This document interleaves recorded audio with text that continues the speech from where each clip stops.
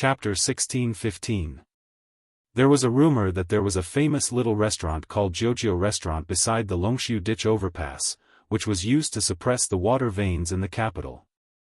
There was an endless stream of high-ranking officials and dignitaries. The proprietress was a charming widow, but there had never been any rumors about her in the past few years.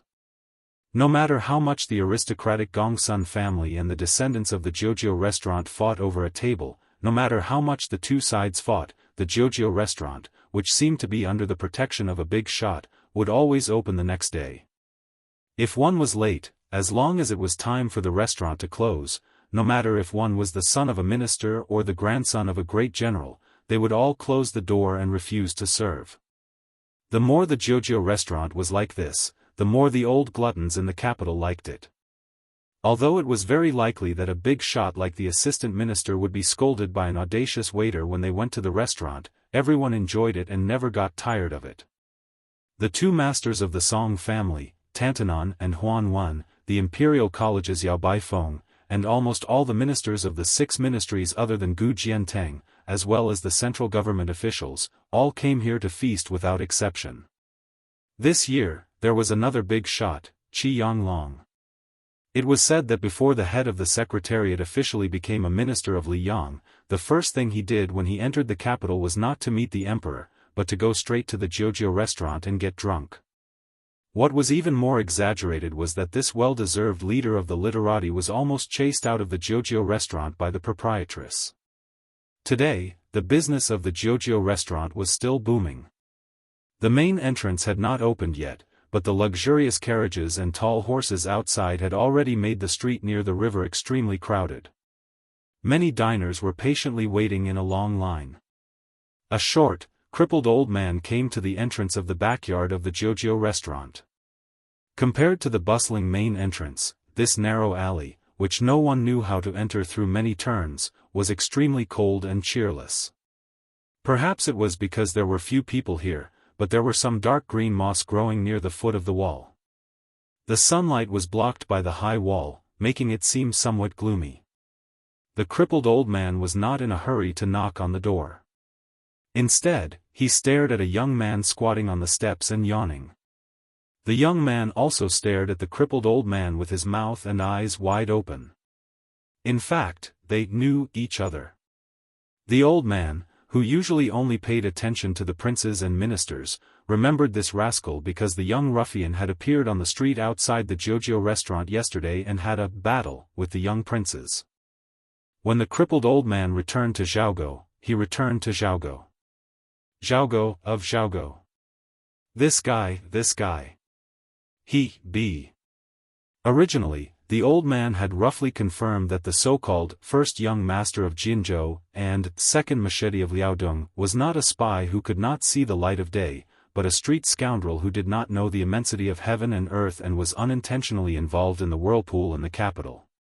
However, when he saw Wu Laifu appear at this time and place, Zhao Go, who had always believed that there were no outsiders and no foreign affairs in the world, was filled with killing intent. Wu Laifu, who put the iron saber on his knees, suddenly shouted, "Old man, I know you. Although you didn't make a move yesterday, I know that you're actually the same as me. We're both experts." Wu Laifu put on a fake smile. He was thinking about how to kill this guy quietly. Jianghu Restaurant was Zhaogu's forbidden area. Liang spies were not allowed to approach it, regardless of their status. This was a rigid rule set by Yuan Benqi. Although Master Yuan was dead, the crippled old man did not want to disturb the woman who lived in seclusion because of a trivial matter unless it was absolutely necessary. This time, the crippled old man broke Master Yuan's rule. He had no choice but to come here because the new head of Jianghu had spoken.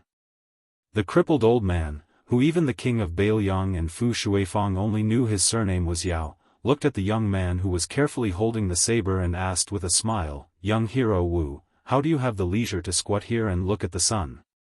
Wu Laifu's martial arts skills were mediocre, but he wasn't stupid at all.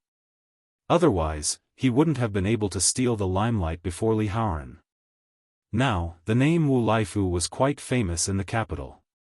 Yesterday, Wu Laifu had returned twice and witnessed the battle from beginning to end. Among them, the aging of the middle-aged man and the death of the youth with the saber made him gasp in amazement. Therefore, the lame old man who had not revealed his strength from beginning to end was naturally not someone that Wu Laifu could compete with. Therefore, Wu Laifu was very nervous. His palms were sweaty, but he still maintained his annoying smile and said, "Senior, isn't looking at the sun the same everywhere? I came to Jianghu restaurant to ask for a job. I walked from Liaodong to the capital and used up all my traveling expenses. I'm not a martial artist who breaks the law. I'm a good citizen who abides by the law." The crippled old man smiled and said, "Looking for a job? The capital is so big. Can't you find a job anywhere?" The young man's smile became more and more stiff. He rolled his eyes and hesitated for a moment. Then, he lowered his voice and said, "Senior, we're both open-minded people, so I might as well be frank with you. Everyone in the capital knows that Jianghu restaurant is very deep. I'm thinking that a woman can support such a restaurant. Either she's a hidden peerless expert, or the waiter in the restaurant is a top-notch martial arts grandmaster, or maybe a chef is a famous martial artist who has retired from the martial arts world for many years. I came to Jianghu restaurant to find a job. Earning money is secondary. My main goal is to learn from an expert who can dominate the martial arts world." The crippled old man stared at this whimsical young man. He did not know if he should slap him to death or give him a thumbs up and praise him for being so king smart. The crippled old man looked at the guy who had an incomparably sincere gaze and a face full of innocence, and could not help but tease, "If I remember correctly, young hero Wu is an expert who only lost to the king of Bailiang by 1.5 moves. Why? Are you only satisfied after reaching a higher level in the martial arts world?" Wu Laifu smiled foolishly and said, "There's no harm in having more skills. There are hidden dragons and crouching tigers in the martial arts world. It's not a bad thing for me to learn a few more trump cards. Look at the king of Bailiang. His fists, swords, and that last move, God summoning. He has endless tricks up his sleeves. Compared to him, I'm still a little lacking." The crippled old man smiled and said, "In my opinion, young hero Wu is much stronger than the king of Bailiang if you have such skills." Wu Laifu asked softly, "Don't tell me I'm thick-skinned." The crippled old man gave him a thumbs up and said, "Young hero Wu, you're indeed a talented martial arts genius. Your future achievements in martial arts will definitely be limitless." The young man scratched his head. He accepted the compliment with a smile. For some reason, the crippled old man no longer wanted to kill him. He ignored the young hero of Liaodong and walked up the stairs. He gently knocked on the door. There was no response from the backyard. The crippled old man knocked on the door unhurriedly. The old man was not in a hurry. Wu Laifu went from being curious, speculating, and anticipating to yawning, rolling his eyes, and picking his ear wax. He really could not wait any longer. Wu Laifu stood up and put on his iron saber. Then, he slammed the wooden door heavily with his palm and shouted, "Lady boss, lady boss. I'm Wu Laifu, the one who wanted to be your waiter yesterday. It's fine if you don't open the door for me, but there's a respectable Jianghu senior beside me who's anxiously looking for you. Don't delay the important matter." "Lady boss, it's true. I'm not deceiving you. There really is a senior who came to visit. He's been waiting here for a long time. I was afraid that he would disturb your rest at first, so I blocked him for a long time without any courtesy. Lady boss. You see, if you still don't open the door, whether it's Jianghu ethics or the principle that visitors are guests, lady boss, you won't be able to win against him." The crippled old man twitched the corner of his mouth and endured. Wu Laifu slammed the door earth-shattering. When the door suddenly opened, Wu Laifu did not pay attention and almost slapped the person who opened the door. Fortunately, the person gently moved away and dodged. However, Wu Laifu fell into the door and fell flat on his face. That was a glimpse. It made Wu Laifu sit on the ground in a daze. That young woman was definitely not the lady boss. The lady boss was a middle-aged woman who was quite feminine. However, Wu Laifu was not interested in women like that. He preferred a young woman who was about the same age as him. She had to have a pretty face, a big chest, a thin waist, a round buttocks, and long legs. His requirements were not high and were just in line with his identity as a young hero. The woman who opened the door was the most beautiful woman Wu Laifu had ever seen in his life. She might even be the most beautiful woman in his next life. Wu Laifu sat on the ground and looked at the back of the person who stood at the door. This young man who dared to play tricks with the king of Bailiang did not even dare to speak to her. As the second minister of justice, the crippled old man looked at the woman who was famous for her rouge and hesitated to speak. She was supposed to be one of Teacher Yuan's most outstanding experts, but the world was unpredictable. Even Teacher Yuan, who had a perfect plan, fell short of success. There was a game of chess on the chessboard that year. Although Teacher Yuan had thought of a series of rules, it was a pity that someone made the unreasonable move in the end. In that game, Teacher Yuan claimed that he and Huang Sanjia lost to the same person. It was a great regret of his life. Looking at the old man who had personally escorted her to the capital, the woman said indifferently, "Teacher Yao, are you here to urge me to go to the mansion of the Prince of Liaodong?" The crippled old man sighed and shook his head, "No, I'm here to see shopkeeper Hong." She frowned and shook her head, "And Hong won't see you." The old man also shook his head and called her by her name, "Chen Yu, you don't have the final say in this matter." Chen Yu. After hearing this name, Wu Laifu felt like he was struck by lightning. Rouge Champion. Chapter 16:16. The mysterious woman with the surname Nangong could only comment that she was not inferior to Chen Yu. After all, the third person in Yanji's evaluation was the former princess of West Chu, the current empress of West Chu, Jianghu. Chen Yu remained silent. Even the old man, who was no longer attracted to beauty, could not help but be moved by her beauty no matter how many times he saw her. It was no wonder that even Mr. Yuan praised her back then, a calamity in troubled times, an empress in prosperous times. Wu Laifu suddenly kicked him in the back, and once again, he fell flat on his face with dirt all over. A woman stood beside Wu Laifu. She did not approach the courtyard door and looked at the crippled old man who did not cross the threshold. She said coldly, "The Jiuzhou embassy has no bones for you to pick on." The crippled old man who was called a dog was expressionless. He gently flicked his finger and Wu Laifu's head swayed backward as if it was hit hard. He fell to the ground and could not get up. Then the old man said softly, "Shopkeeper Hong, it was the Empress' intention to ask you to leave the Jiuzhou embassy this time." The lady boss did not speak. Chen Yu lowered her eyes. The crippled old man waited quietly for her to continue.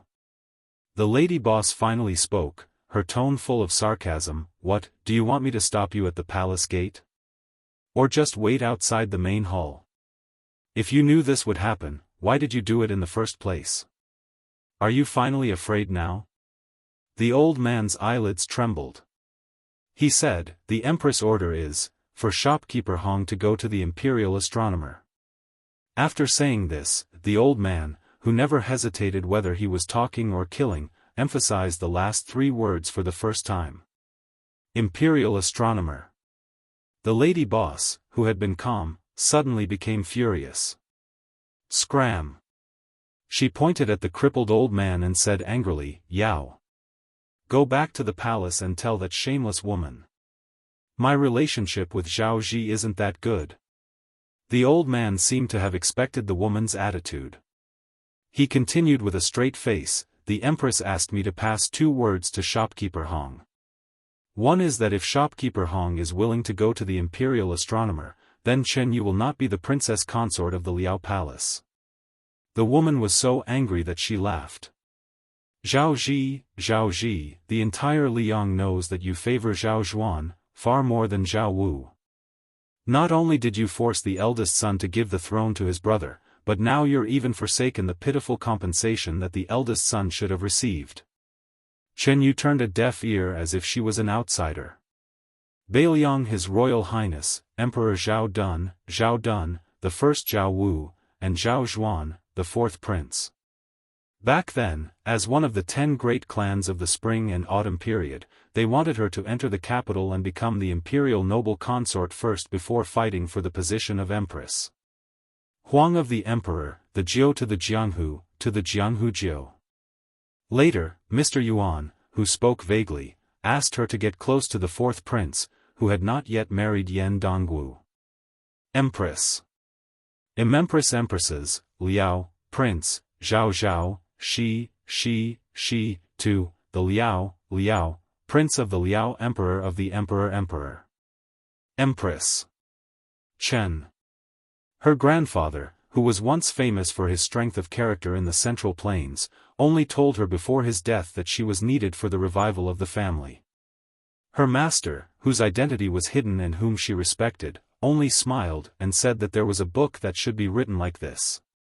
Benshi, who had a half-inch tongue, only dipped his finger in wine and wrote 6 words on the table in front of her: "You're the empress, and I'll live an ignoble life." In the end, she was summoned to the palace. Looking at the woman from afar, she only saw the woman nod and let her out of the palace. She didn't resist even once. Chen Yu never yearned for the Jianghu because she knew that the men in the Jianghu seemed to be glorious, but in fact, they were all helpless. She also never yearned for the imperial palace because she knew that the women there were all caged birds.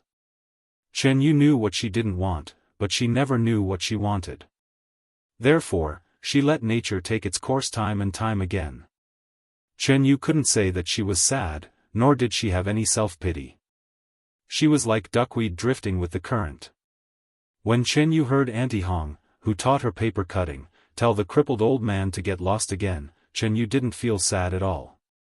Was it important whether she went to Liaodong or not and whether she became a princess? The old man looked at the woman who had been a widow for many years. The old man wasn't angry. She was a legendary woman who could make the former emperor and Mr. Yuan look at her differently. Even if she punched his head, the old man wouldn't care. The old man said calmly, "Shopkeeper Hong, the empress' second sentence is that Xie Guanying is already in the imperial astronomer, and Prince of Shu, Chen Jibao, may also be there." The woman instantly quieted down and her lips turned pale. She closed her eyes in pain and murmured, "Zhao Ji, you've always been like this. In the past, you could ignore everything for your man, but now for your son." The old man looked at the sky and reminded her, "If you don't go now, it'll be too late." She slowly opened her eyes and asked, "Is the carriage ready?" The old man nodded. The woman walked to the door. When she passed by Chen Yu, she suddenly held her hand and said softly, "Go with Auntie Hong. If we die there, it'll be good." Chen Yu thought about it and smiled. The imperial astronomer wasn't famous in the marketplace, but it was one of the most important places in Liang's capital. Many officials of the 3 provinces and 6 ministries never had the chance to set foot there. Therefore, whether or not an official could borrow a book or 2 from the imperial astronomer's library became a benchmark to measure the status of an official in the capital. Before Liu Baijie resigned as the Minister of War, the last thing he did was secretly transfer 800 elite soldiers from the inner-city imperial army to guard the imperial astronomer. And just 2 days ago, the imperial astronomer, which was already heavily guarded, had secretly increased the number of elite soldiers by another 600 or so. There were 2 generals who wore armor instead of the robes of military officials. One was close to 60 years old and the other was in the prime of his life. Both of them stood at the entrance of the imperial astronomer with their hands on their swords, acting as 2 door gods. The 2 men, who were 1 generation apart, looked very similar, like a pair of father and son.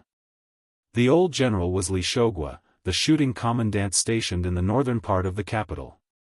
During the Spring and Autumn War, his military achievements were mediocre, and he was only a deputy commandant. Therefore, 5 years ago, Li Shouguo was promoted step by step to the position of shooting commandant, one of the 4 major commandants in the capital.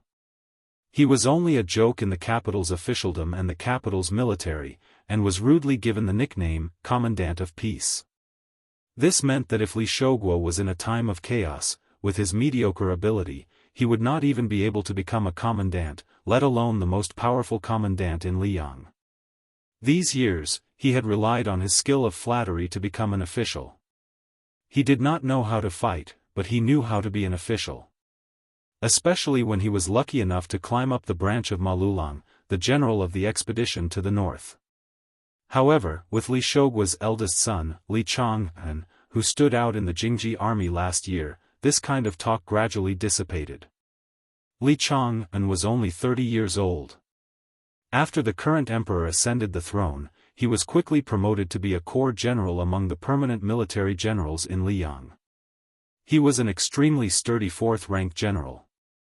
His significance was equivalent to that of a civil official taking on the position of governor in a place outside of the 6 ministries. If he didn't make a big mistake in his position, he would definitely be waiting for a promotion. Speaking of which, it was strange. Although Li Chang'an, who had never been to the Liao border and had no military achievements, was not considered unknown before this, compared to the younger Yin Chang'an and Han Xingyan, he was clearly not good enough.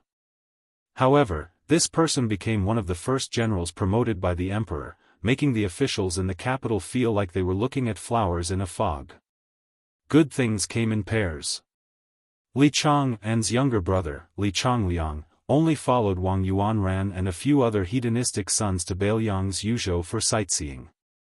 After returning to the capital, he quickly received a transfer order from the Ministry of War and became a captain of the Liaodong Duoyen elite cavalry. The 3 of them, one was Captain Shuang, one was a corps general, and one was Captain Duoyen. This made the Li family, whose ancestral graves were emitting smoke, suddenly have a saying in the court, Little Gu family. Although the father and son worked together to guard the gate of the imperial astronomer, Li Shouguo and Li Chang'an never looked sideways.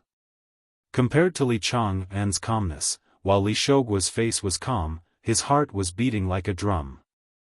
Not long ago, the eldest son, Li Chang'an, suddenly received an imperial edict to enter the palace to meet the emperor. He was quickly transferred out of the inner city and led 800 imperial guards to guard the imperial astronomer between the royal city and the palace. He himself also quickly entered the capital from the northern part of the capital. The transfer order to enter the capital did not come from the Ministry of War document. It came from the Li family's benefactor, General of the North, Hufu. General Ma Lulang was an old man nearing 80 years old and had been bedridden for many years. In the Liang army, in terms of seniority, only Zhao Cheng, Yang Shenxing, and Yan Zhenchuan could compare. In addition, Yang Shenxing and Yan Zhenchuan had both been demoted and killed. Even though Ma Lulang had not participated in ceremonies and court meetings for nearly a decade, the previous emperor and the current emperor had never lacked in rewards for the Ma family. Everyone knew that as long as Ma Lulang did not die, even if he was only hanging on by half a breath, as long as the old man did not completely die, then the Ma family, whose location was even better than the Duke of Yan's manor of the Marquis of Huaiyang, would still be the Ma family that coughed a few times in the capital and caused a huge commotion in the court. Li Shouguo originally could not figure out why the imperial astronomer, which had nothing to do with officialdom, needed to muster such a large force. 600 imperial guardsmen plus his own 800 elite soldiers in the northern Jingji army, a total of 1,400 people. Who were they guarding against? Who was worthy of such a grand treatment? Chapter 16-17. It was only when he heard that before the Prince of Northern Liang entered the capital, he had brought along 800 northwestern cavalry soldiers and made the western army led by Huqi officer Qi Changgong become his bodyguards that Li Shouguo finally understood. Because Li Shouguo was a general with real power, and because he had saved the life of the old general's only son during the war in Dongyue, he had long since become an honored guest of the general of the north, Ma Lulang. In the early years, he had vaguely heard a secret rumor in the Ma family. It seemed that there had been a strange and treacherous conspiracy in Great Peace City. The spearhead was aimed at Lame Su, who had not yet been made a king. Nan Huayu of the imperial astronomer, who had now died of illness, had played a dishonorable role. The only son of Ma Lulang, the Anong general Ma Zhongxian, who now held the power of the Jingji East Army, spoke of this matter in a drunken stupor. His expression was one of pride and self-satisfaction. Li Shogua knew that one shooting commandant was far from enough to touch the inside story of that conspiracy. Maybe only when his eldest son, Li Chang'an, became number one in the 4 campaigns and 4 towns would he have hope of understanding the shocking truth hidden under layers of curtains and dust. Of the 4 campaigns, Ma Lulang had struggled at death's door for many years, but his family's favor had not decreased. Zhao Jia ignored the disputes for many years and rose up in the face of danger, sharing power with the South Campaign commander Lu Shengxiang. Yang Shenxing had long left the capital for Ji province. He seemed free, but he was actually far away from the core of the dynasty, which affected the speed of Yang Huchen's rise. If Yang Huchen had not lost an arm on the Guangling Road battlefield, the price would have been too great and the court would have felt bad about it. Otherwise, not to mention the deputy general of Ji province, he would probably have fallen into silence. Then, when Yang Shenxing died of old age, the Yang family would have quickly become a second- or third-class family in Liang. Yan Zhenchuan, a famous cavalry commander with splendid military exploits, a true military general of the Zhao dynasty, actually died in battle at the border of Guangling Road. In the end, he was only brought to his coffin with an exceptional posthumous title, that was all. For great generals of the dynasty who were of the same rank and second only to great General Gu Jiantang had 4 completely different endings. After Li Shogua figured out the hidden ins and outs of the matter, he was both horrified and chilled. Ma Lulang, the head of the old Ministry of War in Liang, was the first person to show strong enmity towards Su Shao. Zhao Kuang was the general who firmly supported the Battle of the Western Fortress. However, as the spring and autumn war neared its end, Zhao Kuang, who had once fought side by side with Su Shao, began to lean towards Gu Jiantang. After that, he did not follow the Su family's iron cavalry into Shu. Instead, he chose to assist Gu Jiantang in attacking southern Tang. During the reward event in the capital.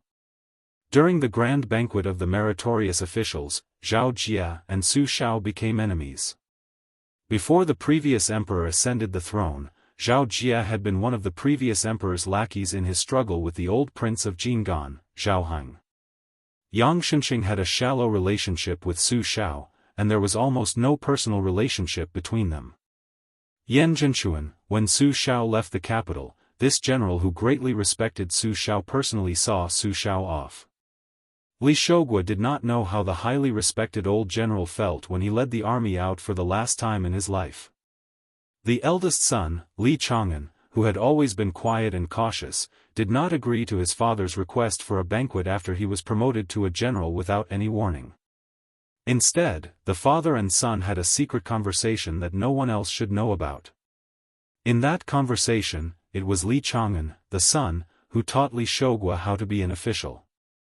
They did not talk about the superficial ways of welcoming and sending people off, but about how to understand the emperor's heart. It was only then that Li Shogua found out that his son had long been the emperor's confidant. Unlike the other generals who were secretly appointed by the late emperor to be the one supporting the emperor, Li Chang'an relied on his own luck to gain the trust of the 4th prince at that time. Li Chang'an bluntly told his father that His Majesty had hinted to him that he would be promoted to the next general of Anbei in 3 years at the cost of his father's retirement. In 3 years, whether he would go to Liaodong, Guangling, or the northwest, it would depend on his own ability whether he could become a border official with iron armor. At this moment, Li Shogua, who had mixed feelings, sighed softly. The Li family, from him to his 2 sons, had always been seeking riches from danger. When Li Shogua saw the carriage in the distance, he began to breathe heavily. Even if he died here today, as long as his son Li Chang'an lived. The Li family had the hope of becoming the second Su family, and not the little Gu family. Inside the imperial astronomer, behind the door with the plaque "Excellent Realm of Insight," there was a crop altar covered with 5-colored soil from the Guangling path. The east was green, the south was red, the west was white, the north was black, and the middle was yellow. A middle-aged Confucian scholar squatted in front of the red soil in the south. Beside him stood a young man whose lips were tightly pursed. He wore the uniform of the imperial astronomer. His position was similar to the Daoist master of Longhu Mountain, and he had become the second Daoist minister in the current dynasty. As the leader of the Daoists in the north, it was not appropriate for him to squat with the Confucian scholar. However, if the tall immortal Wu stood up straight, it would be too disrespectful to the young imperial astronomer nicknamed Little Bookcase, so he could only bend down as much as possible. Wu Lingsu, who was called the Great Peace City Immortal Wu Shizhen along with his son Wu Shizhen, had the appearance of an immortal. In these 2 years, he could be said to have called the wind and the rain. Even Jin San Lang had to treat him and his son as important guests. However, at this time, the bent immortal Wu was trembling with fear. His back was soaked with sweat. It was unknown whether it was the sweat from the sun or the cold sweat from the fear. An old man in white approached. Wu Lingsu, who had the highest position on the stage, was the first to speak. He said respectfully to the old man with great Xiantong, imperial astronomer, "This humble Taoist pays his respects." The imperial astronomer, who was in charge of calculating the stars and promulgating the calendar for the imperial court, was an important figure in the Zhao family of Liang. Other than the imperial astronomer and the imperial astronomer, the imperial astronomer was not the imperial astronomer of spring, summer, autumn, and winter. Not to mention the lower-ranking imperial astronomer like Jianghu, it was the immortal teachers who did not wear official robes and only wore white. Moreover, this person had the title of imperial astronomer. The white-clothed Qi cultivator in front of him looked like a middle-aged man when Wu Lingsu had seen him several times. However, the next time Wu Lingsu saw him, he looked like this. The imperial astronomer's deputy imperial astronomer, who had broken through the bottleneck at the Mawei post station yesterday, looked worried. He said softly to the man who had not stood up, "Mr. Xie." The Confucian stretched out his palm and placed it flat on the soil. He smiled and said, "I know that Duke Yansheng has left the capital. Don't worry, I will personally preside over the operation of the formation." The Qi cultivator grandmaster was about to say something when Xie Guanying stood up and clapped his hands. He turned around and said, "Other than the 1,600 people of the Li family, there will be another 300 palace guards who are already on their way." The Qi refinement grandmaster still looked like he wanted to say something but stopped on second thought. Xie Guanying glanced at the towering building in the capital and said with a faint smile, "Why? Do you really want me to say that His Highness the King of Shu is here so that you can be at ease?" The imperial astronomer heaved a sigh of relief. He then said bitterly, "Mr. Xie, I gave up the heavenly Tao and did not walk. I am no different from a pure martial artist like Xianyuan Pan. Naturally, I would not know that His Highness King of Shu has arrived." Xie Guanying's tone was playful. Wuxia Xianxia first went to Mount Wudong to meet Hong Xixiang and cultivated. He also saw Li Yufu. He walked a few hundred miles along the Guangling River and arrived at Taiyan City. Yu Groom unintentionally pointed out the mysteries of Li Yufu. Li Yufu gave up on proving Tao and ascending, and even gave up on being a land immortal. Jin Xian, what do you think? Jin Xian had not been called by his name for decades. He was a little dazed.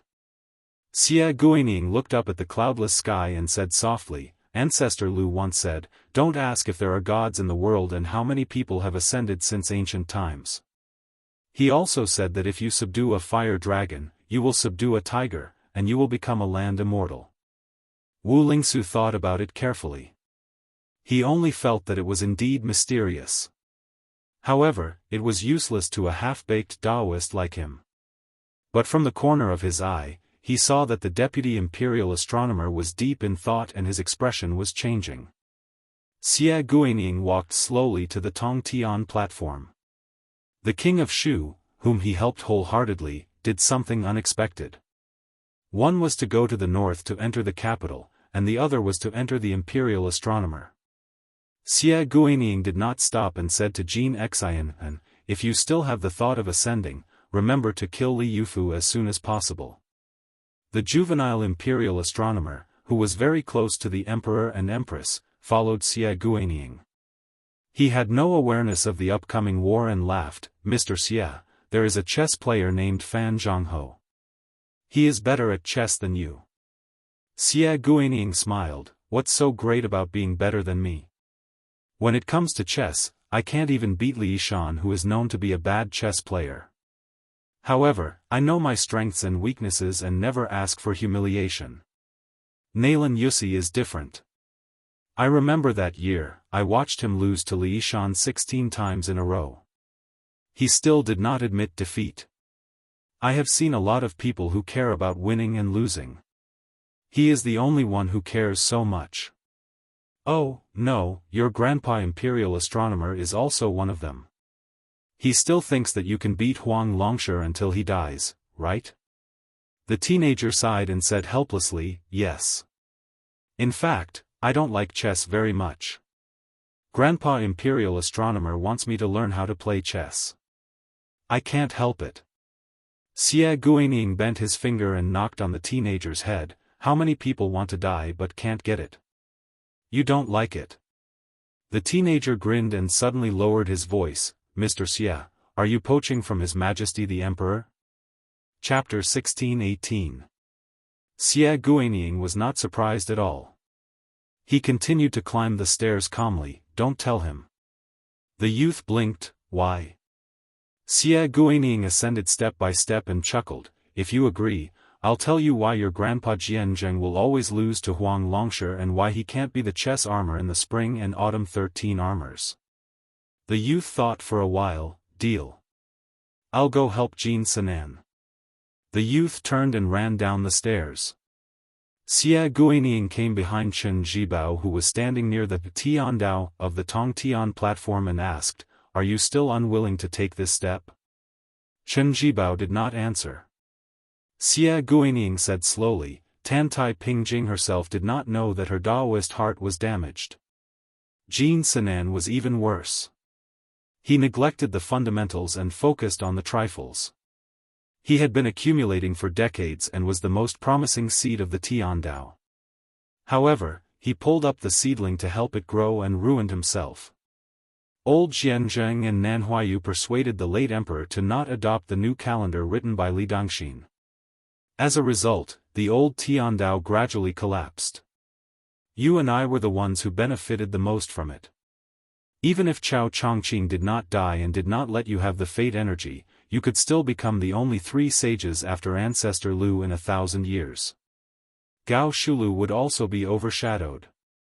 I'm afraid that other than Wang Xianji, Li Chungang who was at his peak 60 years ago, Su Fengnian who just defeated Wang Xianji, and Chao Chongqing who was determined to die, would not be your match.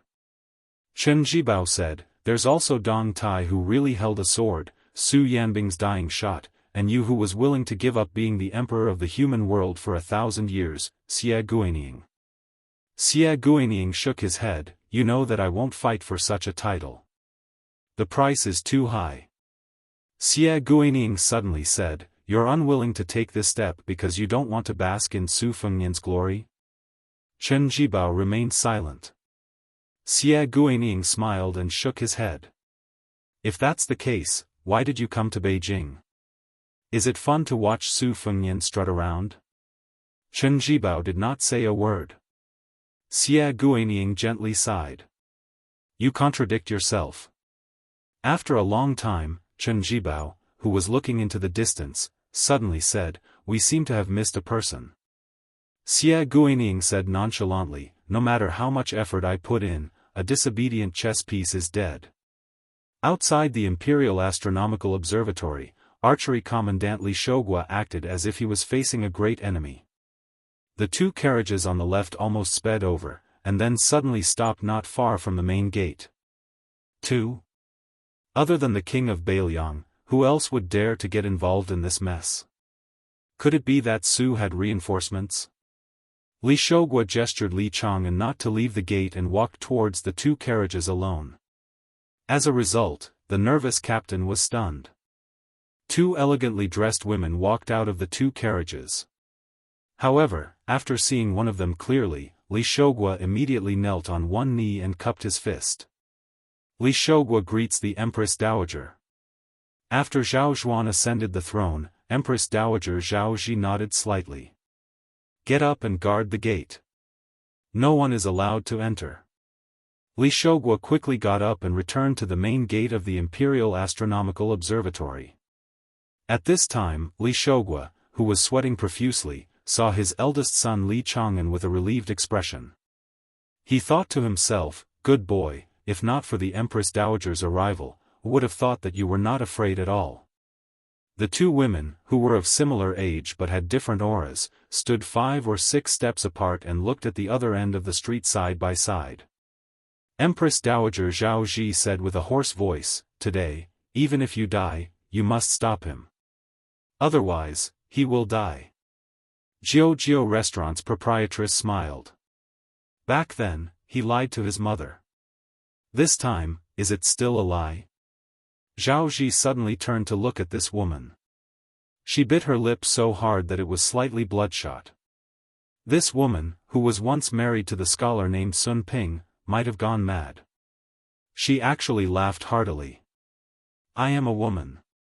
Now, I am a widow who runs a small business. Back then, even though I knew that my man wanted to die, I endured it and did not interfere. On the way here, I indeed wanted to stop that child at all costs. When I got down from the car just now, I don't know why, but even if I wanted to watch that child die, I felt that I should not stop him.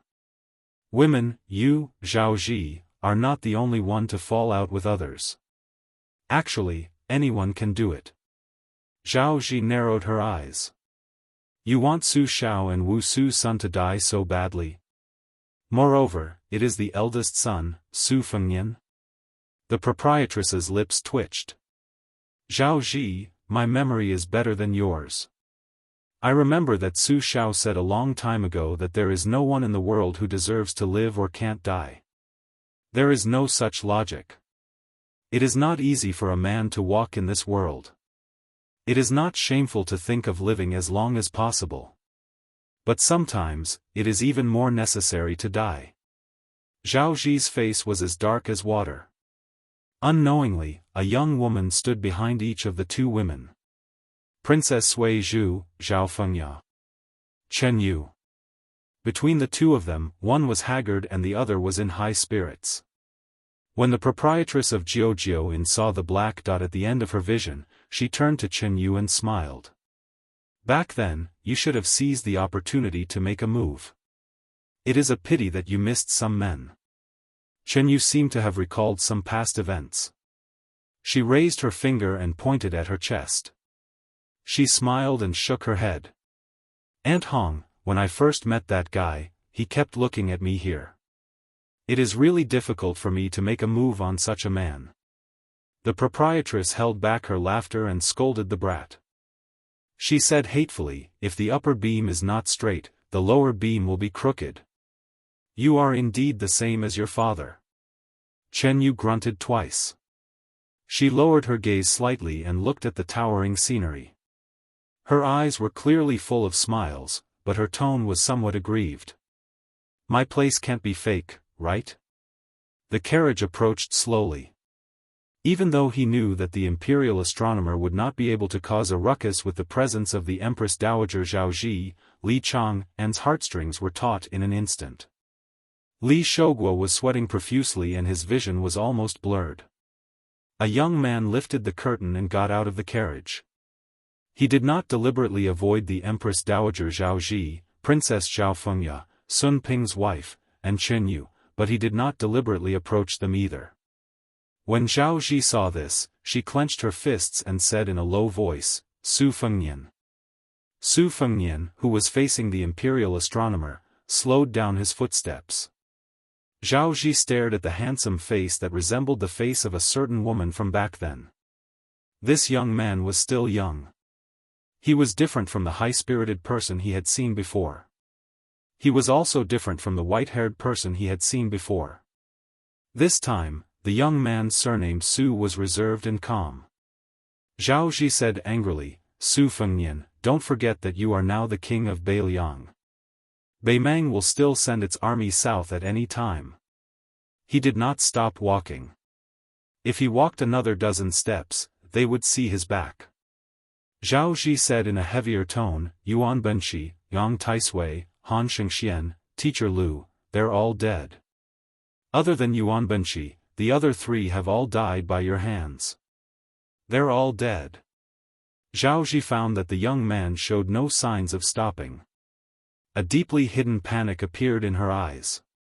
She forced herself to calm down and said, "Su Fengnian, even if you don't consider your own life, you have to consider the millions of Beiliang's people.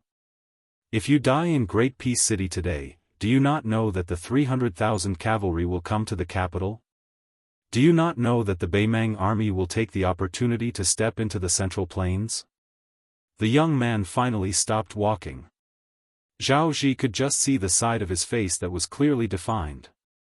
Perhaps it was because of the rough sandstorms of the northwest and the tempering of the battlefield. There was no gentleness on the young man's face, only determination. Seeing this person stop, Zhao Ji did not let down her guard. She continued, "The emperor tolerated you entering the capital without permission this time. You, Su Fengnian, should understand." Su Fengnian did not turn his head. He looked at the solemn imperial astronomer. "Many people, including you and Zhao Duan, do not understand why after the white clothes case in the capital, my father left the capital and returned to the Su family's camp with hundreds of thousands of armored soldiers, he still did not lead his army into Great Peace City. Even when my father died, he did not tell me why." Su Fengnian paused.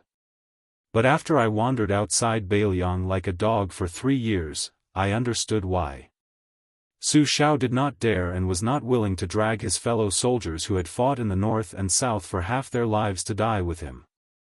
But if Su Xiao was not just a level 2 master of martial arts, but a top expert of the martial arts, he would have charged into the palace alone and killed all of you. Do you know what I wanted to do the most after returning to Beiliang? It was not to inherit the throne one day and control the 300,000 border soldiers of Beiliang. It was to practice martial arts and become the best in the world. At that time, I was not afraid of death, but I was afraid that I would be like Su Xiao for the rest of my life and only be a master. I wanted to practice martial arts even in my dreams. No one knew that on the border of Liangmang, there was a young man who did not want to sit under the awning and finally reached the first level of Vajra realm. How happy was that? Su Fengnian narrowed his eyes. "The reason I said this is because you are women. But don't forget, Zhao Ji, in the white clothes case, my mother was also a woman." Su Fengnian started to walk forward. Densely packed iron armor swarmed out of the gate of the imperial astronomer. At the end of the streets on both sides, there were countless elite cavalry soldiers rushing over. Zhao Ji, Jiao Restaurant's lady boss, Chen Yu, and Zhao Fengya heard the young man's last sentence. What Su Xiao wanted to do but could not do back then, Su Fengnian will do today. Su Yanbing no longer sat in the carriage. He slowly installed the spearhead on the spear.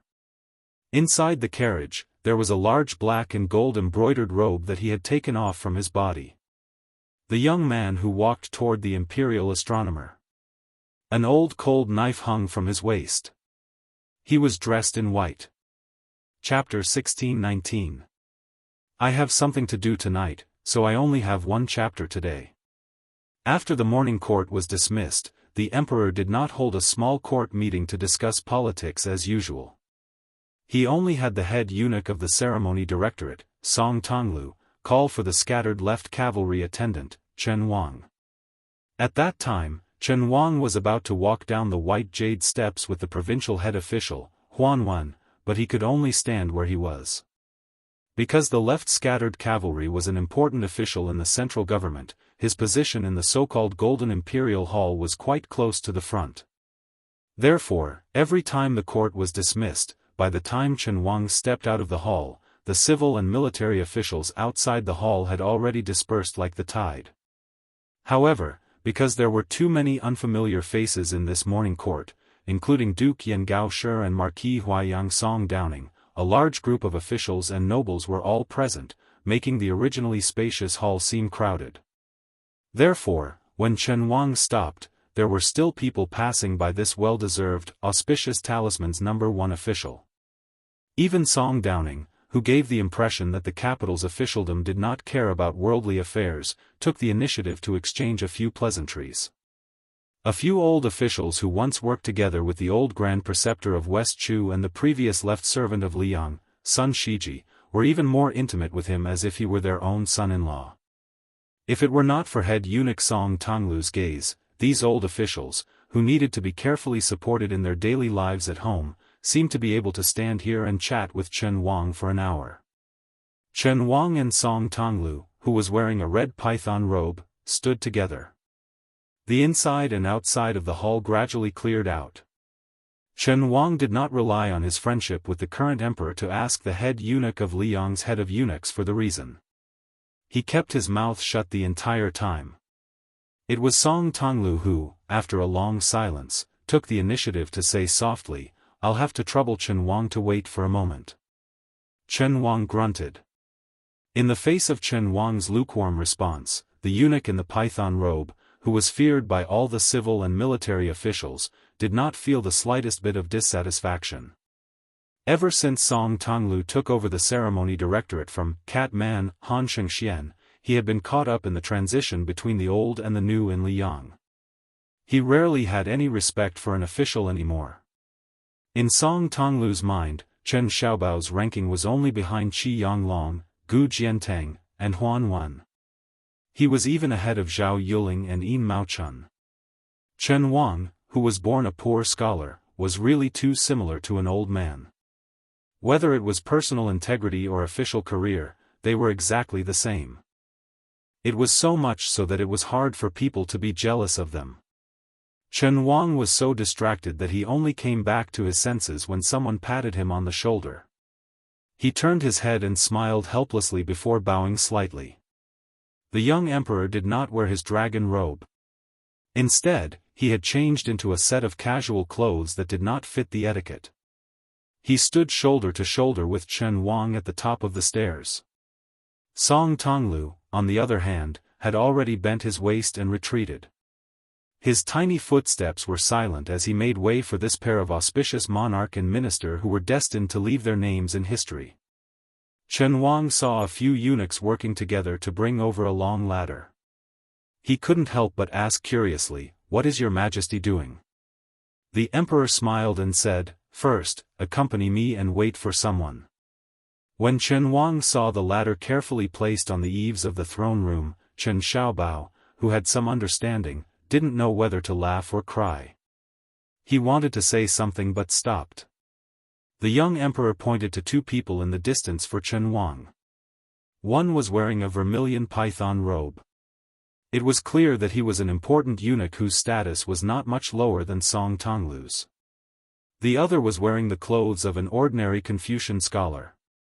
As they got closer, Chen Wang could finally clearly see the appearance of the two people. The eunuch from the ceremony directorate was a very senior eunuch.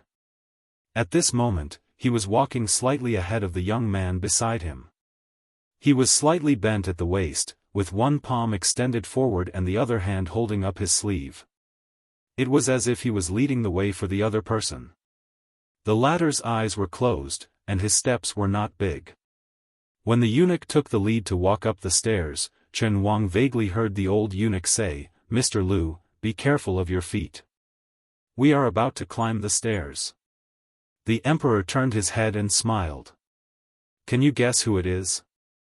Chen Wang nodded and said, "Mr. Liu, Liu Xuan of Qingzhou."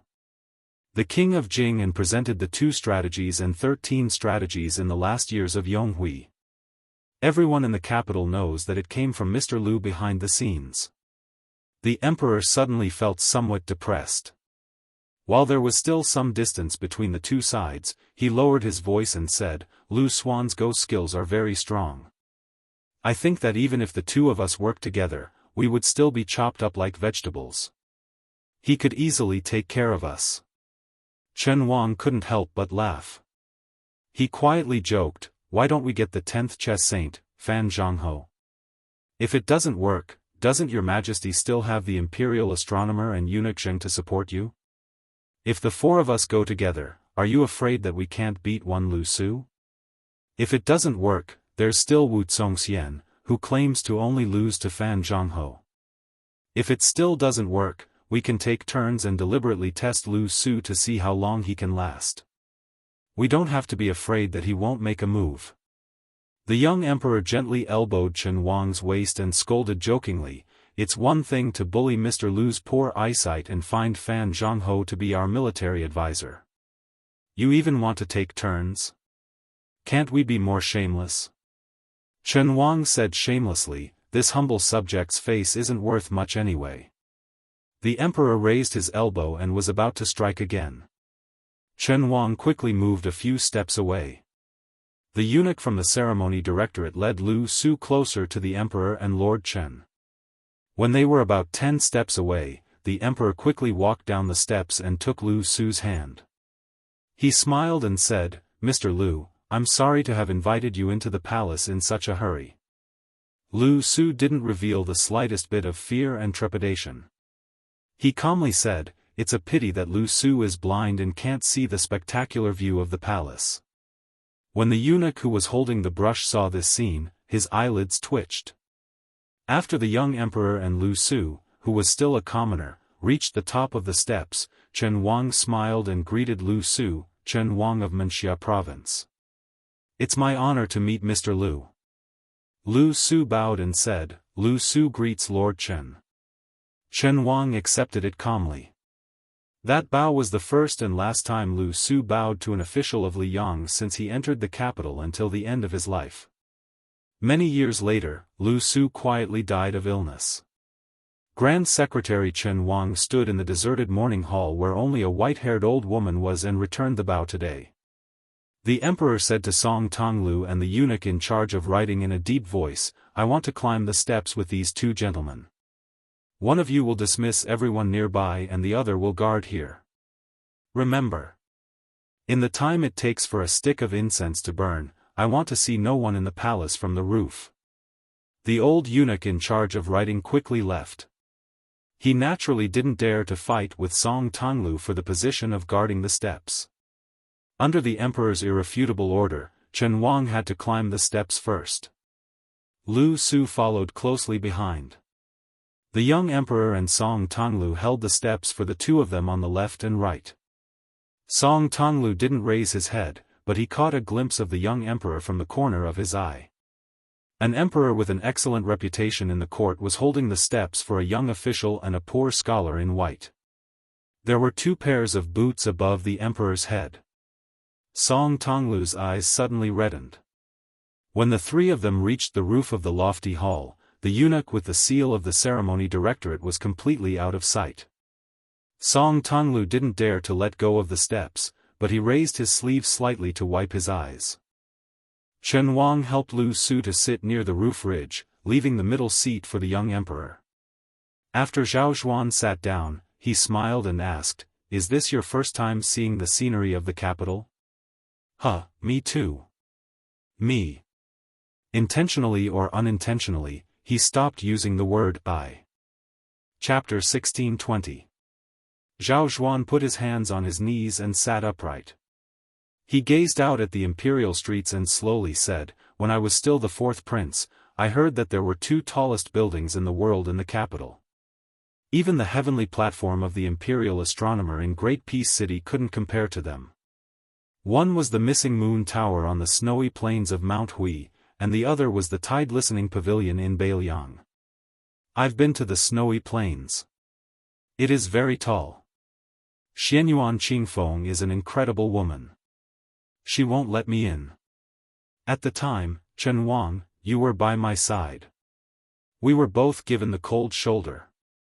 Therefore, I feel much better about exposing her shortcomings. No matter what happens in the world, it's much easier to have two people to shoulder it. Chen Wang smiled. Zhao Zhuan stretched and cracked his neck. It's a pity I haven't been to the Tide Listening Pavilion. Actually, I really want to go there one day to climb the building. After all, my wife is from Beiliang. No matter who she marries, as long as she marries well, she will want to return home. This is the same logic as us men who want riches and honor but don't return home. Although my wife doesn't say it, I can't help but think about it in my heart. But right now, the court and Beiliang are on bad terms. Not to mention that my father-in-law was scolded badly in private letters by his peers in Beiliang. Even my brother-in-law, who is good friends with Su Fengnian, didn't get to see Su Fengnian when he went to Beiliang Palace on Mount Qingliang. This time, Su Fengnian also came to the capital to avoid arousing suspicion. My brother-in-law didn't go to the Demoyai courier station either. Actually, I wouldn't mind at all if I saw him. Why would I mind? I feel guilty towards the Yen family. Zhao Zhuan put his elbows on his legs and rested his chin on his hands. He gazed at the imperial road that seemed to extend all the way to the South Sea. The way of a subject is to follow the rules. The way of a son is to be filial. But in my opinion, whether it's a subject or a son, you can't escape the bottom line of being a human being. Remember the past and remember the kindness. Great Peace City, especially the so-called Golden Imperial Palace under our but, what does it have the most? Most of them were officials. There are many officials who are very capable. They are able to get benefits from both sides and do everything flawlessly. But as for their ability to conduct themselves, I don't think so. But most of the time, even though we know that the people inside and outside the hall have selfish motives, generally speaking, as long as it doesn't harm the country, I and the former emperor, who sit on the dragon throne, will turn a blind eye to it. After all, when the water is too clear, there will be no fish. Sometimes, we even have to personally add fuel to the fire. But this doesn't mean that we aren't sick of it. Day after day, year after year, listening to the cheers and praises, it's really a very boring time. Zhao Zhuan suddenly couldn't help but laugh out loud. He said helplessly, I'm not afraid that you two will laugh at me, but there have been several times when I've been sleep-talking, and I've always said the words rise up. Because of this, I've been teased by my wife for no reason. Blind Lu Xuan raised his head. The sun was not high in the sky, and a cool breeze was caressing his face. Chen Wang suddenly said, facing a mountain of memorials every day is very tiring. Zhao Zhuan sighed with emotion. As long as you want to be a good emperor, you can't rest for even a day. This is the most tiring thing. When I was young, I often complained to my mother that I couldn't see my father. It was very strange. Must an emperor only see his son a few times a year? At that time, I swore to my mother that when I grew up, I didn't want to be an emperor. I wanted to play with my children all day long and watch them grow up bit by bit. Then, they would get married. Chen Wang sighed. Zhao Zhuan smiled brightly and pointed to the south. I know that there is a Jianghu outside of the imperial court. Especially in the past 100 years, it has been very exciting. Previously, there was Li Chungang from Green Mountain, and there were also the 13 grades of spring and autumn. Later, Wang Xianji was known as the invincible martial artist in the martial emperor city. After Huang Longsher scattered the remaining fate energy of the 8 kingdoms of spring and autumn into Jianghu, more and more top-notch masters sprung up.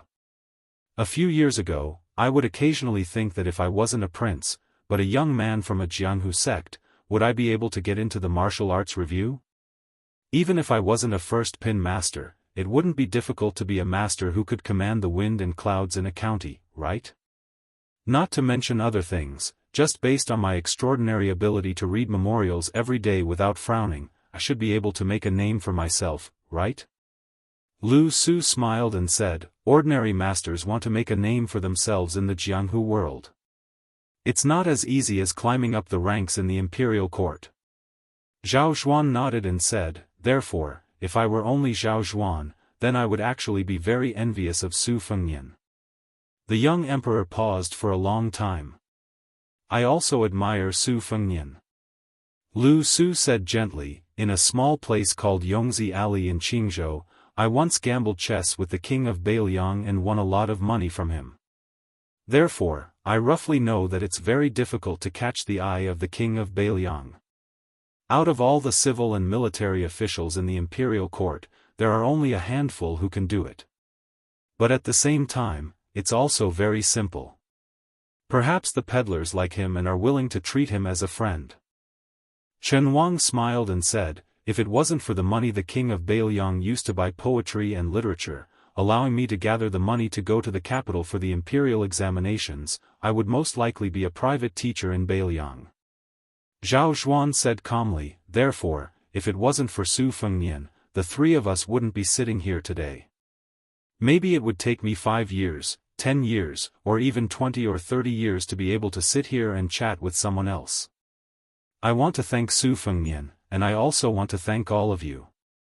Lu Su said calmly, if it was someone else who became the emperor, Lu Su and Sir Chen wouldn't be able to sit here for the rest of our lives. Therefore, there's no need to thank the two of us. The meaning behind the blind scholar's words was self-evident. Zhao Zhuan wasn't angry and said softly, the Su family's 800 cavalry rode from Beiliang straight to the capital. I had people carry an imperial edict and respectfully escort him into the capital.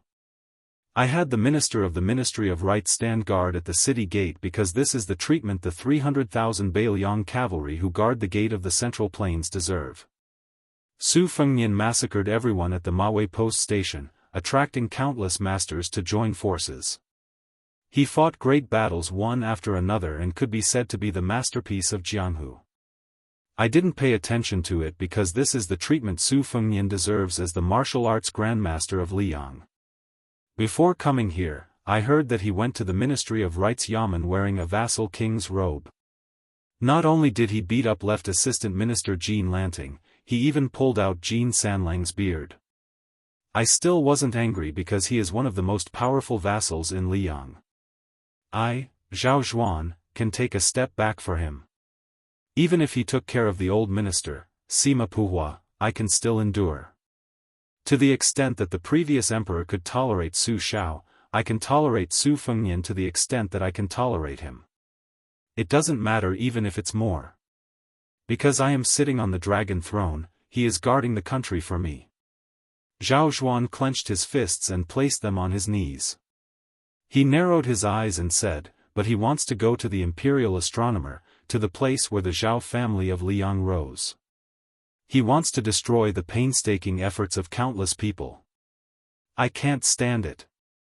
I'd rather he come to the imperial palace and point at my, Zhao Zhuan's, nose and curse when there is no one around. Zhao Zhuan stood up and turned to look at the imperial astronomer.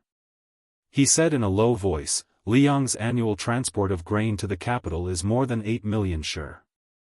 Excluding the amount that cannot be ignored in the capital, I originally planned to give 1 million shi to Beiliang every year. Under this premise, for every 150,000 Beimang killed by Beiliang or every 50,000 frontier soldiers killed in battle, I will give him another 500,000 shi each. Since Gu Jiantang of Liao can't kill people, as long as you Beiliang can kill people who are still in Liang's territory, then I am willing to give you provisions for the soldiers.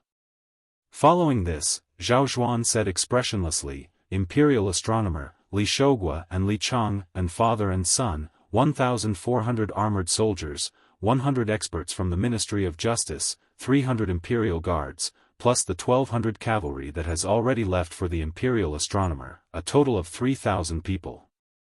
According to what was said before, the annual 1 million shi, plus the contributions from killing the enemy and the compensation for those who died in battle, Beiliang now has more than 3 million shi of grain. When he leaves the capital, he will send it along the Guangling River to Beiliang. However, today at the Imperial Astronomer, for every person he kills from great and city, I will leave behind 1,000 shi of grain for the imperial court. The grain of the Central Plains was used to buy Beimang's head and also to buy Beiliang's life. Lu Su was indifferent. Chen Wang wanted to speak but stopped. Was the young man rushing to the imperial astronomer Su Zhao's son or Wu Su's son? They looked the same, but were very different. Was it the king of Beiliang, the leader of 300,000 cavalry, or was it the Jianghu grandmaster Su Fengnian who had mastered martial arts? They looked the same, but were very different. The only young emperor standing said calmly, "Therefore, if you, Su Fengnian, have the ability to kill 3,000 people, then do it." Chapter 1621. The 1,400 armored soldiers of the Li family surged to the gate of the imperial astronomer like a flood. They formed a tight formation like a barricade. In reality, there was only one person in front of the armor. The 1,400 elite soldiers who had specially changed into heavy armor, other than the two generals, Li Shougua and Li Chang'an, were all inside the gate of the imperial astronomer. Not a single one stepped out. Wearing this kind of large armor that weighed 50 caddies was equivalent to abandoning all flexibility and mobility.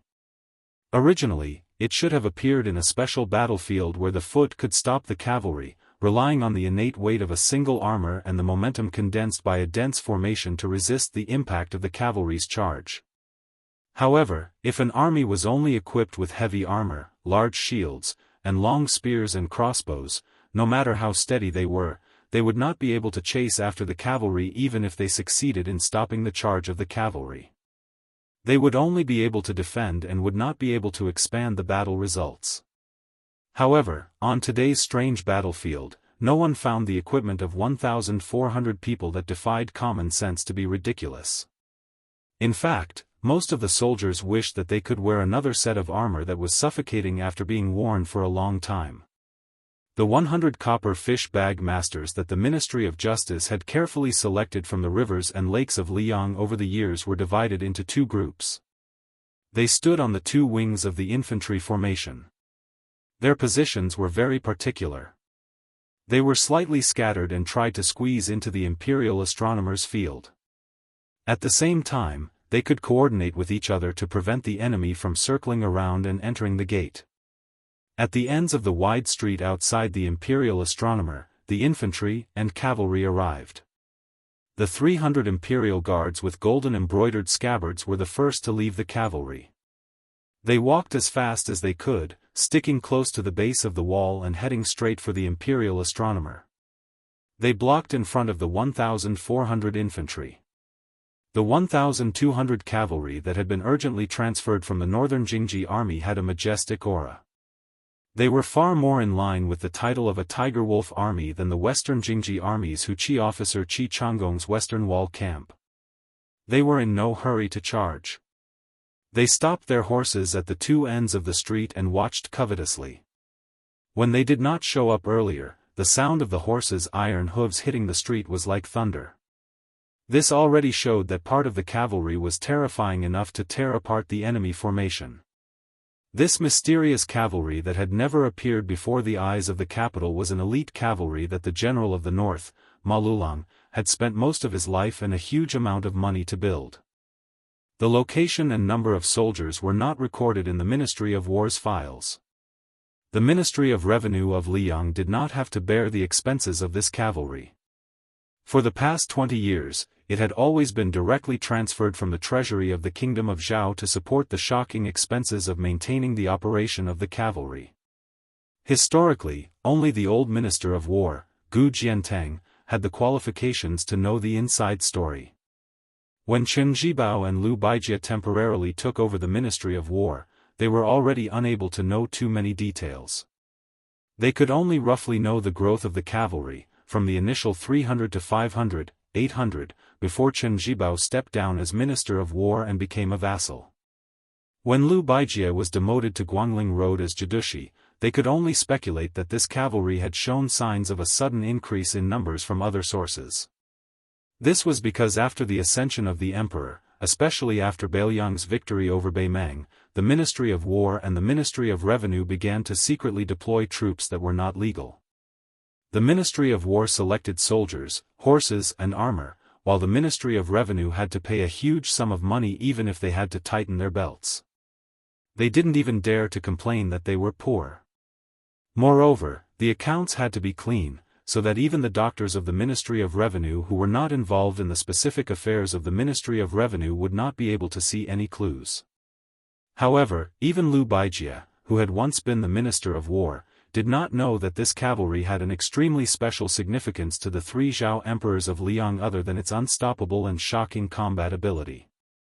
In the past 25 years, the cavalry had only secretly entered the capital 3 times. The first time was when Emperor Gaozu, who had established Liang's legitimate status, personally issued a secret order. Yang Taisui and Liu Haoshi personally led the cavalry into the city. The second time was when Emperor Gaozu won the title of Meritorious Minister. The last time was when the previous Emperor Zhao Dun successfully wore the dragon robe that night. Led by half-inch tongue-bearing Ben Shi, they marched straight into Great Peace City and surrounded the mansion of Zhao Heng, who was still a prince at that time. Therefore, this was basically an army supporting the dragon of the Liang dynasty. The proprietress of Jiu restaurant looked around and for some reason, her smile was somewhat bleak. She muttered, "Sun Ping, is this the military might of Liang that you wanted to create back then?" She shook her head and collected her thoughts. She turned to Zhao Ji and mocked, "What, you're still not leaving? Are you staying here to use your status as the Empress Dowager to tie down Su Fengnian so that he won't dare to go on a killing spree?" Zhao Ji's expression was complicated. It was bleak, bitter, hateful, and fearful. In the end, he sighed and said self-deprecatingly, "A long time ago, you were only Wu Su's friend, even though we knew each other earlier.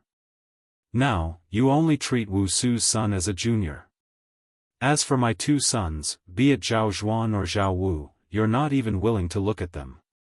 The proprietress seemed to have heard the biggest joke in the world. She said sternly, "Fight, you've been fighting your whole life. Even today, you're still like this, wanting to fight for everything. Su Xiao overshadowed Zhao Dun, you're resentful. Wu Su's name shook the capital, you're not convinced. Now, Su Fengnian and Zhao Zhuan, these 2 youngsters, are upright, relying on their family's resources and abilities to wrestle with each other. What are you getting involved for? What can you do?" Chapter 1622. Zhao Ji's face was devoid of any rich expression.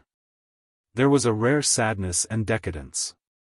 He turned to look at the imperial astronomer and said softly, "Wu Su and Su Xiao are dead.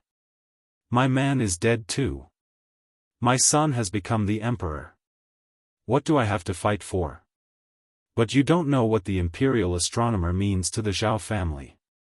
The saber armor Qi Lianhua has killed all the Qi cultivators from the imperial astronomer. It has already affected the fate of the Zhao family in Liang. If Su Fengnian insists on killing people today, he will destroy the formation built by the previous Taoist masters of Mount Longhu.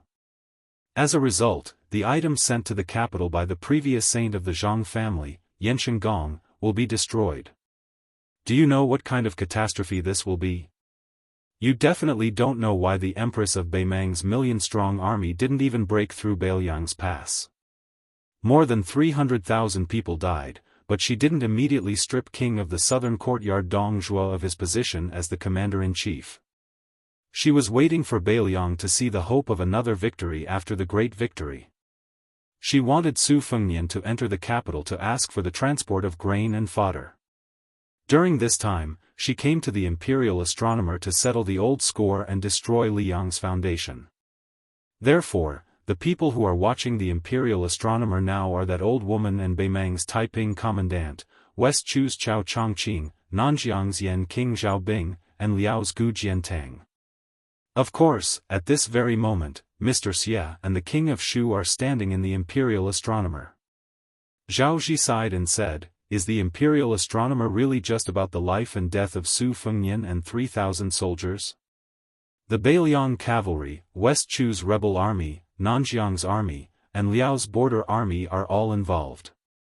If we're not careful, Beimang's million-strong army will ruthlessly trample on the territory of the Central Plains. Even if they're eventually beaten back and driven back to the desert and grassland, how many people will die in Liang?" The lady boss deliberately showed a frightened and terrified expression. She covered her chest and said, "You scared me to death." The corners of Chen Yu's mouth curved slightly. The lady boss suddenly walked toward Zhao Ji. She raised her hand and was about to slap him. Zhao Ji remained motionless, his eyes cold. The lady boss smiled and retracted her hand. "Forget it, I'm afraid of dirtying my hands. Although this old lady's Jiujiu dojo is a small business, at least the things I make are clean. As for you big shots meddling in the affairs of the country, I don't give a damn about how you worry about the country and its people. In any case, I only know one thing. With Wu Su's son here, as long as Su Fengnian is alive, no matter if he is in Great Peace City or in Beiliang, no matter if he dies in the Imperial Astronomer today or on the battlefield in the future, in the end, I feel satisfied. Because it makes me feel that not only is my man a fool who dares to risk universal condemnation, but also the father and son of the Su family, Su Xiao, and Su Fengnian."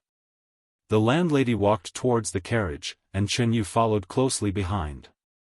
After the landlady sat down in the carriage, she looked at Chen Yu who was bending down to enter. She teased, "Do you regret it now?" Chen Yu's bright eyes were smiling as she looked at the landlady. She did not speak. The landlady said in bewilderment, "If he was just a wretched lecher in the past and you did not like him, why are you still not moved?" Chen Yu hesitated, her expression strange. She finally said, "In the past, he only wanted to take me back to Beiliang and give me to his younger brother, Su Longxiang, to be his wife. Aunt Hong, do you think I would have agreed? My teacher, Huang Longshi, was depressed for many days when he learned of this news." The landlady resisted for a long time and then laughed. She wiped the tears from the corner of her eyes. "This boy is even more of a bastard than the young Su Xiao." Zhao Ji also returned to the carriage. He saw his daughter with a sad expression, Princess Sui Zhu Zhao Fengya. Zhao Fengya lowered her head and said, "Fourth brother promised me not to marry Chen Jibao." Zhao Ji said angrily, "I do not agree." A horse galloped with all his might. He rushed past the armored cavalry at the end of the street and headed straight for Su Fengnian. Su Fengnian was only 20 steps away from the gate of the Imperial Astronomer. He sighed when he saw the young man who had fallen off his horse. Yan Qiji, the Huangmen of the Hanlin Academy and the younger brother of the current empress, stood in front of Su Fengnian with a face full of sweat and tears.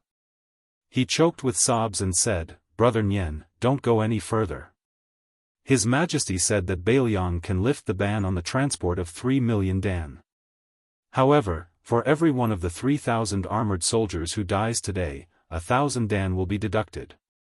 Su Fengnian said softly, "Go back and tell Marshal Addict Kong that we are still brothers."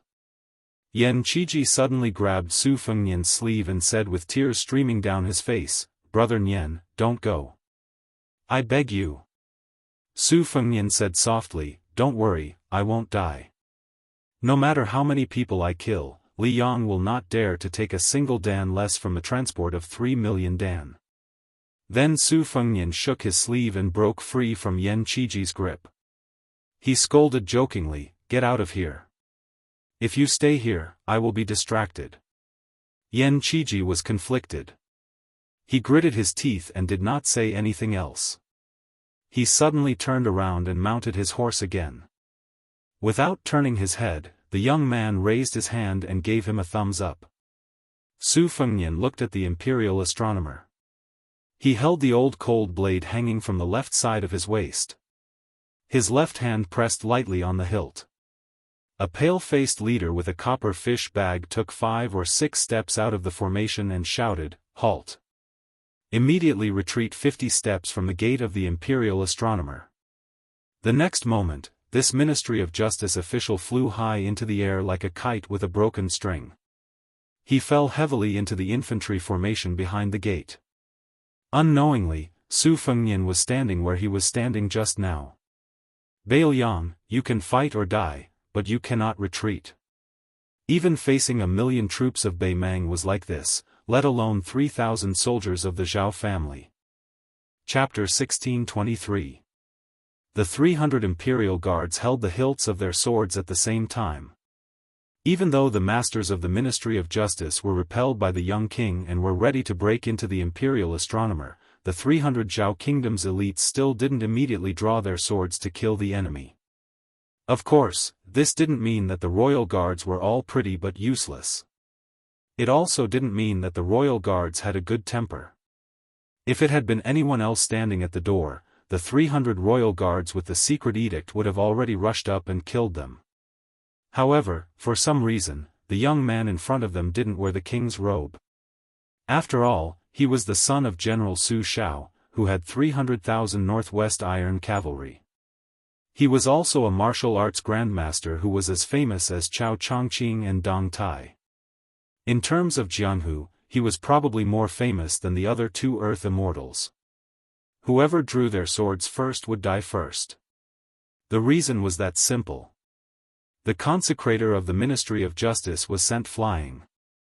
The deputy commander of the Imperial Guards could only brace himself and take his place. This tall and sturdy peerless master of the Imperial Guards had an imperial saber with the name Eternal Hui Tian hanging from his waist. During the reign of the late emperor, it took the palace master 5 years to forge 18 swords. The first 3 swords were kept in the palace guards. Only when the late emperor wore the golden dragon armor and participated in the hunt, he would wear one of them.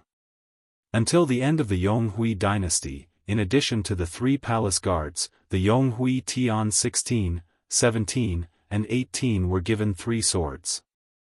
According to the rules, the position of the palace guards commander was not hereditary, but the golden swords were hereditary. In other words, only those who sat in these 3 positions were qualified to wear the 3 swords. Gu Jiantang of the Great Pillar State, Chen Zhibao of Shu, Lu Baijia of the Tangxi Sword Ferry, and Wu Zhongshuan, who had just arrived at the capital to attend the imperial court.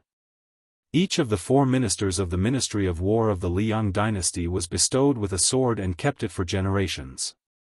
Among the 8 generals of the 4 campaigns and 4 towns, other than Wu Zhongshuan, only the general of the northern campaign, Ma Lulang, received this honor. However, no one knew the exact number of the 5 insignia sabers. After the current emperor ascended to the throne, he ordered nearly 500 new imperial swords to be replicated according to the Eternal Hui Heaven Sword. He personally named them the auspicious talisman Day Swords, or Day Swords for short. The scabbard was made of wood with a golden peach leather sheath. The guard was an oval-shaped hollow plate made of iron and gold. There were 3 moving jade dragons inside, which were vivid and lifelike. The deputy commander of the royal guards took a deep breath. His tone was no longer as stiff as the unlucky guy from the Ministry of Justice. He said in a low voice, "King of Bailiang, please don't make things difficult for us." Su Fengnian, who was standing with his hand on the blade, did not make a sound. He did not take out the old cold blade that had been forged very early on. Instead, he gently tapped the hilt of the blade with his finger. It was like the sound of Bailiang's drum. Being able to become the deputy commander of the royal guards in Liang, he naturally would not be a coward. The burly man smiled. He had a bit of the spirit of a man who was willing to die for the emperor. He probably knew that he was going to die.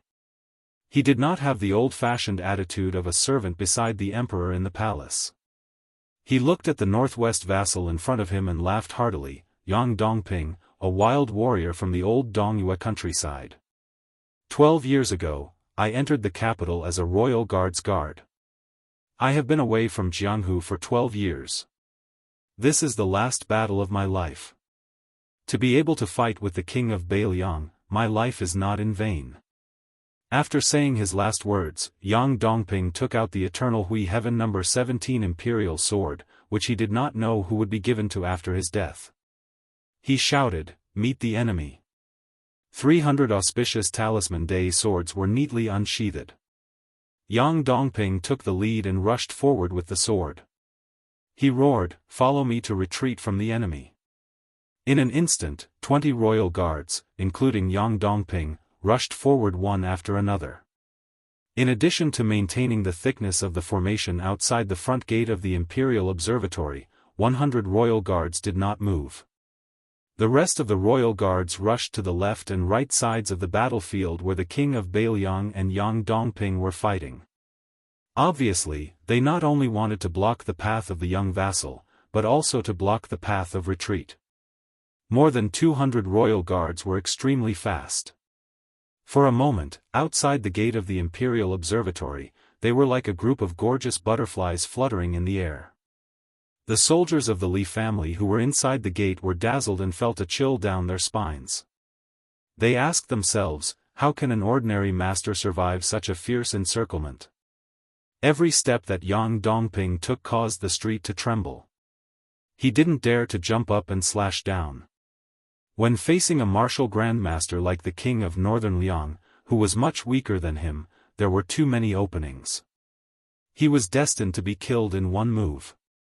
Even though Yang Dongping was a first-stage Vajra realm martial artist, he only chose the most conservative move. He used his saber as a sword and stabbed the tip of his saber towards the king of Northern Liang's chest. Furthermore, he didn't use his full strength in this attack.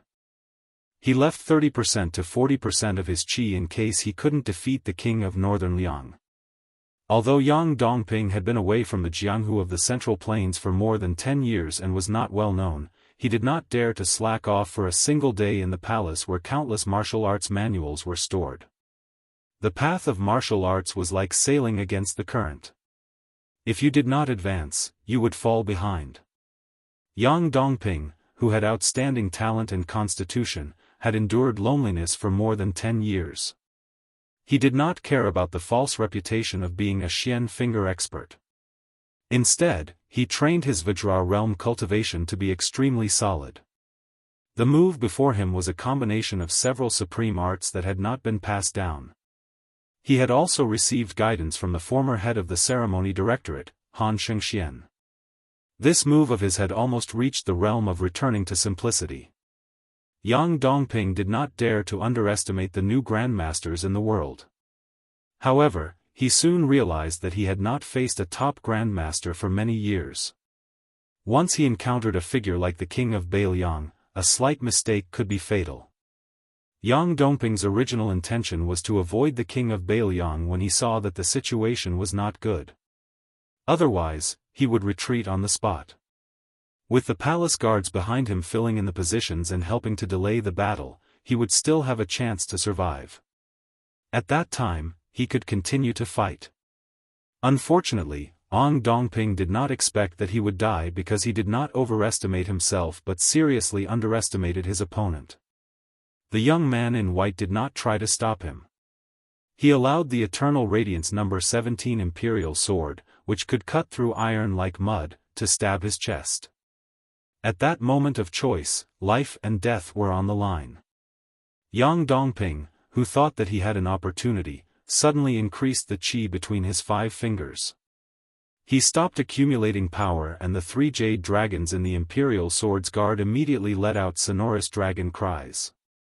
When the tip of the Imperial Sword was about to touch the linen cloth on the young man's chest, it would be able to penetrate his body. Suddenly, a huge force was transmitted from the body of the Imperial Sword. The Imperial Sword in his hand was like hitting a mountain, like an egg hitting a stone. Yang Dongping had decisively given up this precious Eternal Radiance Imperial Sword. However, just as he let go, the king of Bailiang had already stretched out his palm. Yang Dongping's whole body seemed to have been hit violently by a battering ram. His body was still slightly moving forward, but his whole chest instantly caved in and a large part of his back protruded at the same time. Yang Dongping, who was in the first-grade Vajra realm and the deputy commander of the palace guards, died on the spot. Yang Dongping's body flew out and hit a guard who was waiting for an opportunity to pounce on the young lord. The unparalleled momentum caused the guard to have no time to dodge, and a large amount of blood splattered wantonly in his chest. There was a guard behind him who tried to reach out and stop his seriously injured colleague. With a crack, his arm exploded. There was no chance for him to regret. The 2 people who were retreating without any signs of weakening slammed into him. Then, the 3 corpses flew out together and slid out on the ground. The corpses slowly stopped in front of 100 palace guards who were as motionless as mountains. On the ground, a scarlet blood flowed. The dead were already dead, and the living were a ghastly sight. After Yang Dongping was killed by a palm, the Eternal Radiance Heaven Blade, which was supposed to be passed to the next deputy commander of the palace guards after the war, flew out of his hand. Su Fengnian casually waved it. The imperial sword that was thrown high out of its sheath paused for a moment, and then began to fly like a flying sword controlled by a sword immortal. Chapter 1624. The saber first swept across the neck of a palace guard, and in the next moment, it pierced through the shoulder of his colleague beside him. It entered the left shoulder and came out the right shoulder. A nearby guard who had jumped high with his saber was cut in half by the saber. It formed a large arc around Su Fengnian. After all, this group of palace guards was one of the few experts in the palace. In the arc of Yonghui 17, there was no lack of people who used their sabers to save their lives or intercept. However, without exception, as long as they used their sabers, the temporarily ownerless Yonghui 17 was unscathed. However, the day sabers in the hands of the other guards shattered on the spot. Without seeing Su Fengnian move, Yonghui 17 began to draw a second arc with a larger range. At the same time, in the first big circle around Su Fengnian, the sabers of all the palace guards who died in battle before they could use their sabers also began to leave the ground and fly into the air, joining the arc. In the second arc, which was even farther away from Su Fengnian's body, there was an ear-piercing sound of the day saber exploding and breaking, and corpses kept falling to the ground. The more than 160 palace guards who were still alive were forced to stand outside the arc. It seemed that they were surrounding the king of Bailiang, who had not really used his saber yet. In fact, they could not even catch the corner of the young king's clothes. When Su Fengnian began to move forward, the arc that was visible but traceable suddenly rippled and changed. Occasionally, it would jump out of the arc and kill a certain guard before returning to the arc. More than 20 guards who were caught off guard were killed immediately. After someone shouted, "Break the array together," the palace guards outside the circle began to slash at the arc with no regard for their lives. Ordinary people would not be able to detect a breath. For an ordinary martial artist who had reached a high level in martial arts, a single breath was like a raindrop falling on the roof, disappearing as soon as it touched the ground. However, a martial arts grandmaster's breath was as long as a river. Ever since he personally created the division of martial artists into the first grade and the fourth realm, there was a saying that his body could travel 800 miles in an instant. When experts of similar strength fought against each other, it was mostly a battle of chi. Whoever had a longer breath would often be in an invincible position, and whoever had a shorter breath would be able to seize the fleeting opportunity faster, thus resulting in life and death for the other party. No matter what, the rest of the imperial guards found that they could not let the young king continue to finish everything in one go, comfortably. Su Fengnian continued forward, ignoring the imperial guards who were trying their best to break the formation. He turned his head and looked at Su Yanbing, who was holding the instant spear. The latter smiled and nodded. Su Yanbing's accompanying this time was not to help kill people, and was not even to help Su Fengnian block the armored cavalry at the two ends of the street. These people would all be left to Su Fengnian, who had reached a new level in the Mawei post station, to deal with himself. But before Su Fengnian entered the imperial astronomer, he would hold back 2 people and 2 formations. Su Fengnian was today in Great Peace City. Just like when Wang Xianji was standing in Martial Emperor City. This kind of state of mind was related to the level of martial cultivation, but at the same time, it was not very related. But whether or not one had this kind of state of mind, it would have an effect on one's cultivation. Previously, Su Fengnian had truly managed to fight 1 against 2 people at the last moment of Mawei. This had already explained everything. At the time, Chao Chongqing, Luo Yang, Wu Jian, Xianyuan Qingfeng and the others had done it intentionally. Dong Tai, Chen Jibao, Yu Grum, Chai Qingshan and the others had done it unintentionally. On the empty street, Su Yanbing lightly inhaled, the shaft of the spear in his hand trembling. This man who had always been seriously neglected in the Liang dynasty and the Jianghu of the Central Plains, a middle-aged martial artist who had never been heard of, who had never left Bailiang's territory, and who did not have many illustrious battle records, raised his head to look at the heavenly connecting platform of the imperial astronomer.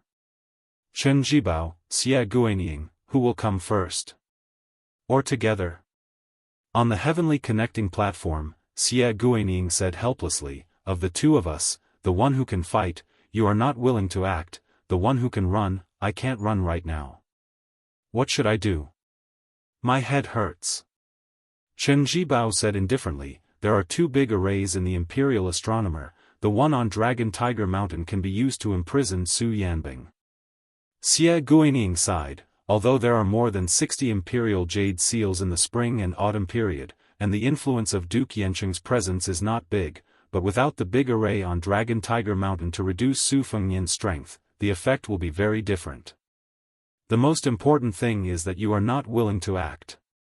Chen Jibao interrupted the words of the ambitious scholar. You should know that Su Fengnian came here to do something that I would have done in the future. I'm just standing here, and that's already giving you a lot of face. If you want to take the opportunity to destroy Bailiang's fate, then do it with your own ability. Xie Guanying said self-mockingly, I know. Our cooperation is like asking a tiger for its skin.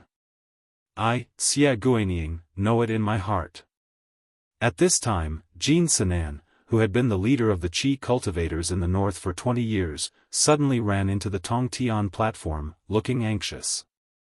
Xie Guanying frowned, his fingers quickly pinched in his sleeves, and said to himself, it is not strange that Duke Yanqing suddenly left the capital, but other than that, what other big changes can there be? Jin Sinan's face was pale, and he said sadly, Mr. Xie, I just went to the imperial treasury and found that Duke Yanqing had taken away the central seal that symbolizes the fate of the Confucian school. Xie Guanying was stunned at first, then he laughed, his sleeves shook, looked to the south, and said in high spirits, Duke Yanqing, do you really think that by doing such a rebellious thing, you can stop me, Xie Guanying? You are just trying to be clever and make a fool of yourself. You're just a bunch of stubborn scholars. On the post road, in a simple carriage from the north to the south, a middle-aged Confucian scholar and a little attendant were sitting in the carriage. The little attendant looked at his teacher who was fidgety for the first time, and could not think of anything in the world that could make his teacher feel uneasy. Finally, the little attendant could not help but ask curiously, Mister, what's wrong? Before the teacher could give an answer, the little attendant thought that he had found the answer, and he grinned, could it be that you are not acclimatized to the capital and have a stomachache? The middle-aged Confucian scholar had a small wooden box with simple carvings on his knees. After hearing the little attendant's teasing, he remained calm. The little attendant was worried, and he asked with a bitter face, Mister, are you worried about the world's affairs? Can I share your worries? Soon, the little attendant sighed heavily and said, Of course not, I don't even have scholarly honors now. The middle-aged Confucian scholar smiled and said, Everyone is responsible for the rise and fall of the world. Whether or not one has the ability is secondary, whether or not one has morals in one's heart, it comes before one's ability. The little attendant's face still did not look better. I have read so many sages with you, of course I know these principles. The Confucian scholar smiled and said, This time you have to accompany me to the capital. In the end, you want to slack off on your homework and study for me. The little attendant said, Oh, and began to read aloud the 10 family precepts that the teacher had summed up with his life's efforts. The teacher's family precepts were the family precepts of all the scholars in the world. Inside and outside the carriage, the sound of reading was loud. The middle-aged Confucian scholar began to close his eyes and concentrate. A scholar listened to the sound of reading. When you see a virtuous person, you should follow him. When you see a virtuous person, you should reflect on yourself. Do not do to others what you do not want to be done to yourself. I reflect on myself 3 times a day. When the little attendant read the last sentence of the 10 precepts, a scholar must be resolute. The burden is heavy, and the road is long. The middle-aged Confucian scholar followed and said, "A scholar must be resolute. The burden is heavy, and the road is long." Then he suddenly opened his eyes and patted the little attendant's shoulder. His eyes were firm, and he slowly said, "Because the burden is heavy and the road is long, we scholars should remember one thing more: a scholar must be resolute." The little attendant did not know the inside story, but he nodded hard. It was the middle-aged Confucian scholar of the current Duke Yensheng. He smiled and opened the box. It was empty. The Duke Yensheng said softly, "Su Fengnian, with you, Bailiang, fighting to the death in front, the Central Plains will be resolute behind." Chapter 1625. The top Qi cultivator in the north, Jin Xian, stood beside Xie Guanying and Chen Jibao. He looked down at the scene outside the gate of the imperial astronomer. Looking at the young vassal king who was still suppressing his aura despite being trapped in the battle, he suddenly felt generous. Why bother?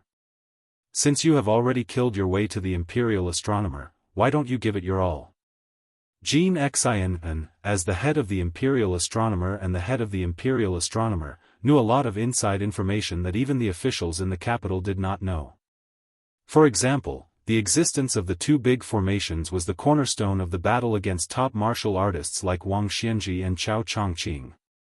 Beimang's west capital once had a huge vat that hid a flood dragon, which could be used to search for all kinds of strange phenomena in the human world. The imperial astronomer's methods were not bad, or even better. Jin Xian also knew that this time, in order to target the young man's surname Su, he could be said to be unscrupulous. In Mr. Xie's plan, the 300 palace guards were not chosen purely because of the combat power of these guards, but because they were closely related to the fate of the Zhao family in Liang. In particular, he persuaded the current emperor to allow the 1,200 heavy cavalry trained by Ma Lulang to rush into the capital in hopes of wearing down Su Fengnian's own fate. As the top Qi diviner, Jin Xian knew about fate and fate. It seemed illusory, but in short, it was the will of the people. It was the power of heaven and earth. On the contrary, it was no longer the fate of heaven. It was the fate that heroes were not free, and everything came to an end. Therefore, Mr. Xie was really cruel and merciless. Not only did he ignore the life and death of the 3,000 soldiers, but he also wanted to destroy the fate that Bailiang had painstakingly gathered by Su Fengnian. At that time, Qi Jiajie's one sword of going Liang did not make Su Fengnian use Bailiang's fate. The young vassal king risked his life to prevent the one sword of 1,000 miles from entering Yuzhou. This time, Mr. Xie was forcing Su Fengnian to make a difficult choice. Would he let his emotions affect his decision, barge into the imperial astronomer, and resist the two big formations regardless of the consequences? Or would he leave some suspense for Beimang, which was in the middle of Bailiang's struggle for power in the Central Plains? Now it seemed that compared to the time when Qi Jiajie, one man and one sword, died one after another, Su Fengnian's state of mind had changed. He no longer had his hands and feet tied, nor did he have any misgivings. Although he was on the opposing side of the young vassal king, when Jin Xian saw the scene at the door, he couldn't help but feel sincere admiration. With this young man leading the new Jianghu of Liang, Li Yufu, Qi Xianxia, and Xianyuan Qingfeng, all of them were truly impressive. Outside the imperial observatory, Dong Tai had just shown his magnificent skill of killing 1,000 people and 1,000 swords in an instant in Tai and city yesterday. Today, Su Fengnian was using what he had learned. A young vassal king who had forcefully borrowed the day's sword appeared in front of each of the 100 palace guards standing outside the door. Almost all of the palace guards were repelled by one move, and they all crashed into the outer wall. The entire thick wall rumbled and was on the verge of collapsing. If there were some valiant guards who didn't want to retreat and tried to take back their swords to continue blocking the road, they were quickly stabbed by a sword and nailed into the wall along with their swords. Of the 300 palace guards that Yang Dongping had brought, less than 100 were still alive. Yang Dongping was the first to die in battle. The two carriages had just turned the corner at the end of the street and had just brushed shoulders with the charging cavalry. On one of the carriages, Chen Yu lifted the curtain and saw through the gap that at the very back of the cavalry, there were many tall and large cavalry who were donning armor and getting on their horses with the help of the supporting troops. Other than that, there were also hundreds of idle warhorses that no one had ridden. Chen Yu said in surprise, "I thought that this troop had entered Tai'an city as an armored cavalry." The proprietress of the Jianghu restaurant couldn't help but laugh. "Silly girl, this is a heavy cavalry that has only appeared a few times in the wars of the spring and autumn period. When they travel, they definitely won't wear armor. Before they face the enemy, the warhorses they ride will definitely be supporting horses. Otherwise, if both the men and horses wear armor, the cavalry and the warhorses won't be able to take it after a long time. Let alone being able to destroy everything on the battlefield and play a crucial role in deciding the battle, they probably would have collapsed from exhaustion before they could even charge. Wearing armor before the battle is a rule of heavy cavalry. Only then will they have enough strength to tear apart the enemy's most dense and important formation. But even so, they cherish the strength of the warhorses. On the battlefield, it's already very impressive to be able to carry out 2 long-distance charges while maintaining an orderly formation. As for using 1,000-man heavy cavalry in a roundabout way, that's just a novel and can't be taken seriously." Chen Yu reluctantly pulled back her gaze and put down the curtain. She sighed emotionally. "Aunt Hong, so that's how it is. In the past, I thought that heavy cavalry meant that they could wear armor and run for thousands of kilometers." The lady boss's eyes were absent-minded. She said softly, "Only when you go to Beiliang and see them kill with your own eyes will you know how valiant a true heavy cavalry is. Actually, I only heard it casually from my man back then. But at that time, Su Xiao used the strength of alcohol to pat his chest and say some heroic words that reached the clouds. He said that one day in this life, he would lead over 100,000 elite cavalry and beat 1,000,000 Beimang barbarians until they were cowards who didn't even dare to step out of their homes. Back then, my man Sun Ping and Su Xiao, one a poor scholar who had no money and the other a boor who had to look at the Ministry of War's face, could actually drink together and brag without thinking. It was already strange enough. Wu Su and I, 2 women, actually felt quite helpless every time we saw them putting on that cocky appearance of a hero in the world at the table. Xie Guining suddenly joked, "Are you really not going to fight with Su Yanbing?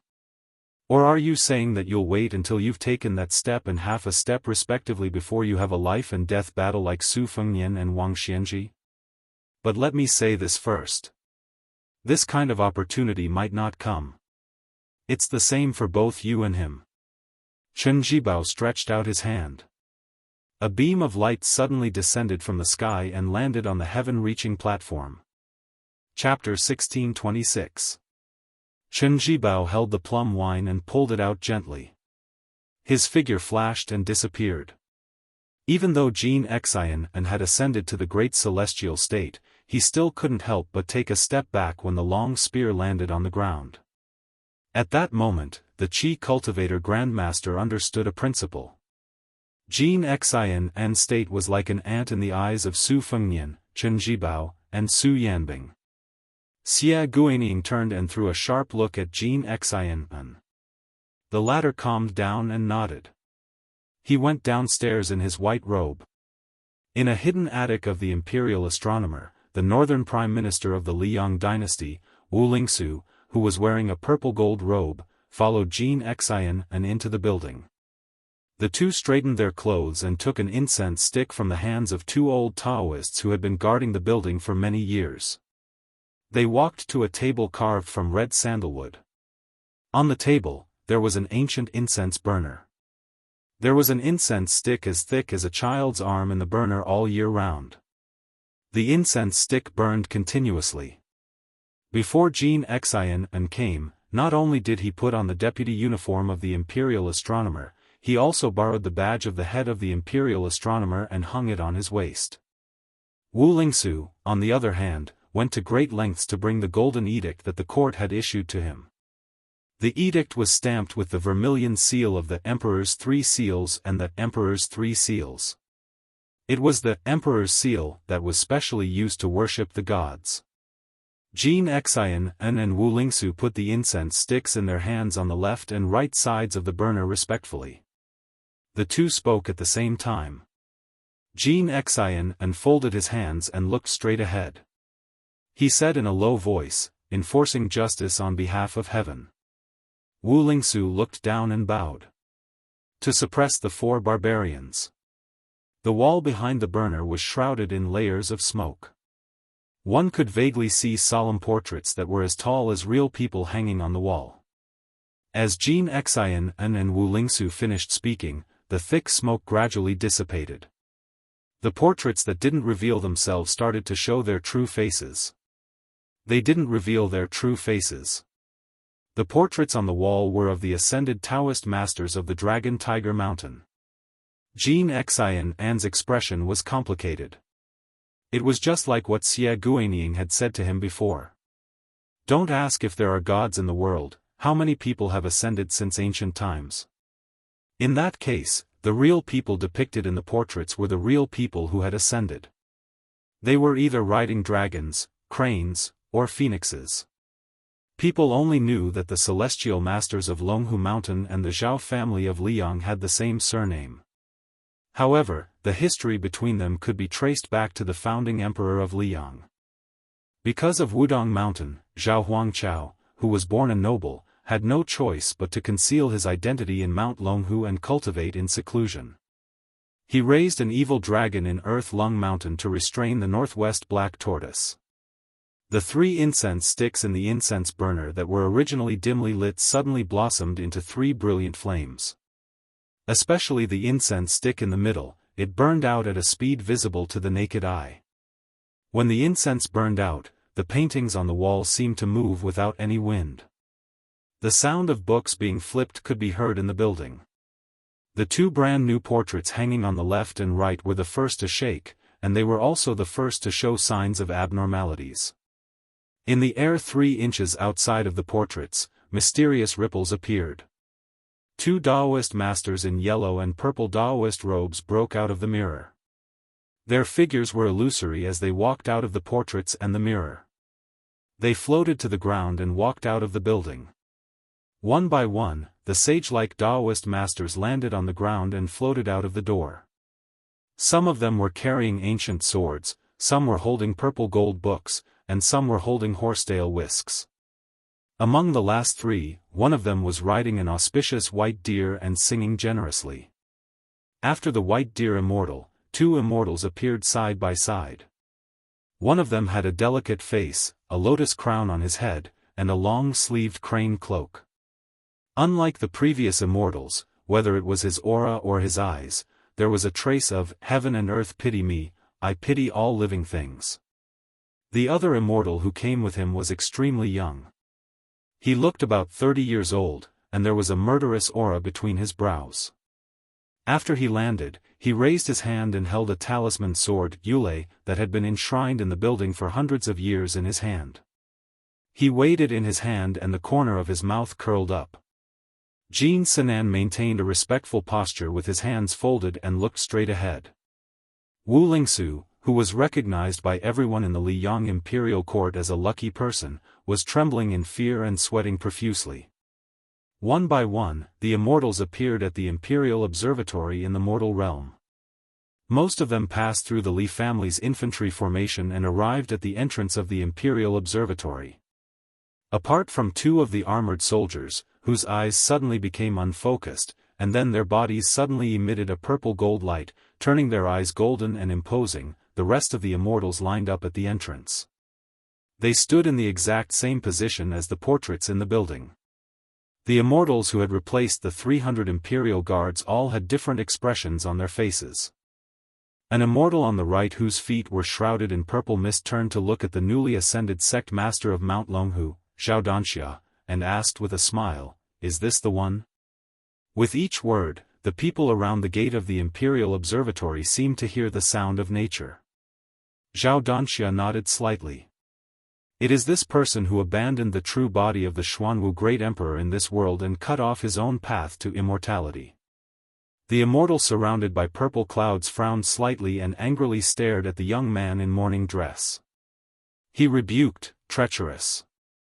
On the far left, the old perfected master Zhao Shi, who had ascended with Zhao Danxia, was also talking to a grandmaster beside him. When the latter heard that it was this person who had blocked Zhao Huangqiao's path to immortality, he was furious. Flying swords formed a formation around him and he softly shouted, "How dare you!" When this immortal said these two words, the bells and drums of all the Daoist temples in the capital suddenly rang. Changming Great Peace City. An immortal stood in the middle. Golden armor could be vaguely seen under his loose robe. The immortal glanced at the charging cavalry on the left side of the street and smiled slightly. A ball of golden light exploded and flew toward one of the cavalry generals. The cavalry was instantly possessed by an immortal. His entire body shone brightly and shone brightly. The golden-armored immortal urged his horse forward. The immortals were in front. Su Fengnian looked at these high and mighty immortals expressionlessly. He did not say anything and only raised the cold blade in his hand. That was all. Chapter 1627. In novels about immortals and supernatural beings, the description of those who achieved the Tao after a rough journey of cultivation would usually be given the title of immortal class, which meant that they had a place in the heavens. Actually, in the end, it was the same as those scholars in the world who had obtained scholarly honors in the imperial examinations and obtained a position in the imperial court or the throne room. The immortals in front of the gate of the imperial astronomer really opened the eyes of the soldiers of the Li family. Living under the feet of the emperor, they could see all kinds of strange people and things. For example, Jianghu flew through the 18 gates with a sword. Many people in the capital were lucky enough to see it with their own eyes. However, Jianghu's style was at most like a banished immortal. It was definitely the first time they saw a real immortal. Moreover, dozens of immortals in Taoist robes appeared in front of them in one breath. It was too much for the eyes to take in. All the soldiers of the Li family didn't dare to breathe loudly. They all widened their eyes and stared hard at those tall and low figures. Enemies were bound to meet. The young immortal in the middle was holding a talisman sword, Yule. It was a Taoist treasure that was as famous as Wudang's sword maniac Wang Xiaoping's Shenshu. Probably because it was too precious, it was hidden deep in the imperial astronomer in the capital.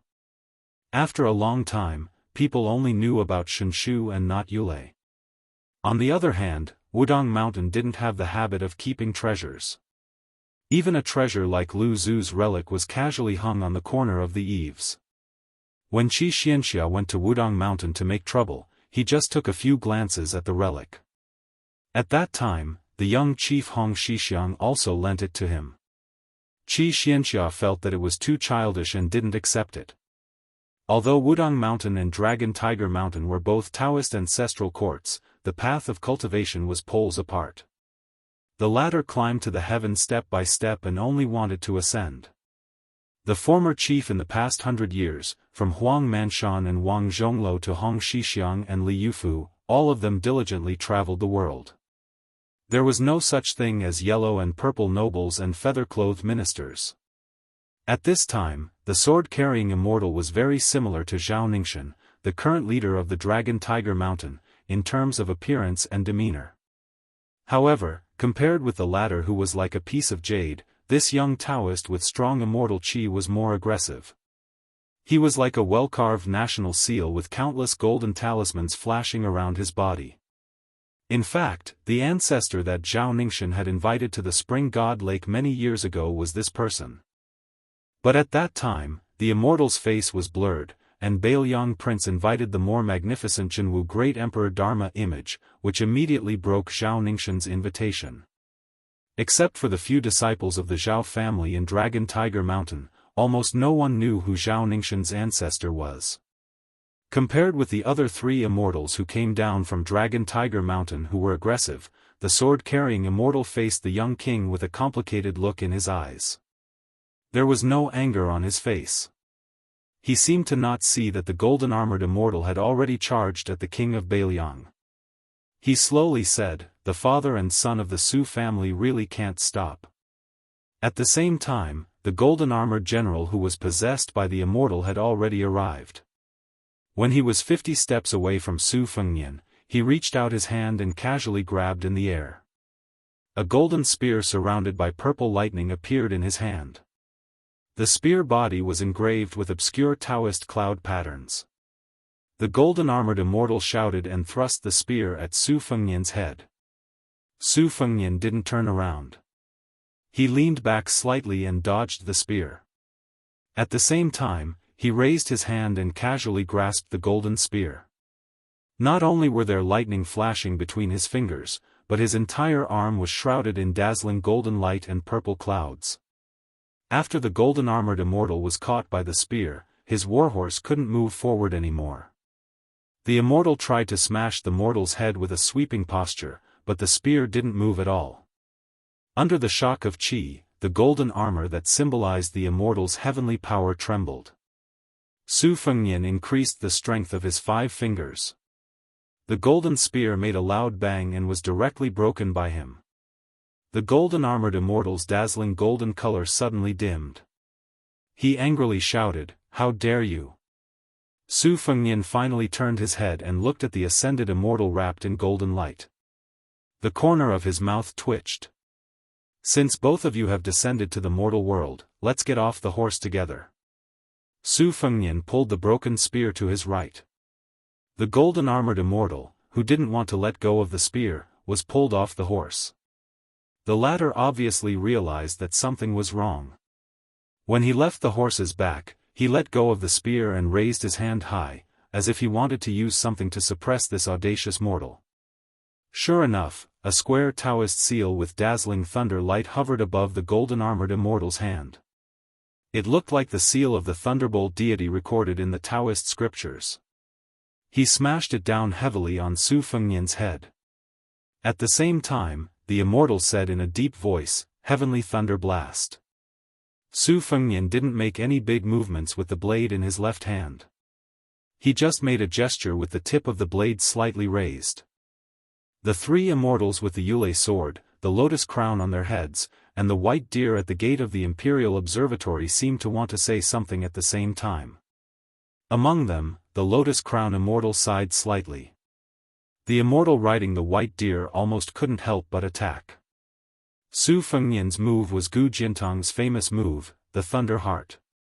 In the last decade, Gu Jiantang, who rarely acted, only used this move to return a bow to the official when Chao Chongqing entered the Great Peace Imperial Palace with Jiang Ni. Later, Jiang Fuding, who had a special status, provoked Su Fengnian and used it once against Su Fengnian. At this moment, Su Fengnian used the Thunder Heart with a force far more shocking than Jiang Fuding's. Even Jiang Fuding, who had always been proud of his talent, would feel ashamed of his inferiority if he saw this. The immortal in golden armor was just about to smash down with the Thunder Heart seal when his entire body seemed to be struck by lightning. He flew into the sky. The seal that had just formed and hadn't shown the majesty of the heavenly Tao also disappeared. Su Fengnian's sleeves moved slightly. He rose from the ground and twisted his body. His sleeves fluttered in the wind, showing the endless elegance of the number 1 person in the world. Su Fengnian appeared above the immortal in golden armor. He also reached out with his palm. His 5 fingers were also spread. However, he didn't use the Dharma seal. Instead, he simply slapped down at the immortal. There was an ancient poem that said, "The immortal touched my head and tied my hair to teach me longevity." These words contain the true essence of Taoism, causing countless cultivators in the mortal world to yearn for it. Many people visited famous mountains and great rivers just to see the true appearance of the immortals and learn the art of immortality. But today, the young vassal king in white robes, after being angrily reprimanded by the immortal, did something truly disgraceful. "I touched the immortal's head. I broke longevity with one hand." Chapter 1628. The golden-armored immortal didn't even have time to defend himself before he was smashed to the ground by this extremely majestic palm strike. In the blink of an eye, the golden light around the immortal's body dissipated at an extremely fast speed. When the immortal's possessed body smashed a large hole in the ground, the golden armor he wore before was gone except for the remaining golden light in his eyes. The immortal's body was mostly restored to a mortal's body. He was bleeding from his 7 orifices and dying. Su Fengnian stood expressionlessly at the edge of the large hole, looking down at the general of the heavy cavalry who could not escape death no matter what. Unless one had reached the Vajra or heavenly image realm, one would not be able to bear the burden and die when carrying the body of a banished immortal. The people of Confucianism, Buddhism, and Taoism were different from the ordinary martial artists of Jianghu. Just like the eminent monks of Buddhism who reached the first pin realm of the Vajra realm, the Taoist grandmasters often reached the finger mystery realm as soon as they reached the first pin realm. This was also a unique opportunity that ordinary people could not envy. However, when facing an enemy of the same realm, it was natural to advance step by step. Pure martial artists were better at fighting. For example, the early grandmasters of martial arts like Han Shengxian and Xianyuan Pan could kill 2 or 3 of them without any suspense, let alone an eminent monk of Vajra realm or a Jinren of finger mystery realm. Therefore, on the path of cultivation, there were fast and slow, and there were gains and losses. It all depended on how one chose. But generally speaking, everyone had their own opportunities. Jiang Ni's swordsmanship improved by leaps and bounds. Xianyuan Qingfeng had a series of fortuitous encounters and achieved great success in martial arts. Zhao Ningxin's failure to invite the deity was a blessing in disguise. Jiang Fuding, whose state of mind was damaged, opened a new path after hitting the tide. Chen Zhibao even reaped the benefits of the fisherman several times. Xie Guanying and Xianyuan Jingcheng could achieve great realms just by reading books. The burly cavalry general was completely dead. Then, a bright white rainbow rose from the large hole and swiftly swept toward the sky. I came from the sky, I will go to the sky. What can mortals do to me? It was a pity that he met Su Fengnian who had killed celestial beings and sky dragons. In the past, the Taoist great immortal Zhao Xuanzu, who had returned to simplicity, appeared in the world with a young face. He almost escaped Li Chungang and successfully killed Su Fengnian. However, even though he was killed by the flying sword of the peach blossom sword god Dong Tai, he still viciously attacked Su Fengnian before his death. The Taoist great immortal Zhao Xuanzu. He met the Dong Tai who had traveled thousands of miles to borrow a sword and set sail to visit immortals. Even Zhao Xuanzu, who was only a hair's breadth away from becoming an immortal, couldn't escape. Now, this immortal of Mount Longhu who had ascended to immortality at some unknown time and who himself was restricted by the rules of celestial being descending to the mortal world had encountered Su Fengnian, who was at the peak of his spirit, as if he was in martial emperor city, facing all the heroes of the world. Before Su Fengnian had made his move, many of the immortals gathered at the gate of the Imperial Observatory were simultaneously furious. The flying sword immortal standing next to Zhao Shi was even more furious. When his thunderous voice rang out, "How dare this brat," the immortal had already disappeared without a trace. In the next moment, many of the immortals near the left and right raised their heads to see this scene. They were somewhat shocked. Then, they looked at each other in dismay and began to whisper to each other. It turned out that after the flying sword immortal blocked Su Fengnian's attack, the streak of white light was still cut in half by a bolt of thunder square that appeared out of nowhere. From then on, it dissipated between heaven and earth. Not far away, the 2 cavalry troops that had already begun their charge had no choice but to stop their warhorses. Then, they unwillingly turned around and retreated from the battlefield. Even though they were the greatest killing machines on the battlefield, they didn't dare to act rashly when 2 groups of immortals were fighting in front of them. In front of Su Fengnian, thousands of purple-gold flying swords poured down like a torrential downpour. Following closely behind was the immortal who was riding on a huge flying sword. He put 2 fingers together in front of his chest and uttered a mantra. Su Fengnian took a step forward and a step back. His knees were slightly bent. He held the blade in his left hand and pointed the tip of the blade slightly upward. He pointed the blade at the immortal who was riding on the sword. His right hand also put 2 fingers on the side of the blade and said softly, "Break the formation." Without the majestic flying sword sprinkling down like rain, without the majestic Daoist mantra, Su Fengnian simply raised his blade and said 2 simple words. A green upstanding chi, like a swimming dragon, directly broke through the dense sword formation that was falling from the sky and crashed into the immortal who was riding on the high ground. The immortal's expression changed dramatically as he made a gesture with his fingers. A crystal-clear tablet floated in front of his chest. The tablet was the most popular item in the imperial court of Dafeng dynasty. Now that the Liang dynasty had unified the spring and autumn period, it was gradually abandoned. According to the laws of Dafeng dynasty, the emperor used jade tablets, the vassals used ivory tablets, and the scholar officials used bamboo tablets. Because Dafeng dynasty worshipped Elder Huang, they specially granted the Daoist who was conferred the title of Immortal to use jade tablets. However, in the Dafeng dynasty, there were only a handful of Daoist priests who were conferred the title of Immortal. According to historical records, there were a total of 8 immortals in Dafeng. Unlike the Liang dynasty, the previous emperors of Dafeng dynasty worshipped Wudong and demoted dragon and tiger, so the 7 immortals came from Wudong mountain.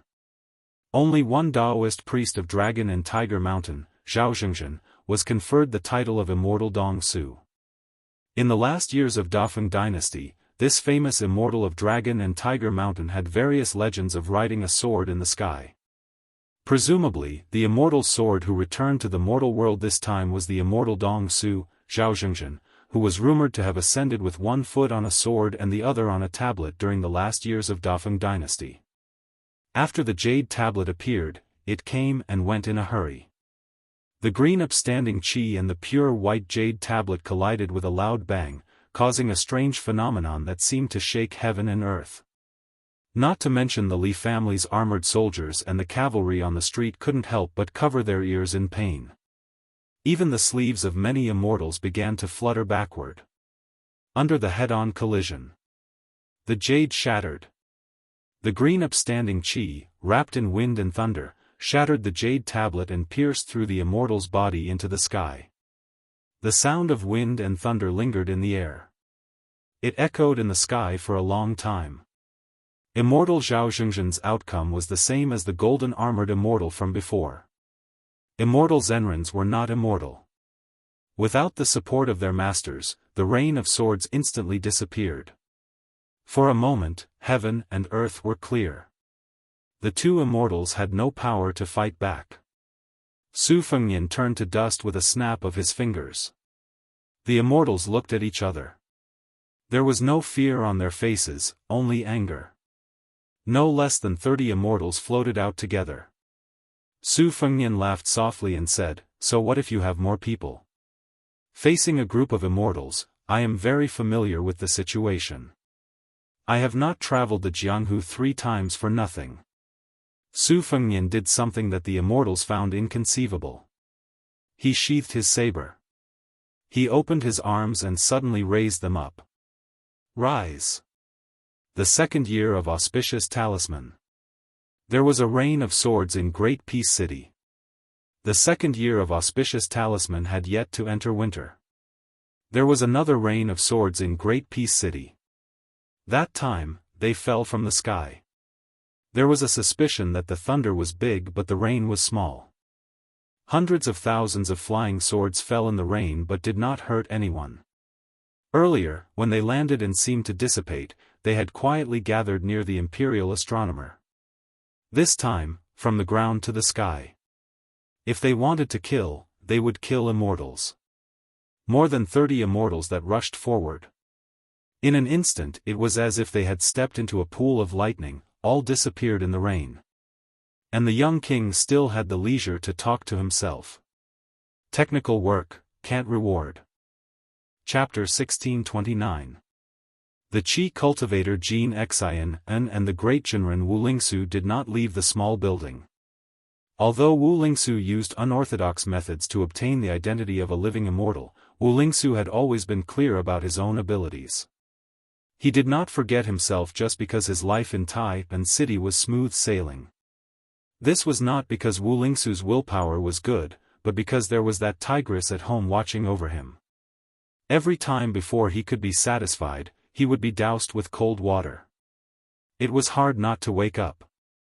It must be known that the red talismans on the doors of the palace to welcome the new and greet the old all came from that woman's hand.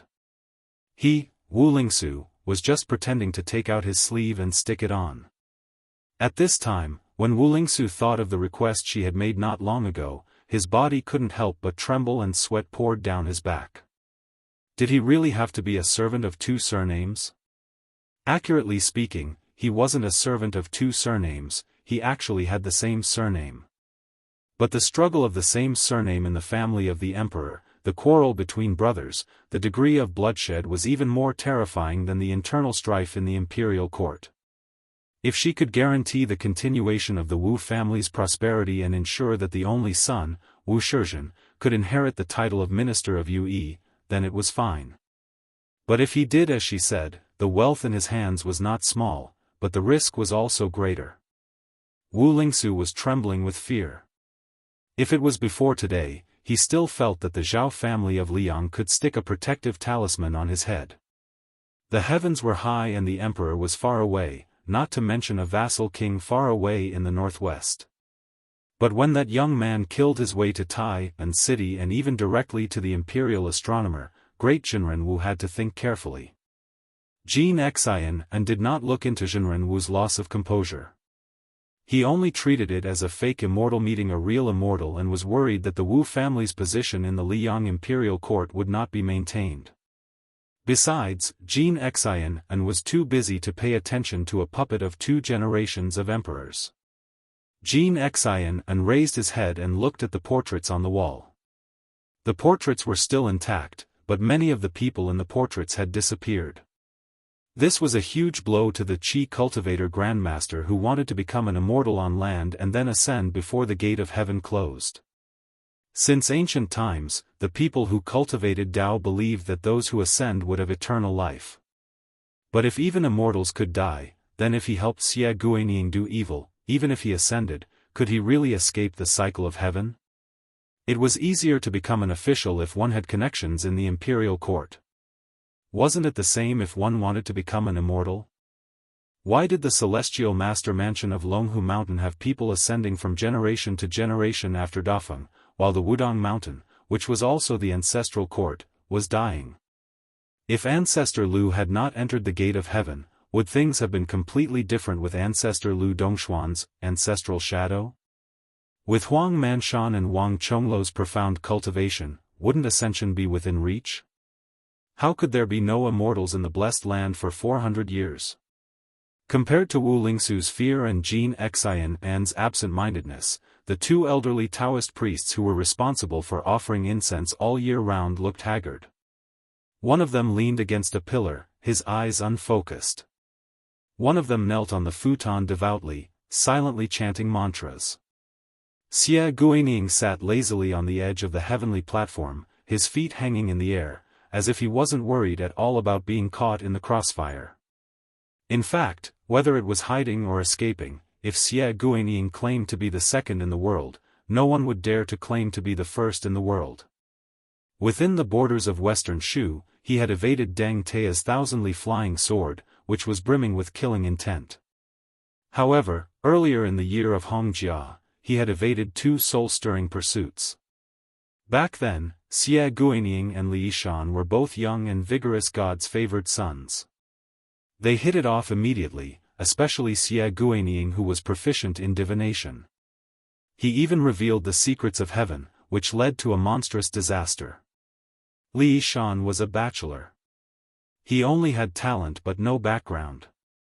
Logically speaking, he should have died long ago. However, he unintentionally got close to a tree like Su Shao and managed to escape that storm. On the other hand, Xie Feiyu, who was born in a wealthy family, was deserted by everyone and treated as an abandoned child. He was even considered a must-kill by East Sea Martial Emperor City. Even the old lady who ascended the throne later bore a grudge against him. She didn't hesitate to let Tuoba Bodhisattva sneak into Liyang to assassinate him. Because of this, he had to change his name and hide in the imperial court. Even his own flesh and blood didn't know if he was alive or dead. Therefore, there was no more Xie Feiyu in the world who hoped to leap over the Dragon Gate. There was only Mr. Xie of Great Peace City who should be hiding behind the scenes. In the eyes of Xie Guanyin, who had watched the world's affairs with cold eyes for more than 20 years, Li Shan and Nalan Yusi were the same type of people. Sun Ping, Zhang Jiulu, and Yuan Benshi were the same type of people. Huang Longshi, who had a loose tongue, was another type of person. However, in the end, Xie Guanyin felt that they were the same type of people. They worked for others, a land, a country, and the world. The only thing they weren't good at was working for themselves. If they couldn't even take care of themselves, how could they help the world? Among them, Yuan Benshi wanted to work for himself, but he couldn't. Huang Sanjia could do it, but he disdained to do it. Xie Guanying's plan was to amaze the world with a single brilliant feat. He wanted the Central Plains to sink again. Then, he would personally obtain 1,000 years of peace. If one said that Xie Guanying was seeking the status of Grand Secretary or Imperial Preceptor, or a few decades of peace and prosperity, or even ascending to become an immortal, then they were underestimating him too much. Since Huang Longshi said that there was no 100-year emperor or 1,000-year dynasty in the world, then he, Xie Guanying, would have to wrestle with this outsider who claimed to know about the future of 1,000 years. Xie Guanying suddenly felt a little lonely. The old faces and acquaintances had almost all left these years. Except for Nalan Yusi, it seemed that everyone else had died. Although there were many newcomers, in fact, except for Chen Wang, who was successful in his official career, the others still needed various polishing and scrutiny even if their futures were promising. In comparison, Su Beiji and Chen Shiliang of Beiliang stood out faster. Jean Lanting, who was not inferior to Chen Wang and was already the left assistant minister of the Ministry of Rights. Xie Guanying had never put this kind of clown in his eyes. Adding oil to the fire was never a long-term solution.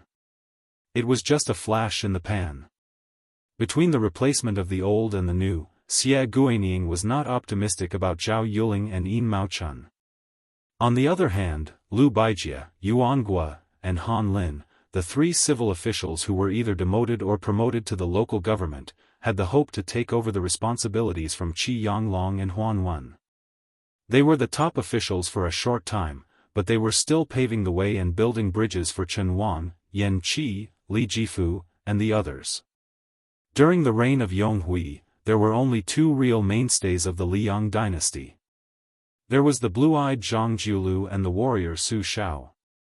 It was the existence of these two people that deterred all the dragons, snakes, fish, and shrimps in the imperial court. With Zhang Jiulu, the literati who wanted to make achievements honestly ruled the country, and the literati who advocated quiet talk continued to talk about the wind and the moon. With Su Shao, Chen Zhibao could not leave western Shu, Chao Chongqing could not restore the country, Yan King Xiaobing did not dare to march north with great fanfare, Gu Jiantang could only be the governor of Liao province, and Beimang's army did not dare to march south. However, it was precisely because of the two of them, one was at the center of the imperial court, deciding the promotion of all the officials, and the other was at the northwest border, commanding 300,000 cavalrymen, that the late Emperor Zhao Dun did not dare to give the dragon throne to his son Zhao Zhuan, because there were too many thorns on the throne. The biggest knot was that as long as Su Shao was alive, Beimang would not dare to stake everything on a single throw to invade the Central Plains. Beiliang could substitute defense for war, allowing Liang to prosper day by day, and its national strength to gradually increase, restraining and dragging Beimang to death. However, if they took the initiative to march north into the desert, firstly, Beiliang's chances of victory were not high, and secondly, Zhao Dun would not dare to do so. Su Shao would not rebel, but once the northern expedition went smoothly, and Crown Prince Su Fengnian established his prestige in the northern expedition, would Su Shao have the idea to give his son a higher position than the vassal king's throne?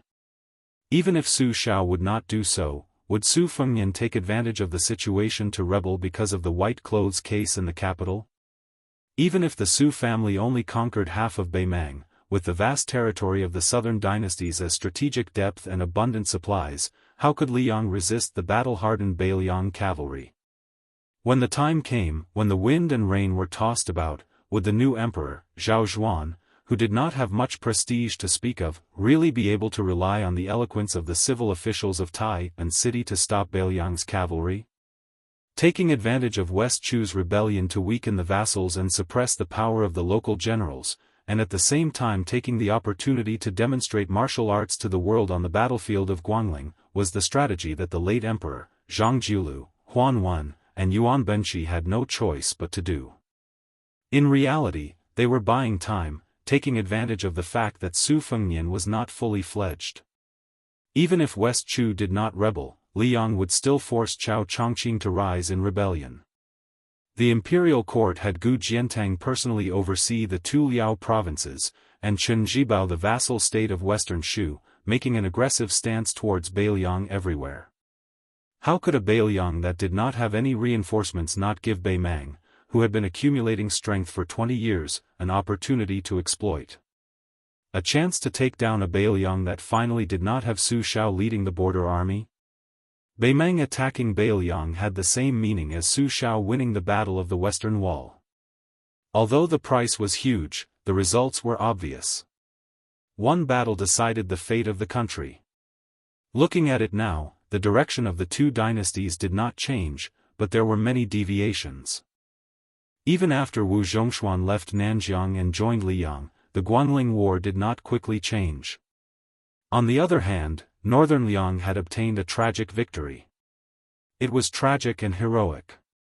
What was even more unexpected was that the Beiliang frontier army lost 100,000 men less than Liang had predicted. Especially the 130,000 to 140,000 cavalry, they did not suffer any major injuries. Today, they still maintained an impressive number of around 100,000 men. Originally, not only did Beiliang win a Pyrrhic victory, the Second Great Battle of Liangmang would directly spread the flames of war to Beiliang's Dao territory, or even Lingzhou. Looking at it now, Beiliang fighting to the death outside the pass was not a fool's dream. Therefore, when Su Fengnian left the vassal land without permission and Liang retreated step by step, it was not that Great Peace City suddenly liked to talk about comradeship and reason with people. Instead, it was because they were afraid that Beiliang would do something irreparable in a fit of anger. It was a pity that other than Tantanan, whose heart was like dead ashes, those few people of the older generation who had set the trap had all died one after another. Now, the crucial point was how Grand Chancellor Qi, whom Zhao Dun had high hopes for, would react. Chapter 1630. Before his death, Zhao Zhuan had made many plans, both overtly and covertly. He had planted many foreshadowing in the officialdom, which gave Zhao Zhuan a great opportunity to display his skills after he ascended the throne. So far, it seemed that the young emperor had done a good job. Even Huan Wen, who held a grudge in his heart, was still cautious and conscientious in the new Xiangfu dynasty. There was not much of a gap between him and Qi Yanglong, and he became a mender. Unlike Su Fengnian, who could win the hearts of Beiliang soldiers by risking his life on the battlefield, the young Emperor Zhao Zhuan was like the most honorable caged bird in the world, relying only on the skin of the dragon robe. Therefore, his majesty as an emperor required years and years of hard work to build. Of course, if Zhao Zhuan could have Su Fengnian's martial cultivation, it would be a different story. For example, when Chao Chongqing and the Princess of West Chu came to deliver gifts, he defeated Chao Guanzi before Gu Jiantang and Master Lu Hao. However, in the path of martial arts, there was no such thing as a great grandmaster without risking one's life. Even Xianyuan Qingfeng, whose strength had improved by leaps and bounds, did a crazy thing like fighting to the death with Wang Xianji. Yuan Benqi's illegitimate son, Jiang Fuding, who had outstanding talent, even if he had received guidance from a large group of experts such as Gu Jiantang and Master Lu Hao, Qi Jiajia, in the end, he still ended up as a tide-bearer in Donghai. Xie Guining said softly, several pillars of the country can work together to support a throne room that is swaying in the wind and rain. However, a cornerstone can allow a dynasty to remain standing in the face of a once-in-a-century storm. Zhao Zhuan, Chen Wang by your side is still too young. It will take time to become someone like Zhang Jiulu. You can wait, but others won't. Xie Guining closed his eyes, calm and composed. He didn't care about the immortals who walked out of the hanging statues and died like moths to a flame. Anyway, the ones who lost were the Su and Zhao families. Xie Guining, who had personally created this situation, couldn't be more happy. If the Qi refinement warriors from the north and the south were all dead, it would be more beneficial to Xie Guining's long-term plan. Therefore, it would be best if Jin Xian and could bow his head and listen to his orders. If he refused, Xie Guining would not only have the ability to escape. However, Tantai Pingjing accidentally dragged her family to Beiliang, so it was not easy to make a move. Now she seemed to have gone to Guangling Road alone, which was a hidden danger. As for Mount Lantua of the western regions, it no longer shunned the world with cold eyes. After Lu Songtao's death, it also put down its arrogance and chose to enter the world and rely on Beiliang. The white-robed monk Li Dongxin also went to Beiliang. Even Huyen Dogwan's family of 3, why did they all bring their families with them? Recently, there was also Duke Yansheng who left the capital without warning. It should be known that this saint had helped Zhao Shi of Liyang to persuade Chao Chongqing not long ago. Xie Guining, who was smiling at first, suddenly frowned. He opened his eyes and sat up, looking at the northwest. Xie Guining was a little annoyed. Was the reason why his vision began to blur because he had also become a part of the game? Then Xie Guining suddenly withdrew his gaze and looked down. As a result, he saw the seemingly innocent young Jianzheng, the child nicknamed Little Bookcase, grinning at him. At the same high place, the young emperor, Chen Wang, and Lu Su on the roof of the main hall did not speak much. Only the eunuch of the ceremony directorate stood under the eaves from time to time and reported the situation at the imperial astronomer in detail with a voice that was neither soft nor loud, just enough to be heard clearly. When Zhao Zhuan heard that 2 carriages and 4 women appeared over there, the young emperor was a little self-deprecating and helpless. After that, his brother-in-law Yan Qiji went to the palace to have an audience. It was also an indispensable and important step for Yan Qiji to rush to the palace to pass a message to Su Fengnian. But when Yan Qiji hurried back and knelt under the eaves, the young emperor was obviously a little angry. Even the seal eunuch Song Tonglu was a little nervous. Song Tonglu knew that other than Yan Qiji's identity as a relative of the imperial family, he was also a very special balance. As for the balance in the previous emperor's heart, one of them was the scholar Yan Jieshi. This dual leader of Beiliang's literary and officialdom had betrayed Beiliang and entered the court. Naturally, the previous emperor was very happy and favored the entire Yan family. Yan Jieshi was made one of the 6 palace scholars, and his daughter Yan Dongwu was now the empress. In reality, Jean Lanting was also the same, so his meteoric rise shocked the entire capital. Yao Baifeng was also the same, but this great scholar of Confucianism had leaned toward Beiliang and Su Shao many times in court. Thus, he was still an imperial college chancellor with high hopes but no real power. As an old acquaintance of Zhonglu, Yuan Guo was even more pitiful. He had finally come back and become the Minister of Rights. Because he stood on the wrong side of the issues of the transport of grain and the printing of documents, he was quickly sent packing out of Great Peace City. As a scholar, it was important to have strength of character. As a civil official, it was not as important to have strength of character as the scholars imagined. The difference of one word was like the difference between heaven and earth. The emperor and the young master of the Yellow Gate, both of whom had good reputations, were in a deadlock, one high, one low, one sitting, one kneeling. Chen Wang smiled and stood. The young emperor seemed to say in a fit of pique to ignore him, but Chen Wang still walked down the ladder to the ground. He helped Yan Qiji up but did not help him up. Chen Wang did not force him. He stood at the feet of this rising star of the Hanlin Academy. Looking at the tightly closed palace doors, he said softly, "Stand up. The more you kneel, the more useless it is. You cannot sink too deeply into the matter of figuring out the emperor's heart, but you cannot do nothing. You are not an official that seeks fame to seek favor. Of course, Yan Qiji does not need it. In reality, you can't do it.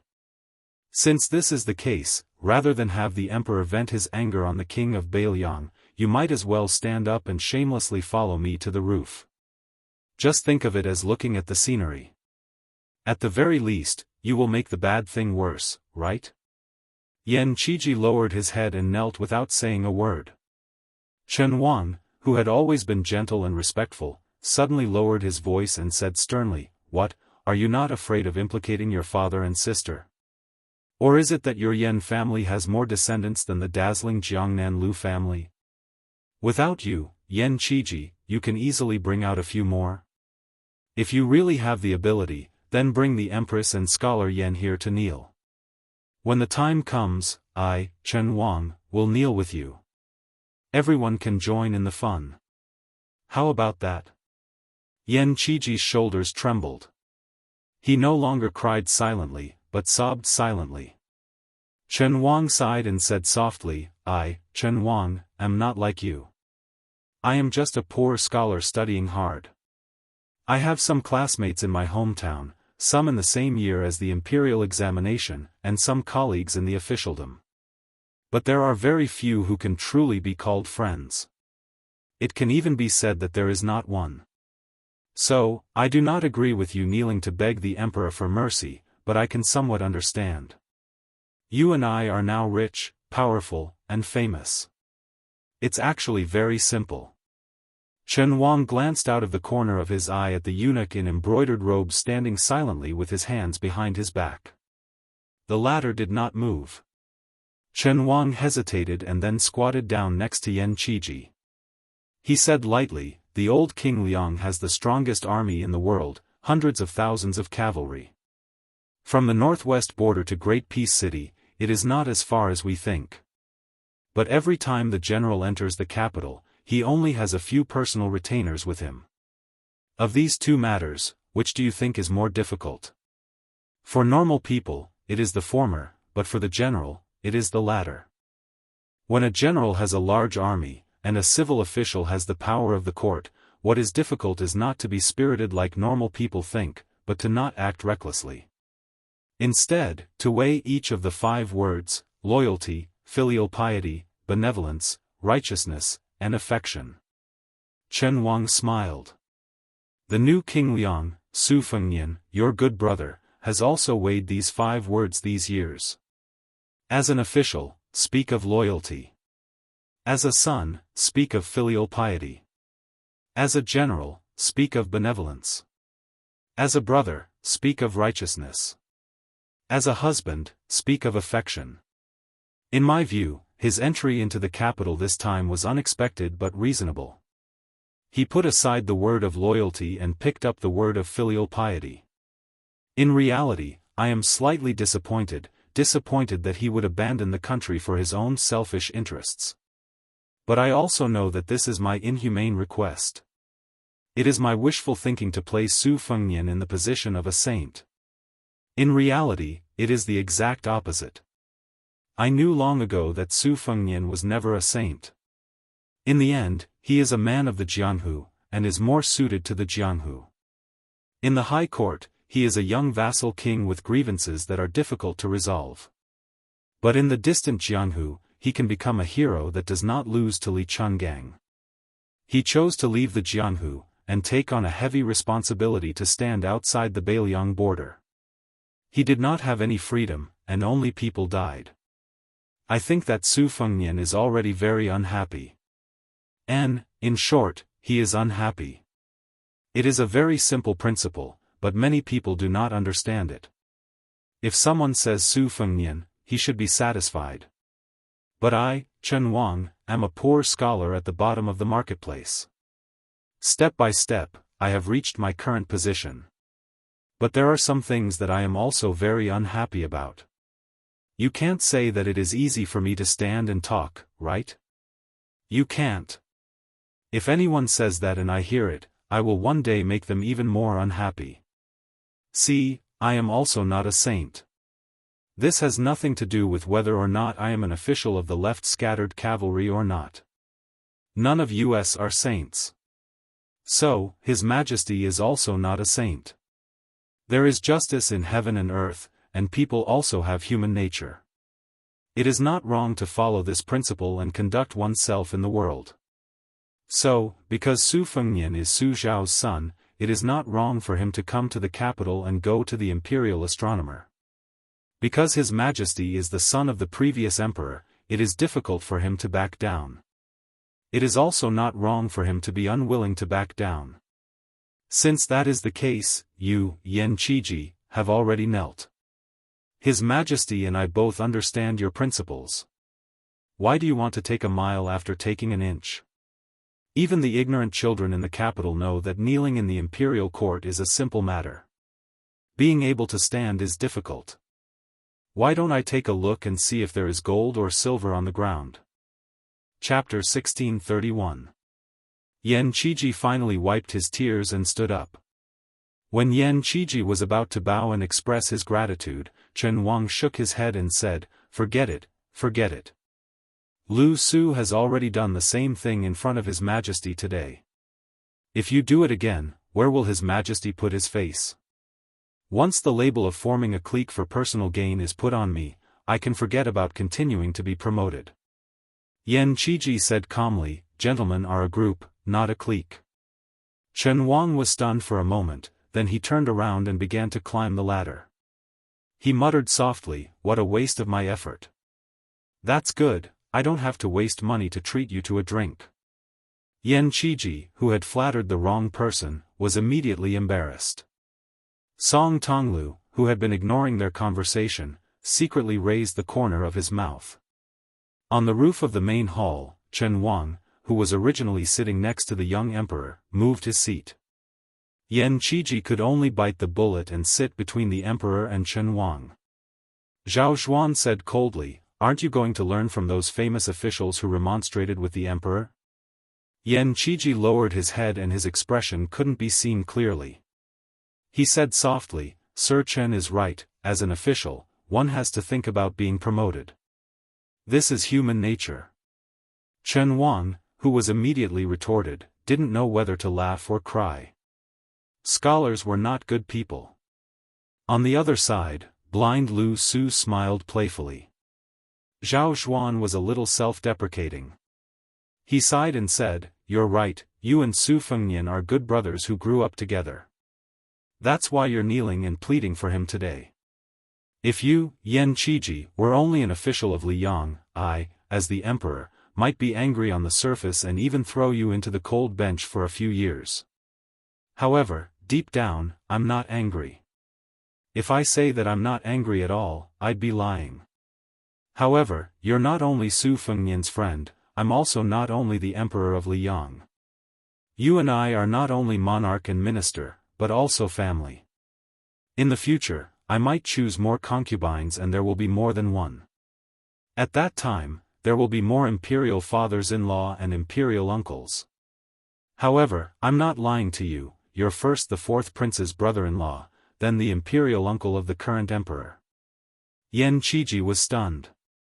Zhao Xuan put his arm around Yan Qiji's shoulder and laughed. He pointed into the distance, "Look."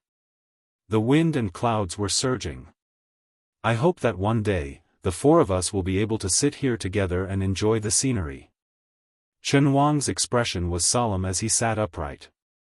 Blind Lu Su raised his eyes and looked into the distance, his hands casually supporting himself on the roof. Great Peace City was the most virtuous city.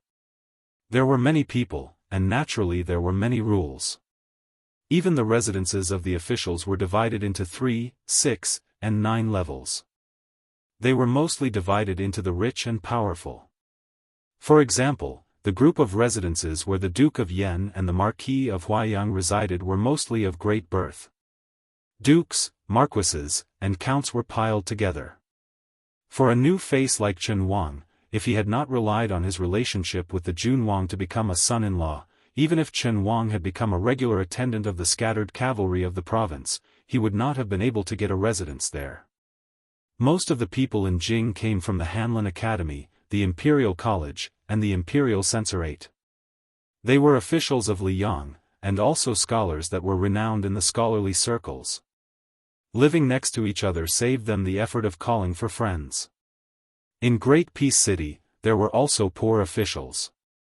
For example, the earliest Ministry of Rights was a typical government office. Many of the officials of the Ministry of Rights who did not have a high rank and were not the top officials even had to rely on money to survive.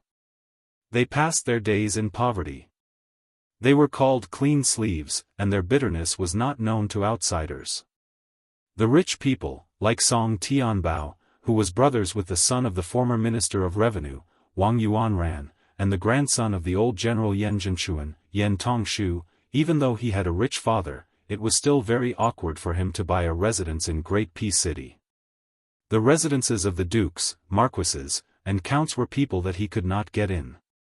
There was no point in going to the residences of the poor officials. The feeling of being looked down upon all day was not good. Fortunately, there was another choice. That was to buy a large residence in the middle of the residences of the officials with power and the rich. During the day, he would go to the residences of the officials in Jing and pretend to be their sons and grandsons. At night, he would make up for it from people who had money but had less money than him. Some busybodies had studied the group of officials in Jing who had made a name for themselves at the end of Yonghui. They had probably made a name for themselves in the poor area to the south of Great Peace City where scholars gathered. Then they quickly rose to the ranks of the nobility in the northeast of the city. In the end, they went to the east to buy a grand residence. If one day they could move to the west of Jing like Chen Wang and Chen Xiaobao, then their lives would be complete. Not only would they not have any regrets, they would also be able to answer to their ancestors and descendants.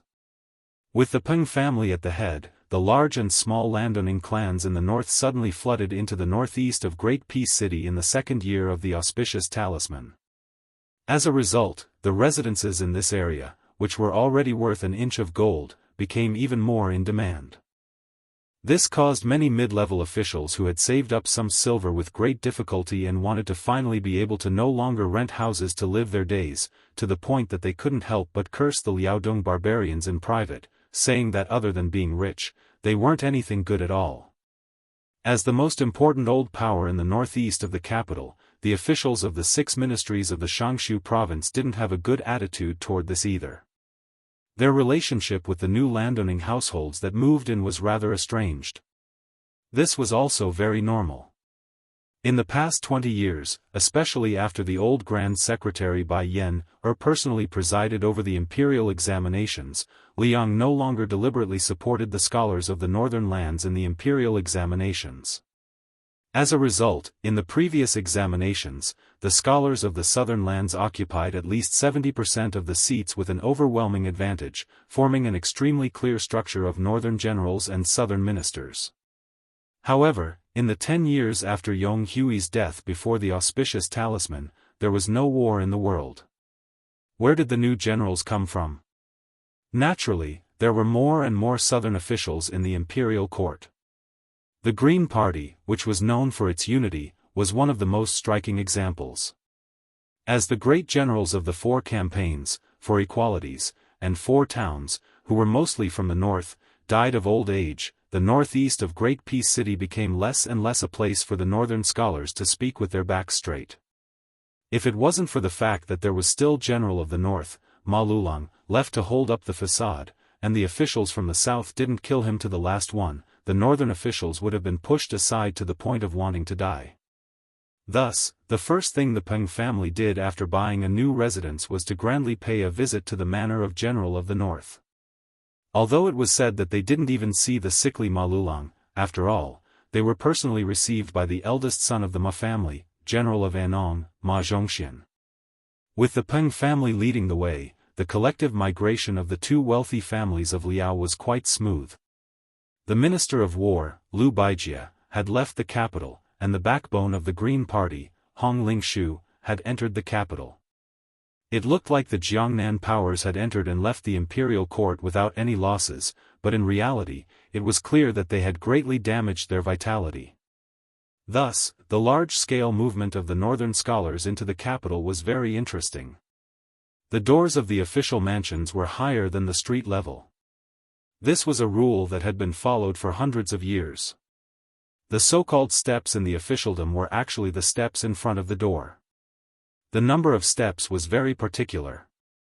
According to the laws of Liang, first, one had to be of the flowing class. Only then could the number of steps be determined by the rank of an official. A sixth-level official could only build 3 steps, and a fourth-level official could build 4 steps. This meant that this was the case for local governors and ordinary generals with real power. Next, most of the assistant ministers of the 6 ministries, if not specially bestowed, could only build 5 steps. The ministers of the 6 ministries had 6 steps, and very few could build 7 steps. For example, the former Minister of Personnel, Zhao Yuling, and the current Minister of Rights, Sima Puhua, had also received this honor. It was said that on the day the Sima family mobilized a large number of people to build more steps for their mansions, the old minister cried on the spot. What was interesting was that the rare 7 steps in the northeast were rare in the area where Chen Xiaobao and Chen Wang lived. If you didn't have 6 steps, you wouldn't have the face to greet people when you left the house. 7 steps were also very common. Chen Wang's father-in-law was at the 7th step. Even someone like Duke Yan, Gao Shizhi, who was at the 8th step, was not rare. However, all of the officials in the capital knew that the steps in the west of the city were all fake. They relied on the ancestral shadow and the surname of the Zhao family to decorate the face of the court. However, the steps in the northeast were truly exchanged for by the official hats of the 2 recent generations. The saying, West 7 is not as rare as North 5, was precisely the reason. In the northeast of the capital, there was another saying, Ma 8, Yen 7, Minister 6.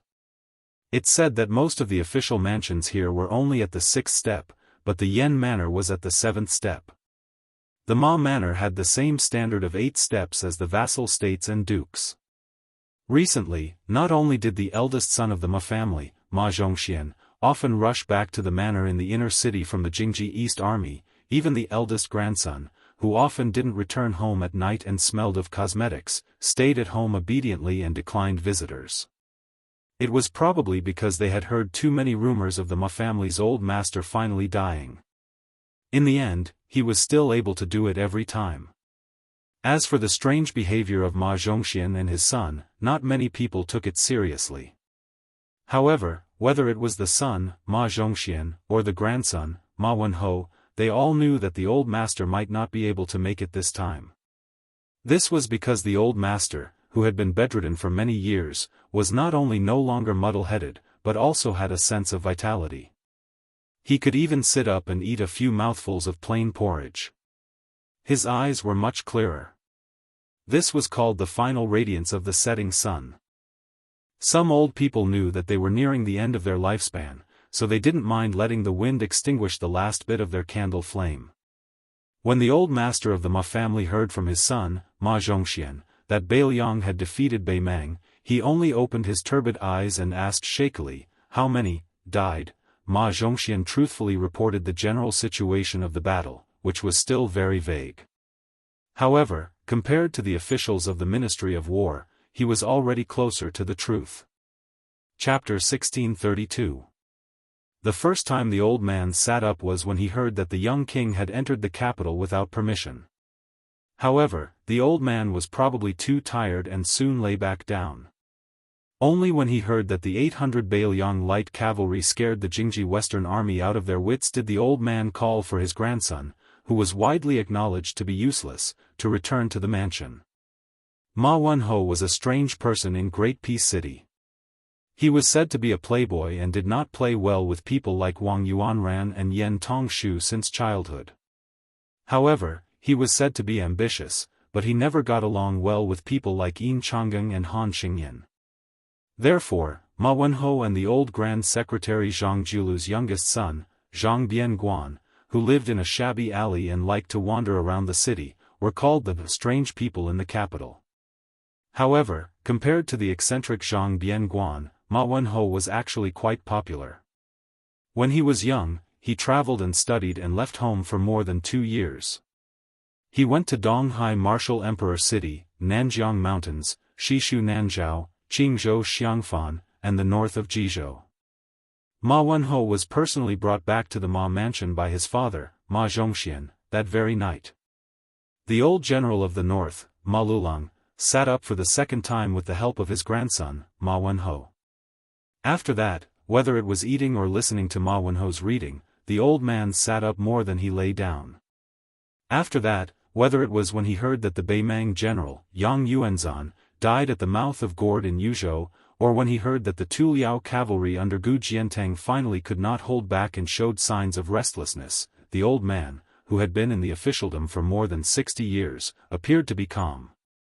However, when the old man personally handed over the tiger tally, he sighed with emotion, seeking death. It was unknown whether he was talking about the young king or someone else. Today, the old man seemed to want to go to the morning court, but until his body could no longer bear the bumpy ride, he did not make it difficult for his children and grandchildren. Under Ma Zhongxian's secret instructions, several hidden Ma family consecrators spread out like a net. They only had one thing to do, which was to keep an eye on the young man surnamed Su from afar. Soon, news came back to the Ma mansion one after another. The young vassal king left the Demoyai post house, but he didn't attend the court meeting. Instead, he went to the old Ministry of War Yamen in Liang without entering. Entering the Ministry of Rights Yamen, Minister Sima Puhua slipped away. Finally, he arrived at the Imperial Observatory and met with the Empress Dowager Zhao Ji and Jiao restaurant's lady boss. The old man would comment on each piece of news he heard. The old man was full of energy and became very talkative. His mind was very meticulous, as if he wanted to say all the words that he had accumulated in his stomach for the past 10 years in one go. The old yamen of the Ministry of War is actually a place with good feng shui. It's a pity that it's been abandoned. Wenho, my Ma family has been a force in Liang for a long time. It's just that we changed our sails quickly back then. In fact, when I was first thrown into the Ministry of War by your great-grandfather, I was only 18 years old. Many people thought that your great-grandfather was muddle-headed, leaving the only son of his family in the capital. Did he really not want the foundation of his ancestors? Then, after more than 20 years, I finally became the right assistant minister of the Ministry of War. Everyone shut up. Some people were dead and couldn't open their mouths. Some people lost their power and didn't have the face to complain in front of me. I've been in the Ministry of War and the military all my life, but people of the blue-eyed Tantanon's generation all know that I've never been on the battlefield in my life, let alone killed anyone. Isn't it funny? Such a person ended up as the great general of the North. When I became the big boss of the Ministry of War, I saw many young generals. There were ambitious, capable, and murderous. At that time, there was a Jinzhou barbarian surnamed Su who struggled to climb up the ranks of the bureaucracy. He was always defeated. There were several times when he lost all his troops and horses and almost became a lone army. No one was optimistic about him. I wasn't optimistic either. Without a foundation, he could only rely on his life. Wenho, you have to understand that the Liang of that time wasn't as peaceful as it is now. There were endless battles. Now, killing 100 Beimang barbarians was enough to make you a commandant. At that time, it was possible for you to kill over 1,000 Dongyue or Northern Han soldiers and still not be able to become a commandant. Otherwise, if you managed to become a commandant with great difficulty, it would become someone else's military achievement the next day. As a result, there was one time when that young man ran to the yamen with his head covered in dirt and face covered in dirt, asking for troops, horses, and provisions from us old fellows of the Ministry of War. No one was willing to pay him any attention, as they felt that he wouldn't be able to make back his capital. In reality, the Ministry of War only had a dozen or so tiger tally that could be used. Otherwise, they would have to mobilize private armies that couldn't see the light of day. If I remember correctly, that day, it was raining. That young man from Jianghu, who only had the empty title of commandant, was standing in the courtyard with a chest of silver at his feet. His back was straight, and one could tell at a glance that he wasn't someone who would ask for help. Just that bit of silver? Did he think that the Ministry of War would transfer 700 to 800 men to him? Although everyone knew that this person wasn't greedy for money and that as long as he won a battle, no matter how many of his men died, the first thing he would do would be to give the money to the officials of the Ministry of War. But of all things, this fellow shouldn't have killed a junior sent to his army by the Ministry of War when he lost a battle. That's why no one was willing to pay him any attention. I've seen people who don't care about their lives in battle, but none of them are as reckless as him. He's always at the forefront of every battle. Who would dare to fully support such a person?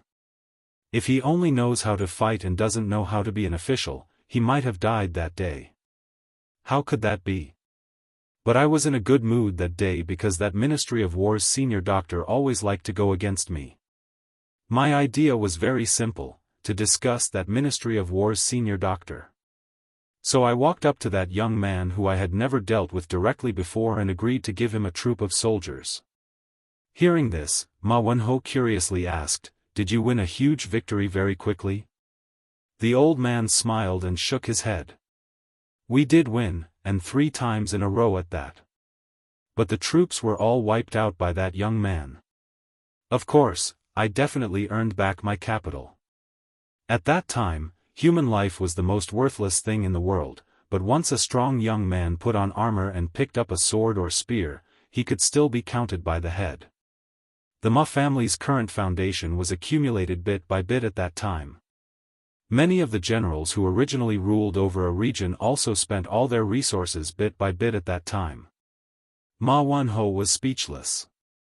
Most of the young people of his generation didn't like to listen to the older generations nagging about the wars of the spring and autumn period. They had heard so much since they were young that their ears had grown calluses. Ma Wenho was no exception. The old man sighed emotionally. "You must have guessed that the Jianghu commandant who needed to listen to your grandfather's mood and expression was Su Shao. Later on, he was the butcher of Liang, and finally, the king of Beiliang." Ma Wenho nodded lightly. The old man had never mentioned this matter to anyone before. Chapter 1633. As the old saying goes, those who are unjust are doomed to destruction. That's not entirely true. No matter what, Su Shao being able to die of old age in bed with a body full of injuries is probably God's reward for his righteousness. But those who are unjust will bring disaster to their descendants, I believe very much. The Su family is a good example. Su Shao killed so many people. Look at his children, which one of them is blessed?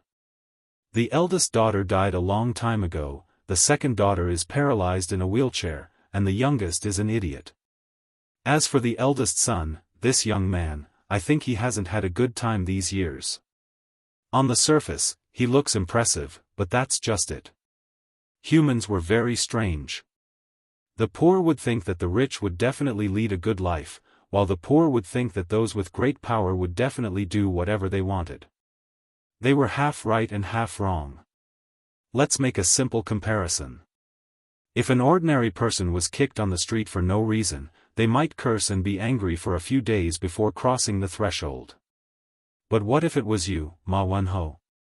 If you slap Yin Maochuan's son or Gu Jiantong's son, will you forget this thorn tomorrow or next year? You won't. This kind of unhappiness is more or less the same as a poor person who loses a dozen taels of silver and wants to die. Ma Wenho muttered softly, "Yin Chang'eng and old Gu's son dared to slap me?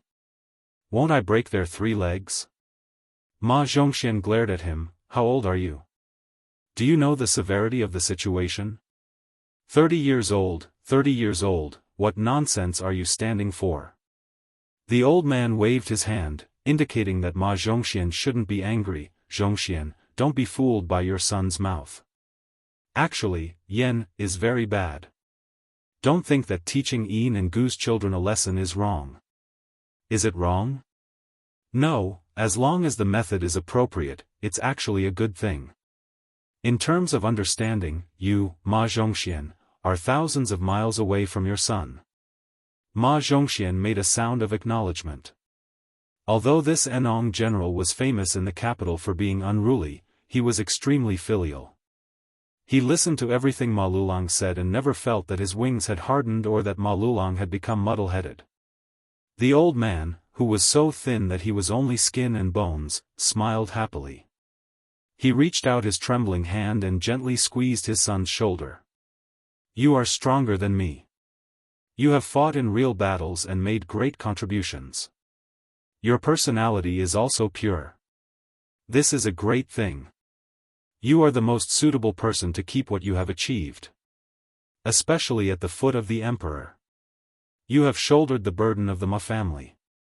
The old man turned his head and stared at Ma Wenho, who had been doing nothing for more than 10 years. It's the responsibility of your grandfather and your great-grandfather's generations to fight for the country. It's your father's responsibility to protect the family business. So, it's your turn to revive the family or to take it to the next level. Marvin kept his mouth shut, not saying anything. Seeing his son's sickly appearance, Ma Zhongxian immediately felt a surge of anger. Just as he was about to flip out, he was glared at by the old man and immediately kept quiet out of fear. The old man said softly, Wenho, your father is my only son, but I have 4 grandsons and 2 granddaughters. All these years, your 3 younger brothers have been busy fighting for power and favor. You're the only one who's been carefully protecting your 2 younger sisters. This is very good. Those 3 good-for-nothings don't have any real ability, but their ability to fight for favor is very good. They are even more sissy than women. If you give the family business to them, it will take at most a generation. They will squander all the gold and silver mountains. The old man emphasized and repeated, you are very good. Ma Zhongxian stared blankly. The old man curled his lips and sneered, there are 2 kinds of people in this world that you can't deal with. One is a perfect person who is close to being a sage. For example, blue eyes. No matter what you do, it is very difficult to have a personal relationship with them. The other kind is people who have no bottom line. They are not afraid of people's bottom line. After all, you know what kind of person they are. Be careful. In the end, those who could avoid disaster and seek benefits were the only ones who did not have a bottom line. You never knew when they would bring you a surprise. Such people were like the previous heavenly official Zhao Yuling and the current left assistant minister of rights Jean Lanting. If you have a deep relationship with them, sooner or later, they will sell you out. You will feel wronged, but they will be smug. If the Ma family is a small family that needs to climb up the social ladder, it is a different matter. It is good enough to enter their eyes. But while the Ma family is not one of the wealthiest families in Great Peace City, they are barely in the top 10. Then you can ignore these people. Don't get close to either kind of people. Speaking to here, the old man gave a piece of advice to his son and grandson. Zhongxian, don't think about making great achievements all day, especially don't think about going to Guangling Path to join in the fun. Remember, as the ruler of a country, he doesn't necessarily want someone to die. Did the previous emperor really not want to go down in history with Zhang Julu, Yan Zhenchuan, and the others? At that time, if the emperor wants you dead, as a subject, who can you reason with? So, do not make great achievements for the country, but you must make small contributions to the ruler. Remember. Wenho, I'll give you some words. Tantanon told me a long time ago, the water flows slowly when the water is deep, and the people speak slowly when they are important. You, don't say those grand words, I don't hate that I didn't see the ancients, I only hate that the ancients didn't see me. In life, I will be made a marquis, and when I die, I will go to the temple to accompany the sacrifice. It sounds very satisfying, but compared to Tantanon's words, it is a dozen streets away. Some words should be kept in the stomach and should not be said. A man's ambition is not as obvious as a woman's after a few months of pregnancy. Ma Wunho chuckled, I don't like to talk about these things now. In the past, I was thinking that if one day I really made a name for myself, I would be able to write history books and use it directly. The old man laughed and scolded, brat. Ma Zhongxian felt a little wronged and said gloomily, Father, why are you scolding me too? The old man squeezed out a smile and reached out again to pat Ma Zhongxian's head, You're also a brat. All right, I've scolded all three of you. Ma Zhongxian laughed, but there were already some tears in this rough man's eyes. Ma Wunho kept one hand on his grandfather's arm and the other on the old man's back. At this time, an expert of the Ma family close to 70 years old appeared at the door, his voice trembling uncontrollably. Su Fengnian has already killed more than 30 immortals at the gate of the Imperial Astronomer. The 1,200 heavy cavalry has not yet entered the battlefield. The general of the north, Ma Lulong, was somewhat absent-minded. Then the old man suddenly said sternly, Zhongxian, quickly enter the palace and meet the emperor. Even if you break your knees, you must stop His Majesty from using the heavy cavalry. Ma Zhongxian subconsciously stood up, but when he realized that the old man did not have long to live, he hesitated. The old man angrily rebuked, Idiot, I'm using the entire Ma family's face as a ladder for His Majesty to walk down from his high position. His Majesty can appoint anyone to be the commander of the heavy cavalry, but only you, Ma Zhongxian, cannot. Only in this way can Wenhou hope to enter the center of power as quickly as possible. Ma Zhongxian wiped his eyes and left with large strides. Ma Lulong was panting heavily while Ma Wenhou gently patted the old man's back. The old man smiled wryly, Let me lie down. If I can't hold on, there's no need to hold on. Ma Wenhou carefully let the old man lie down. The old man held his grandson's hand and laughed softly, It's rare to live in the 70s. Grandpa is already in his 80s, what do you have to be sad about? Ma Wenhou squeezed out a smile and said in a choked voice, It's not that I despise my father for being stupid. Even if he curses, he won't hit the point. Grandpa has great wisdom. Even if he doesn't curse, I can still listen. The old man lay there quietly, already in a bleak state of breathing less than he breathed out.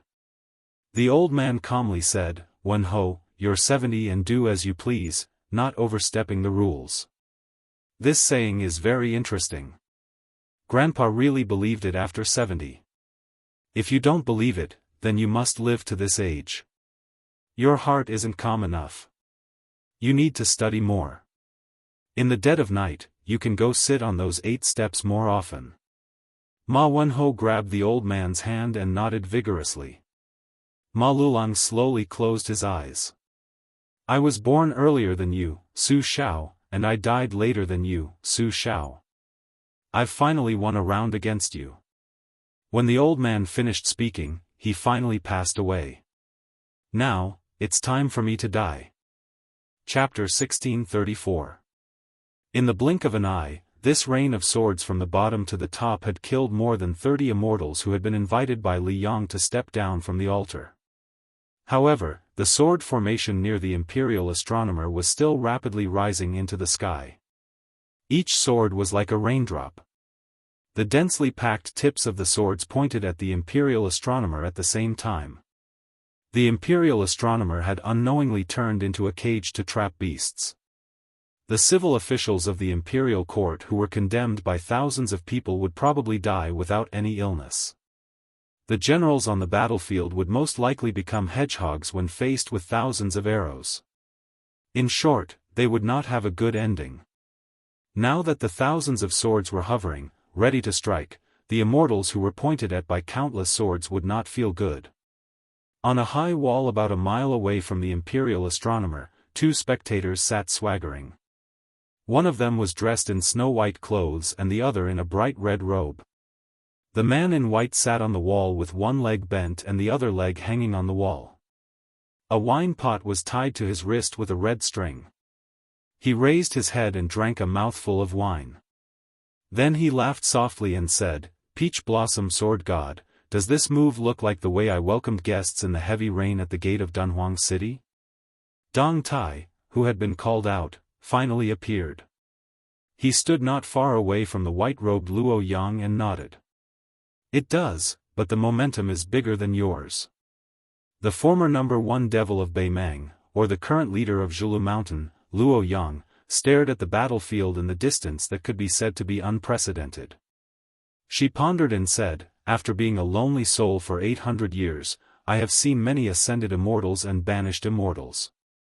I know a little about the ways inside." More than 60 grandmasters of Longhu Mountain descended to the mortal world together. Due to the restrictions of the heavenly Tao, most of them are no more than Vajra realm physique and finger mystery realm chi. At most, they have mastered a few greatly reduced Xuannong of the immortals. They only look like immortals on the earth. They are like paper tigers. They can scare people, but they can't kill people. However, the 7 or 8 of them standing in the middle, even if their cultivation has been reduced, are at least in the celestial state. They can't be underestimated, especially the 3 immortals in the middle. They are all Taoist saints, aren't they? Dong Tai placed one hand on his chest and rubbed his chin with the other. The one with the sword is the first grandmaster of Longhu Mountain. The one with the lotus on his head should be the first immortal of Liang dynasty. It is said that the purple golden lotus pond in the Taoist mansion was created by him. And the one riding of the white deer is Qi Xuanzhen's uncle. They are all well-known figures. If they were about to ascend but had not yet entered the celestial gate, they would be powerful. They would be real divine transcendents. But now, they are just ordinary earthly immortals. They lose because their bodies are not strong enough, but they win because they understand the way of heaven. Well, since they are in the human world now, especially when they are facing that guy, this is not an advantage. Suddenly, a man in a green robe appeared leisurely. In terms of bearing and demeanor, the Peach Blossom Sword God was thousands of miles away from this one. Even if the latter had white hair on his temples, when he stood next to Dong Tai, one looked like a country bumpkin while the other was a famous scholar. Comparisons were odious. It was no wonder that Dong Tai's disciple wanted his master, who was not good at appearance, to recite poems every time he rode a donkey. The green-robed Confucian paid attention to the movements at the imperial astronomer's side. He sighed and said, "Dong Tai, Luo Yang, facing more than 61st grade realm cultivators, including 3 saints, how would you feel if you were in their shoes?"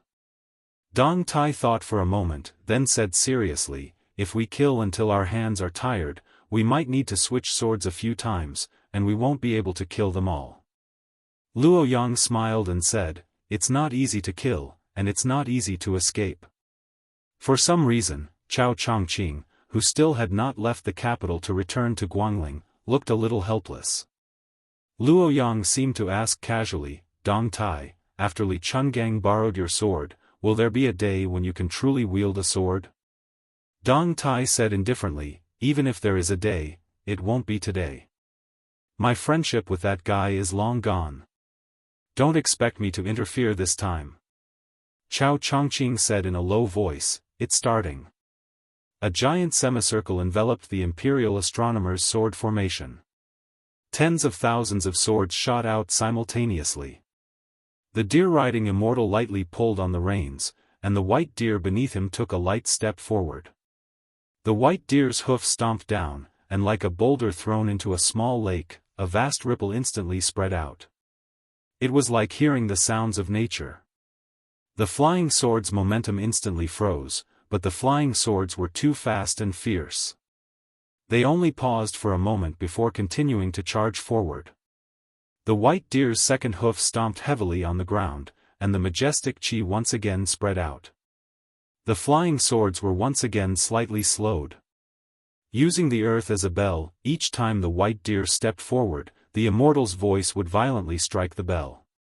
When the white deer was 30 steps away from the gates of the imperial astronomer, the flying swords that covered the sky like a swarm of locusts had already begun to slow down from their rapid flight. The 1,000-odd heavy cavalry on both sides of the street raised their blades to meet the enemy. The dense mass of flying swords pressed down, suffocating. Although their speed had greatly decreased, they still continued to descend with a momentum that could be slowed down but could not be stopped. As the saying goes, gods are 3 feet above one's head. Now, there were flying swords 3 feet above. Several cavalry did not believe this, and were even more unwilling to wait for death. They jumped high from their horses and slashed at the flying swords. The war blades were like knives cutting through water. They seemed to easily cut through the water, and the flying swords were unharmed.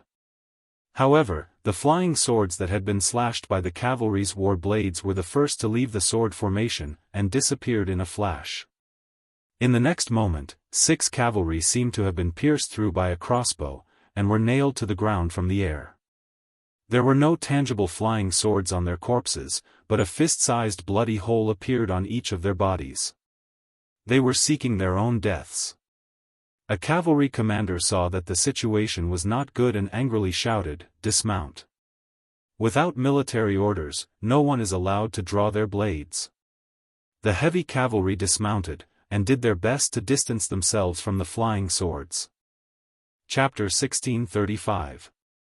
The immortal riding on the white deer waved his sleeves casually, and a purple-gold lotus bud bloomed above the heads of the Ma clan's heavy cavalry and the Li clan's armored soldiers. It grew rapidly, swaying even though there was no wind. It was like 2 armies facing each other on the battlefield. Neither side dared to act rashly. The flying swords finally stopped moving and hovered in the air. The immortal raised a hand at the same time and made a grabbing motion in the air. He shouted softly, "5 mountains, hear my command." A towering mountain rose from under Su Fengnian's feet, lifting him up high.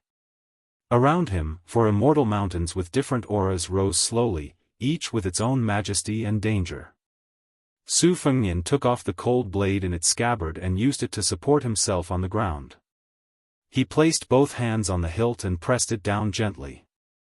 Not only did he stop the rising of the mountain under his feet, but the surrounding mountains also began to tremble.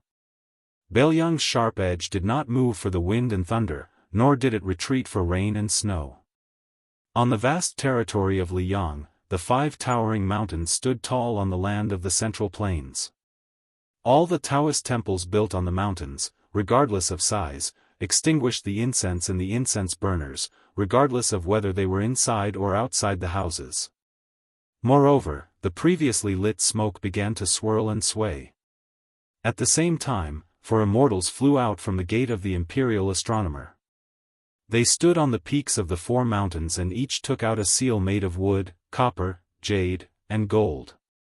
The seal buttons were respectively azure dragon, white tiger, vermilion bird, and black tortoise. Su Fengnian glanced at the immortal standing proudly on the peak of West Mountain with a strange expression. It was just a casual glance, but the immortal, the seal, and the mountain all turned into powder. The old Taoist with the lotus crown, who had been watching with folded arms, looked up at the western sky. He seemed to have mixed feelings and sighed. Su Fengnian took advantage of the victory and pressed down hard on the hilt of his blade. The scene was like the Central Plains sinks that the seed of Liyang had been muttering to himself for 20 years. After the rainbow light that symbolized the immortal of West Mountain's cultivation exploded, the immortals of the other 3 mountains collapsed. Su Fengnian slowly landed on the ground. When the tip of the cold blade scabbard touched the ground. At the top of the 5 Peaks mountain, regardless of whether it was cloudy or sunny, a thunderclap rang out at the same time. This was what it meant when immortals fought, and mortals suffered. The flying swords in the imperial astronomer's sky that had been stationary suddenly accelerated. The deer-riding immortal snorted coldly and pulled on the reins. The white deer, which was shrouded in immortal energy, raised its front leg high and stomped on the ground. The countless flying swords once again stopped in their tracks, but this time, the swords trembled violently and buzzed. The purple-gold lotus flower that had been protecting everyone was withering at a speed visible to the naked eye. All the soldiers subconsciously shrunk their necks, their faces covered in sweat. Looking at the flying swords that were close at hand, they swallowed their saliva. The white deer immortal suddenly vanished. A streak of rainbow light entered the body of the heavy cavalry, and then this rider abruptly charged out of the formation, as fast as lightning. In the blink of an eye, he had arrived at Su Fengnian's side. Su Fengnian raised his scabbard and pointed a finger, and the golden-armored rider shattered with a boom. The colorful afterimage dissipated a few steps away from Su Fengnian. Su Fengnian did not move at all, his sleeves slightly fluttering. The streak of rainbow light suddenly transformed into 2 dots of golden light. With the golden-armored rider as the center, they drew 2 arcs in the air and crashed into the 2 riders on the opposite street. The 2 riders began to charge. Su Fengnian sheathed his scabbard. Before the 2 riders could reach within 10 paces, the golden-armored rider's head seemed to have been pierced by an arrow, and he died on the spot. The 2 dots of golden light split into 2, and the 4 heavy cavalry soldiers began to charge toward their deaths. The flying swords that Su Fengnian used to block Qi Jiajia's sword had already appeared. The flying sword that destroyed the enemy was the box of miniature flying swords that Dong Tai had given him at the Eastern Sea. After the battle of life and death with Han Shengxian, Su Fengnian had secretly replenished the 12 flying swords that had a perfect sword embryo. Wherever his mind willed, the sword would be there. Black armor, childhood sweetheart, morning dew, spring water, peach blossom, moth, vermilion bird, yellow tree, mayfly, gold-threaded tie. On the platform of the general, the brave soldiers were summoned. The 4 golden-armored riders were like eggs striking a stone. The 8 golden riders arrived again. After the death of the 8 riders, there were 16 riders surging forward. Su Fengnian's 12 swords were like a lightning pool. The golden-armored cavalry swore not to stop until they broke through the lightning pool. From afar, Dong Tai had an undisguised smile on his face. He clicked his tongue and said, "This time, you've learned from me." Luo Yang said unhappily, "Just for show." Dong Tai raised his eyebrows and said, "It's just for show and practical use. Don't speak against your will, right?" Chao Chongqing listened to the quarrel between the 2 great grandmasters who were both ranked in the top 14 of the martial arts evaluation. He found it rather funny and said, "What's there to argue about?" At the 2 ends of the street, no less than 200 golden-armored riders began to charge together with their spears. The large expanse of golden light reflected in their eyes made them feel as if they were in the majestic heavens. Even from a mile away, Chao Chongqing's face was illuminated with golden light. He squinted his eyes and said softly, "Resisting the heavenly might of an immortal with the strength of a single person is not inferior to the Bailiang cavalry resisting the imperial edict of a mortal emperor. It's a pity that apart from the few of us, there aren't many people who are fortunate enough to see this scene." Dong Tai nodded in agreement and said, "Thinking back to the few times when I was in the martial emperor city when others challenged Wang Xianji, or when others saw me, Dong Tai, climb the tower, they all paled in comparison. The 12 flying swords were like an impenetrable wall that could not be shaken by thousands of soldiers and horses. Outside the wall, more than 200 golden-armored celestial soldiers and generals crashed into the wall one by one without fear of death. The dense sound of thunder was incessant and gathered together, giving people the illusion that they were hearing thunder from the heavens. Many martial arts masters who were closely watching the movements of the imperial astronomer had no choice but to retreat. It was not that no one wanted to stay, but these masters were horrified to find that they were bleeding from their 7 orifices. When they wiped their hands, they were covered in blood. Only Wu Jian, the ancestor of the Wu family's sword tomb, Chai Qingshan of the Dongyue sword pool, and a few other grandmasters were able to continue. The following scene stirred people's hearts. More than 400 golden-armored celestial soldiers charged towards the young lord outside the imperial astronomer from the left and right. The light was so dazzling that it was as if the sun had risen from the eastern sea on the same day. A red sun rose from the imperial astronomer. Chapter 1636. The sun rose in the east. Even the citizens of Great Peace City were attracted by this soul-stirring scene and looked up. Mount Wei purple-robed Xianyuan Qingfeng had arrived at the Jianghu restaurant at some point. She ordered the signature mutton hotpot from a young waiter who recognized her at a glance. She expressionlessly picked up her chopsticks. There was someone who was closer to the imperial astronomer than Wu Jian and Chai Qingshan, and even closer than Luo Yang, Dong Tai, and Chao Chongqing. The young girl stood at the foot of a high wall. She reached out her hand to adjust the slanted sable hat that covered her eyes. No one knew when she had arrived. Not only did the immortals at the entrance of the imperial astronomer not notice, even Su Fengnian, who was focused on fighting the enemy, did not notice. And she was only one wall away from the heavy cavalry that had been reduced to pawns. As an assassin, she had not killed many people. More accurately, the number of people she had killed could be counted on one hand. For example, the world's 11th-ranked Wang Mingyin. And the gatekeeper of the capital, Lu Haoshi, had clearly escaped the pursuit of Su Fengnian, who had been possessed by the Qin emperor. In the end, he had been killed by her and his head kicked around like a ball. Other than killing Su Fengnian, she had only made one mistake, and that was stopping Wang Xianji from entering Beiliang. This time, she would not allow herself to make a mistake. On the main street, the 400 cavalry began to charge at each other. If they were blocked by Su Fengnian's 12 flying swords again, then the next time, the remaining 1,000 or so cavalry would come out in full force. But Su Fengnian's flying swords had clearly been used up. The 8 flying swords were on the verge of shattering and had no choice but to return to his sleeves. In reality, Su Fengnian had been able to last for so long. If he had faced the elite cavalry of the mortal world, he would have been able to break armor 1600.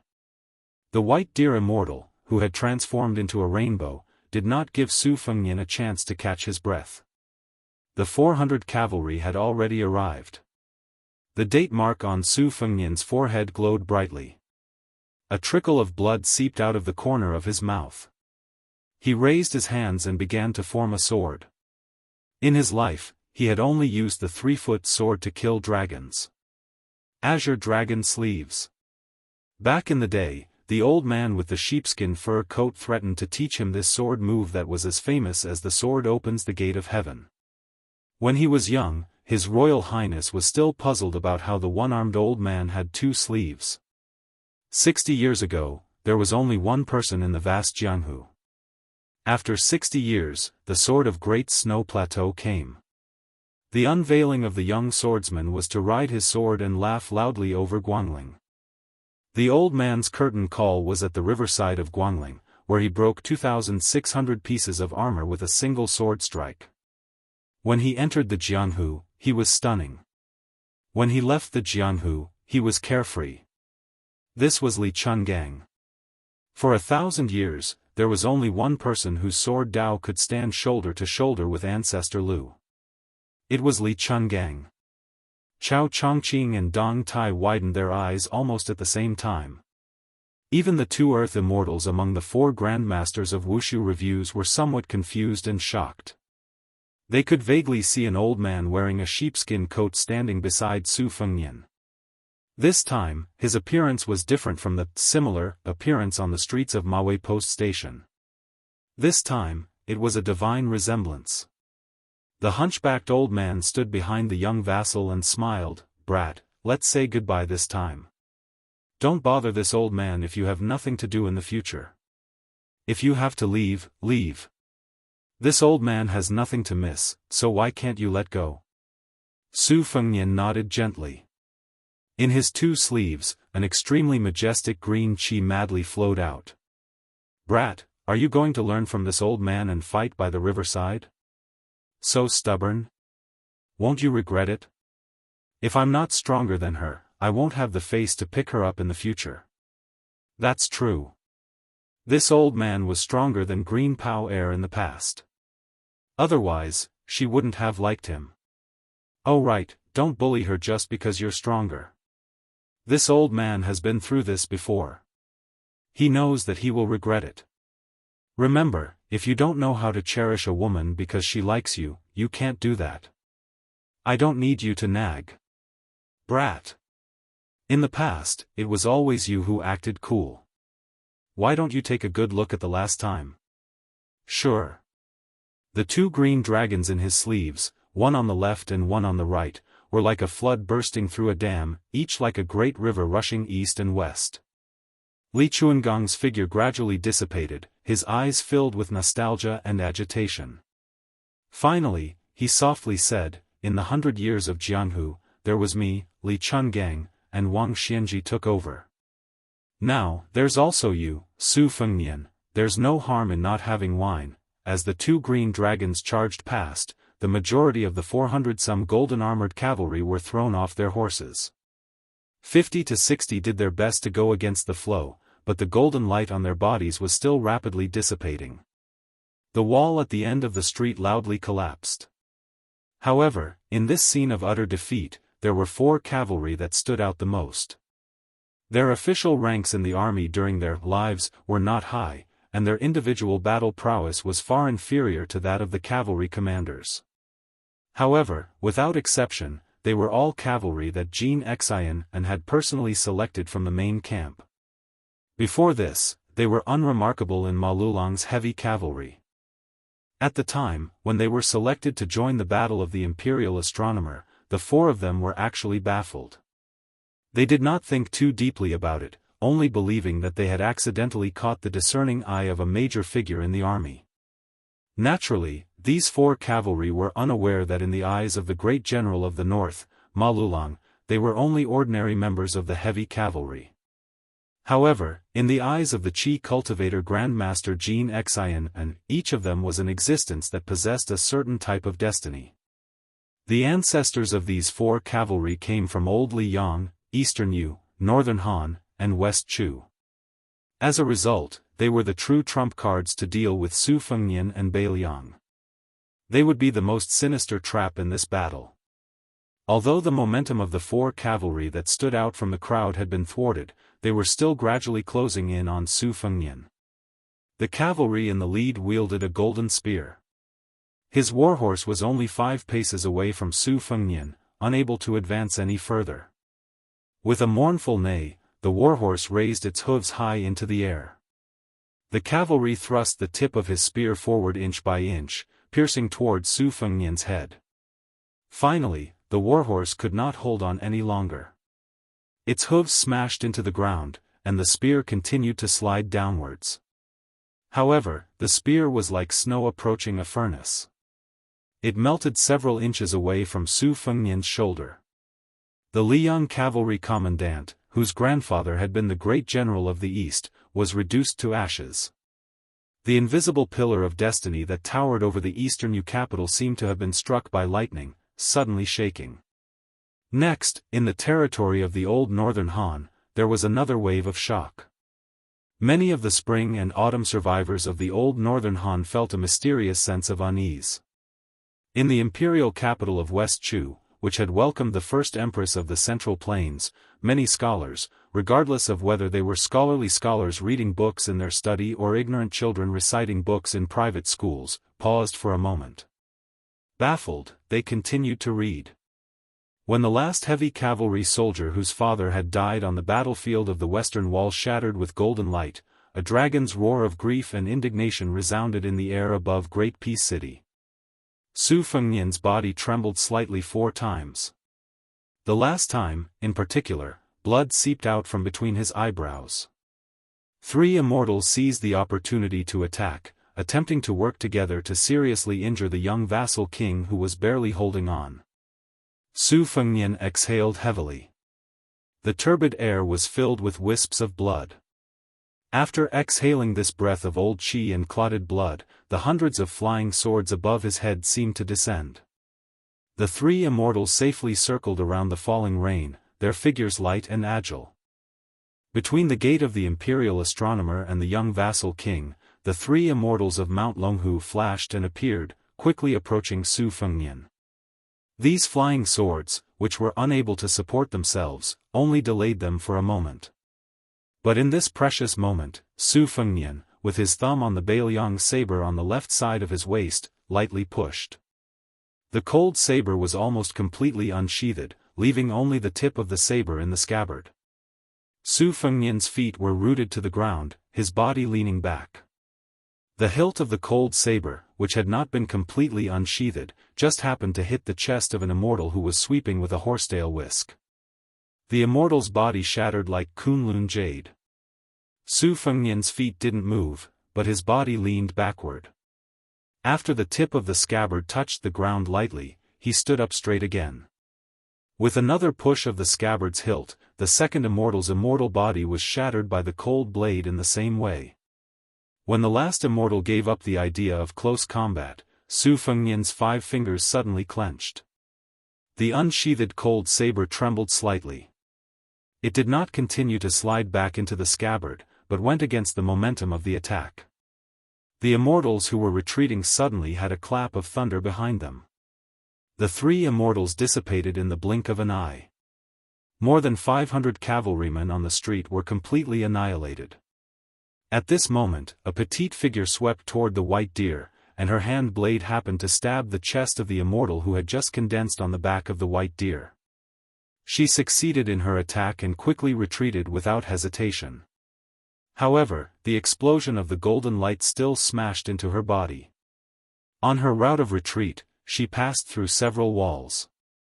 When she finally stopped in the distance, she coughed out a mouthful of blood. Then she adjusted her mink hat, raised her arm to wipe the corner of her mouth, and lightly leapt up to sit on the wall. She took out a scallion pancake from her pocket that she had bought on the way here, and lowered her head to take a big bite. Chao Chongqing and Dong Tai looked at each other and smiled. Killing an immortal and eating a pancake, they really brought out the best in each other. At the gate of the Imperial Astronomer, after the white deer immortal was mysteriously ambushed by a little girl, the lotus-crowned Daoist master and the first ancestor finally made their move at the same time. A small crack had appeared on the tip of Su Fengnian's foot. It was because he did not retreat half a step and let the soles of his shoes rub against the ground. Although the 3 immortals did not succeed and could not retreat, just like how Su Fengnian's sword had delayed their advance, they also successfully delayed Su Fengnian's breathing. The first ancestor of Mount Longhu floated over with the sword in his hand. Su Fengnian had not recovered his breathing, and still forcefully clashed with the first ancestor. The blade in his left hand was finally unsheathed. The old cold blade clashed with the first ancestor's sword. The young, first ancestor with a face as clear as jade slid back tens of feet, almost crashing into the gate of the Imperial Astronomer. But his smile was still bright. Su Fengnian took 10 steps forward and only took 9 steps back. But the lotus-crowned Daoist master's body directly passed through the first ancestor. The 2 immortals exchanged positions. The first ancestor's palm struck Su Fengnian's forehead, and spat out 2 words. Mountain splitter. Su Fengnian's head slightly swayed backwards, his heels leaving the ground, the tip of his foot stepping hard on the ground. 1 step. Just 1 step back. But he still did not retreat from the position where he faced off against the 60 immortals. Chapter 1637. The old Daoist master with the lotus crown, who had struck Su Fengnian's forehead with his palm, floated backward. At the same time, the sword-wielding immortal passed through this straight path and said with a smile, "Mountains and rivers filled with wind and lightning." Su Fengnian stepped forward, holding the saber with both hands, and slashed down without hesitation. The saber was held vertically and the sword was held horizontally. Between the saber and the sword, the wind and clouds surged and thunder rumbled. The 2 sleeves of the young ancestor's Daoist robe fluttered wildly, and the hair on Su Fengnian's temples also fluttered wantonly. The immortal with the lotus crown almost overlapped with the immortal with the sword. His right palm passed through the saber and sword and pushed hard on Su Fengnian's chest. As if to increase the supreme power of this palm, the old immortal pressed his left hand on the back of his right hand and shouted, Heaven Ascension. Layer after layer of vigorous strength, like an immortal ascending the stairs, endlessly passed through Su Fengnian's chest, to the extent that Su Fengnian's back, which corresponded to his chest, suddenly fluttered. Su Fengnian's lips moved slightly, but he didn't make a sound. His face was pale and purple. Saber 9. The next moment, the two immortals stood side by side at the entrance of the Imperial Astronomer. Although they did not show any lingering fear on their faces, compared to their previous calmness, they were a little more dignified. Su Fengnian did not retreat. Instead, he advanced. The immortal with the sword waved his sleeve, raised his arm and held his sword horizontally, as if he was going to block the young lord's path. Su Fengnian's chest and back were already bleeding. Between his eyebrows, there was a shocking crack. But he still rushed forward. Chao Chongqing was a little speechless. Dong Tai sighed and said, "This is really going to be a desperate fight." It turned out that the man and the immortal had exchanged a move. It was a very simple move. Yu Leijian pierced Su Fengnian's chest, and the cold saber pierced the immortal's chest. Su Fengnian pushed his saber forward. Yu Leijian and the first ancestral master of Longhu Mountain were sent flying through the gates of the Imperial Astronomer. Not only that, but even the Li family's infantry formation was broken through. Su Fengnian, king of Beiliang.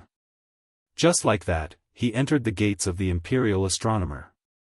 Number 254 Lu Dongxian is bold. If someone could ride the wind and look down at the Imperial Astronomer, they would be able to see a thin silver thread easily cutting through a large piece of thick black cloth. Together, Su Fengnian and the first ancestor of Longhu Mountain, who had graced the world with his presence, broke through the Li family's armored infantry formation. Li Shogua, the commandant of Jianghu's sagging commandant, who was leading the charge, was unfortunately right in front of the formation. This general's chest seemed to have been hit by a battering ram, and he fell roughly 7 or 8 feet away. Beside him were his subordinates who were in the same situation.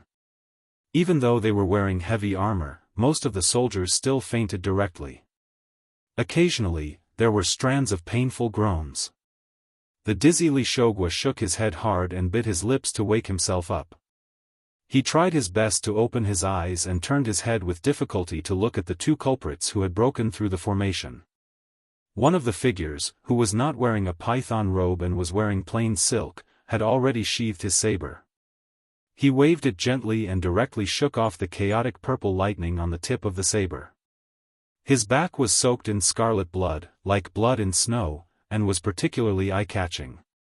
To Li Shogua's horror, a fist-sized hole appeared on the chest of the sword-wielding immortal. However, what was even more inconceivable was that the sword-wielding immortal still had a nonchalant expression on his face. The sword-wielding immortal's body was like a woman whose finger was pierced by an embroidery needle, causing a drop of blood to appear. The old Daoist with the lotus crown stood beside the sword-wielding immortal. The sword-wielding immortal stared at the young king and said with a smile, "It's okay. This guy still hasn't used Beiliang's providence. Since he's so arrogant, it doesn't matter if he gets stabbed 7 or 8 more times. It's not a loss for me to exchange my life with such a method." Unlike the various auspicious signs of other immortals, the old Daoist with the lotus crown on his head was wearing an old and ordinary Daoist robe. He did not have the purple and yellow color of the Daoist master's residence. In fact, this was normal. As the first immortal protector of the old Liyang, the Dragon Tiger Mountain had not yet risen at that time. Although it had proclaimed itself as the ancestral court of Taoism, the orthodoxy of the world still only recognized Wudang, which had produced many immortals of the Great Feng dynasty.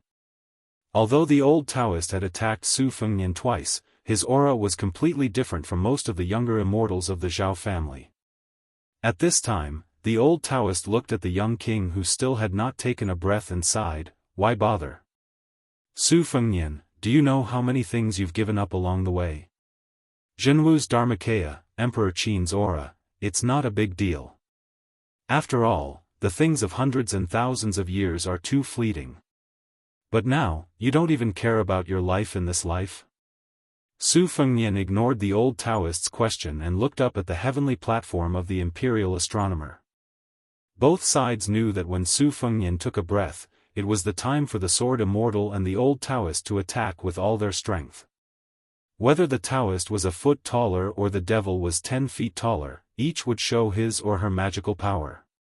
The reason why the old Taoist had the mood to chat with the young king was not because he had good intentions. It was just that the two of them had a higher chance of winning if the battle dragged on. Their immortal bodies could be broken, but they would not be injured. However, Su Fengnian was different. The so-called land immortal was still a human after all. Even the celestial being Gao Shulu, who had been punished by heaven, could not be compared with a real immortal in terms of physique. The thing that really puzzled the two ancestors of Dragon Tiger Mountain was that Su Fengnian knew that immortals had no impurities and could not be hurt even by divine weapons. However, as long as there was impurities, it would be fatal. It would directly reduce the good karma accumulated in several or even dozens of lifetimes. Therefore, Su Fengnian's real weapon was not the ordinary Bailiang saber, but Bailiang's fate. Su Fengnian withdrew his gaze and suddenly smiled. Old Taoist, I'm very grateful for the two moves of Mountain Splitter and Heaven Ascension. I don't return the favor. Before he could finish his words, Su Fengnian had already disappeared and appeared in front of the old Taoist without any warning. His cold saber swept across the old Taoist's head. The old Taoist smiled and put his hands behind his back. He took a few small steps back. Lotus flowers bloomed under his feet. His figure was elegant, but his clothes did not move at all. The celestial being did not overstep the rules. The young king did not seem to realize that his efforts were futile. The cold saber continued to sweep. However, just when the old Taoist was about to stand still, another Su Fengnian appeared in front of him. He followed him like a shadow and continued to maintain the same posture. The cold saber swept across the old Taoist's head.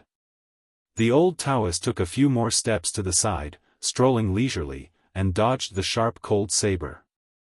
Although it was the same as the invincible Vajra described in the Buddhist scriptures, the old Taoist did not believe that this young man really did not know how to play tricks. He did not believe that this young man would stupidly use the cold saber to chop people from the beginning to the end and then exhaust himself to death. This young king of the Northwest who had ascended to the top of the human world was originally a difficult opponent with endless tricks. Especially when he even killed Wang Xianji, it was hard to guarantee that he did not have any hidden skills. The old Taoist was happy to wait and see. He might as well deal with the changes by sticking to the status quo. Now, it should be the injured Su Fengnian who was flustered and exasperated. The old Taoist only needed to wait patiently for the crucial moment when the young man could not help but do something desperate. The old Taoist with the lotus crown used the dipper steps to shrink the world. Every time he changed his position, it seemed to be only 2 or 3 steps, but it was enough to make the cold saber miss. Because the two people in a life and death situation attacked too quickly, in the blink of an eye, no less than 100 Su Fengnian appeared on the square of the imperial astronomer. The immortal surname Zhao of Longhu Mountain was still at ease, moving freely through the increasingly narrow square like a fish swimming leisurely in the Jianghu. The first Grandmaster of Longhu Mountain, holding the seal sword Yule, was not in a hurry to rescue the Su Fengnian. 1. There was no need for him to do anything. 2. Every moment that passed meant that the rope around the neck of the approaching Su Fengnian was getting tighter and tighter. The person holding the rope just so happened to be the Su Fengnian himself. His right hand held the sword in front of him in a standing sword stance. His left hand bent his thumb and lightly pierced his index finger. Then he began to draw seals on the peachwood sword that was rumored to have killed countless demons and monsters. The blood that flowed out of his index finger was not bright red, but pure white. Moreover, it was bright and resplendent, like the bright moon hanging from his fingertip. Several chi channels that had been suppressed by various buildings in Great Peace City quickly surged toward the imperial astronomer. When the seal was formed, victory was already in his grasp. Chapter 1638. The lips of the always youthful and elegant Immortal curled up. "Can you tolerate me drawing seals so openly?" In the eyes of the Liang soldiers who did not have outstanding martial cultivation, dozens of King of Bailiang appeared in the square in the blink of an eye. In another blink, there were more than 100 people. The 1,000 or so soldiers of the Li family who had not been knocked unconscious were all dumbstruck and could only stare. Deep in their hearts, these Liang elites had complicated feelings. They were more wary and fearful of the arrogant and domineering young king, but their hatred was less. It seemed absurd, but the logic was actually very simple. In the early days of the Jianghu, how many beauties in the world did not love Li Chungang? How many martial artists in the world did not revere Wang Xianji? To be with them and live in the world, as long as it did not involve irreconcilable personal grudges, most people would yearn to be with them. Li Yang's reverence for martial power was based on iron hooves and knives. Qi Jiajie was dressed in white, so why was he able to become the teacher of so many dragon descendants in Great Peace City? Why did the Tangxi sword Immortal Liu Baijie make an exception and enter the capital to become the Minister of War and fill the streets with cheers? Recently, a shocking piece of news spread. It was said that the young king of Bailiang had once fought alone with the Beimang military god Tuoba Bodhisattva in the western regions and fought until the sky turned dark. No matter what the scholars and civil officials of Great Peace City thought, men who were paid by the soldiers would talk about such things. It was most likely that the young King Su was just bragging and creating momentum for his trip to the capital. But no matter what the truth was, most of the martial artists in the army would feel some regret. They would wonder why the Su Fengnian did not simply kill that Tuoba Bodhisattva in the western regions. If he had really taken his head, then they, who lived off the soldiers of the emperor, would just be a bit more virtuous when they scolded him in the future. On the contrary, the Li family's armored soldiers had initially revered the immortal who treated human lives like grass, but they quickly developed a sense of enmity. Su Fengnian had killed hundreds of armored cavalry in one go on the street. It was true that his methods were ruthless, but the heavy cavalry of unknown origin had suddenly turned into golden armored immortals. Such an immortal's method was really too chilling. Originally, when facing a strong enemy, we martial artists would treat it as a trip to the battlefield. If we died in battle, then so be it. But if we died for no reason, how sullen would that be? Where would there be heroism? Probably no one would die in peace.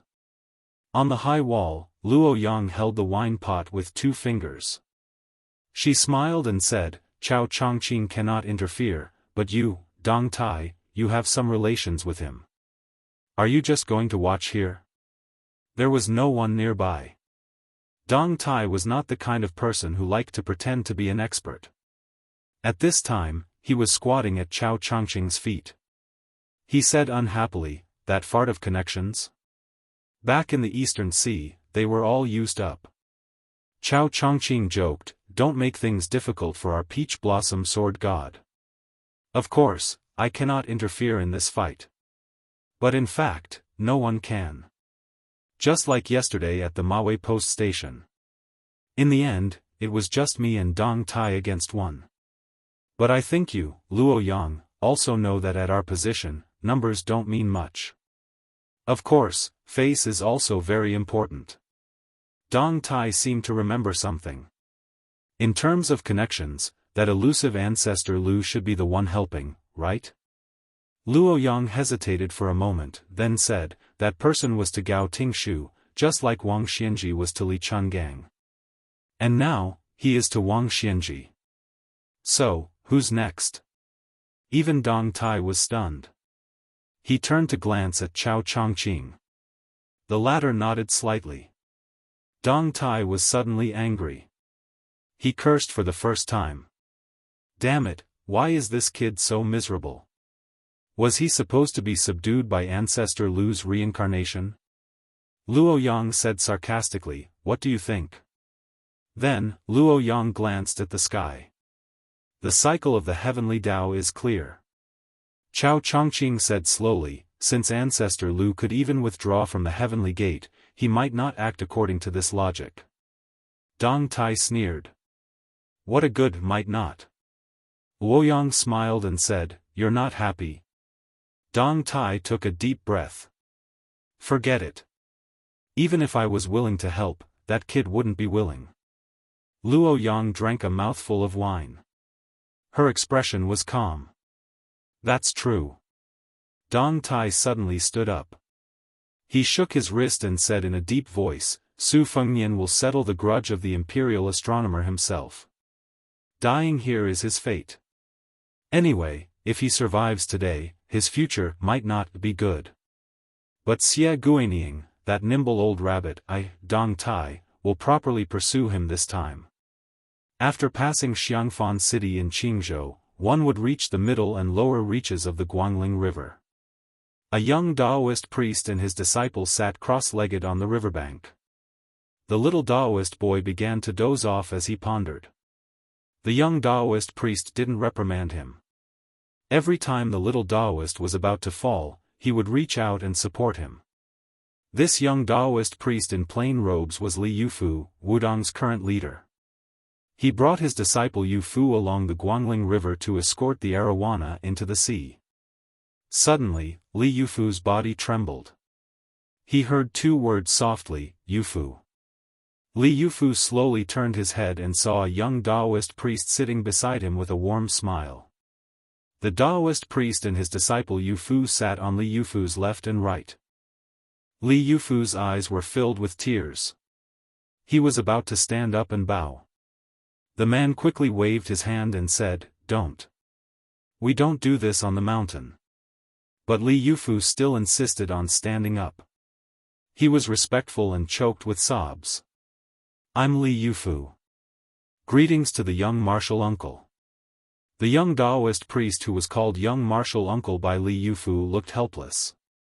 "You're just like senior brother Yu. I'm afraid of you. When we were on the mountain, even the eldest senior brother who was in charge of discipline was not as particular as senior brother Yu. At that time, His Royal Highness would give out books after beating people. Well, you know, the kind with more pictures than words. Every time eldest senior brother found it, he would not throw it away.